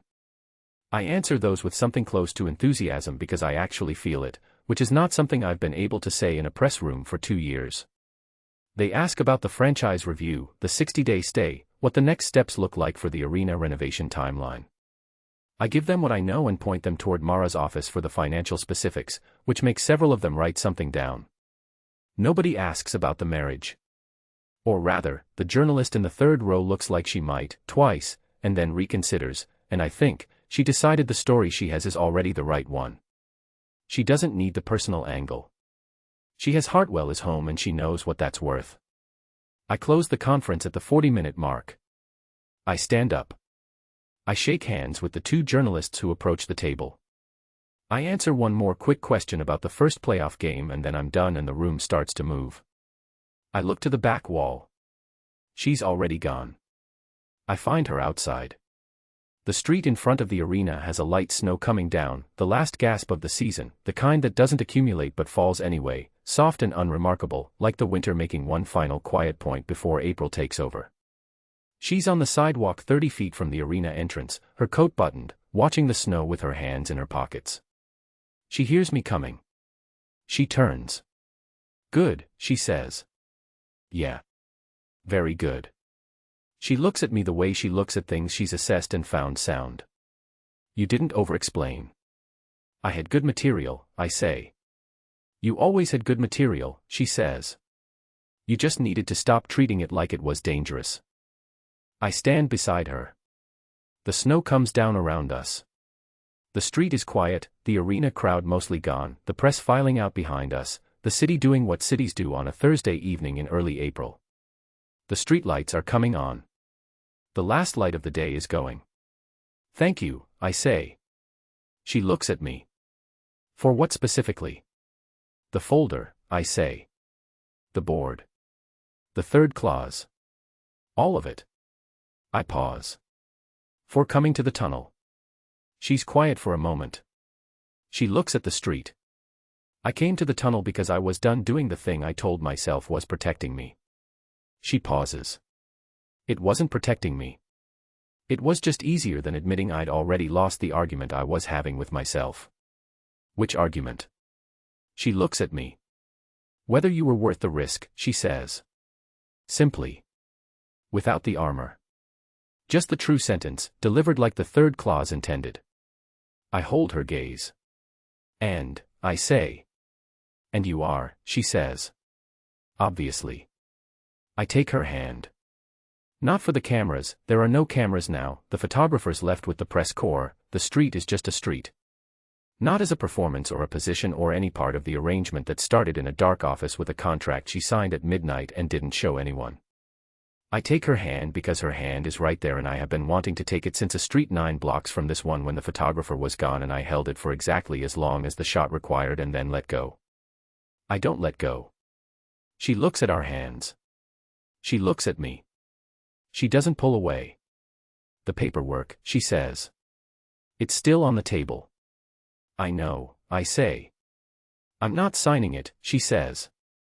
"Neither am I say. She's quiet. The snow keeps coming down. I feel her hand settle in mine, not reluctant, not careful. Easy. The way things settle when they've found the right position and don't need to be adjusted. "That was the second condition," I say. "By the way." She looks at me. "What was?" "This," I say. "Whatever this is. The one I didn't write down." She processes that. I watch her process it, the quick internal run, the recalibration, and then the thing underneath all of it, the thing she stopped hiding in a tunnel after a playoff game and hasn't put back since. It moves across her face in the cold evening air and she lets it, which is the bravest thing I've seen her do, and she has done a lot of brave things. "You should have written it down," she says. "It didn't need a clause," I say. "It needed to be real." She looks at the street for a moment. The snow. The lights. The arena behind us with its slightly crooked sign above the east entrance that nobody has fixed since 2019. She squeezes my hand once. "It's real," she says. We walk home. Epilogue. Opening night, 1 year later. Mara's POV. The North concession stand has a new sign. I know because I approved the design in August, but standing here now, opening night of a new season, the arena full and loud and lit the way it only gets on the first night, I look at it from the owner's box and I feel something that doesn't fit into any of the categories I used to use for things I felt.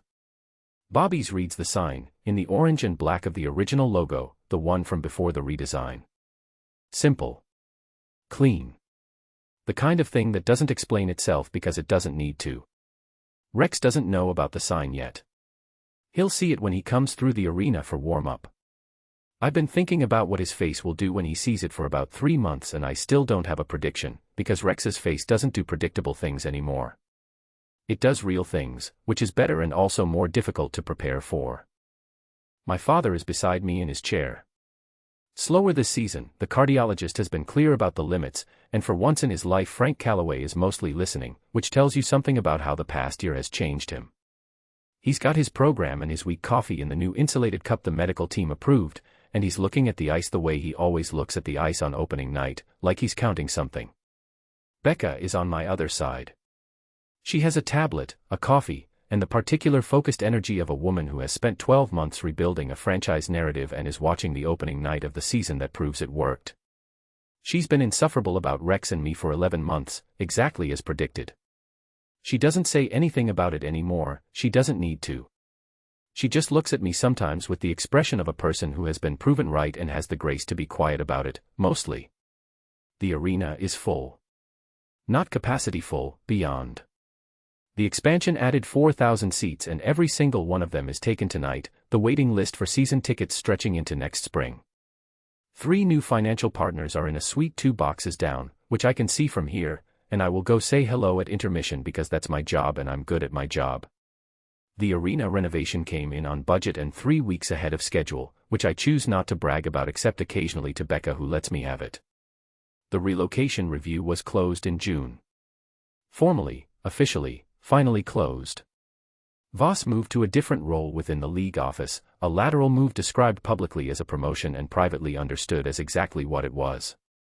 The Franchise Stability Committee issued a report in July citing the Renegades as a model of successful revitalization. I read that sentence 4 times. Then I printed it and put it in the locked file on my laptop under things that were worth it. The lights drop. The crowd rises with it, 10,000 people going to their feet at once, the sound of it filling the new seats, filling the renovated corners, filling the space above the ice where my father once told me the best sounds in the building live. He said that when I was 8 years old, standing at the glass after a home game while the ice crews came out. I believed him then. I believe him more now. The tunnel opens. The Renegades come out in order, the rookies first, the veterans in the middle, the crowd building as each line comes through the doors. I know the order by heart. I've known the order by heart since I was 6. Rex is last. He always comes out last. Not because of ego, it's superstition, the private kind he's never explained to a journalist, the kind that has something to do with his father and first games and the particular ritual of a man who knows how to make an entrance into the one place he's always belonged. He comes through the tunnel and the arena goes up, not louder than for the others, just differently, the specific recognition a city gives to someone who is theirs. He skates the perimeter. Once, the far boards, the corners, the slow circuit that is his version of arriving. His version of, I know where I am. I know what this is. Twice. The crowd settles into warm-up noise, the ambient sound of 10,000 people waiting for the season to begin. On the third pass, he looks up. He finds me immediately. He always finds me immediately, in any arena, from any angle of the ice, and I stopped being surprised by that sometime around February of last year and started being something else instead, something I keep in the unlocked part now. He nods. I nod back. My father, without looking up from his program, says, I'm going to say it. Don't, I say. I told you so, he says. I laugh. Not the polite version. Not the controlled version. The real one, full and unguarded and a little embarrassing, the kind that comes out in arenas at 7 p.m. on opening nights when the man you love just found you in a crowd of 10,000 people with the same easy certainty he finds you in every room, which is the kind of thing you can either fight or stop fighting, and I stopped fighting it a long time ago. Below us, on the ice, Rex scores the opening goal in the first 47 seconds. He raises his fist. He skates back to center ice. He doesn't look up again, he doesn't need to, he already knows where I am and the goal lands between us like something spoken, clear and clean and exactly right. Becca grabs my arm. My father makes the sound he makes when a goal happens at exactly the right moment. The arena is loud and full and all the new seats are filled with people who showed up because this team stayed, because this city held, because something that was supposed to be a business arrangement turned out to be something else entirely and the something else saved everything. The contract is framed in the hallway of the townhouse. Not the divorce papers, those went in the shredder on a Tuesday in March, unremarkable, just paper going through a machine, and I watched them go and felt nothing except the specific lightness of a decision that was never really a decision because it was always going to go this way. It's the original agreement. The one from October. 12 pages, our signatures at the bottom, the third clause with my line through it and his words underneath. Rex put it on the wall without telling me. I came home one evening to find it framed and hung in the hallway, and I stood in front of it for a while. Why? I asked him, when he came downstairs. Because I want to remember what it felt like, he said, to agree to something without knowing it would change everything. I looked at it. At our names. At the crossed-out clause and the written back-in clause and 12 pages of the most impossible, terrifying, completely necessary thing I have ever signed. That's almost poetic, I said. I have my moments, he said. I turned to look at him. Standing in the hallway of the townhouse that is ours now, actually ours, not managed by the team, not neutral territory, not anybody's performance, in the light from the kitchen, looking at me the way he looks at me when nobody is watching and he's not performing anything and hasn't been for a long time. You do, I said. I mean it in every way those words can mean anything at all. The game is starting. My father is scoring the evening on his program. Becca is already sending something on her tablet. The arena hums around us with the weight of a season about to begin, the specific aliveness of a city that kept its team and knows it. Below us, on the ice, Rex lines up for the next face-off. He doesn't look up again. He doesn't need to. I'm here. He knows I'm here.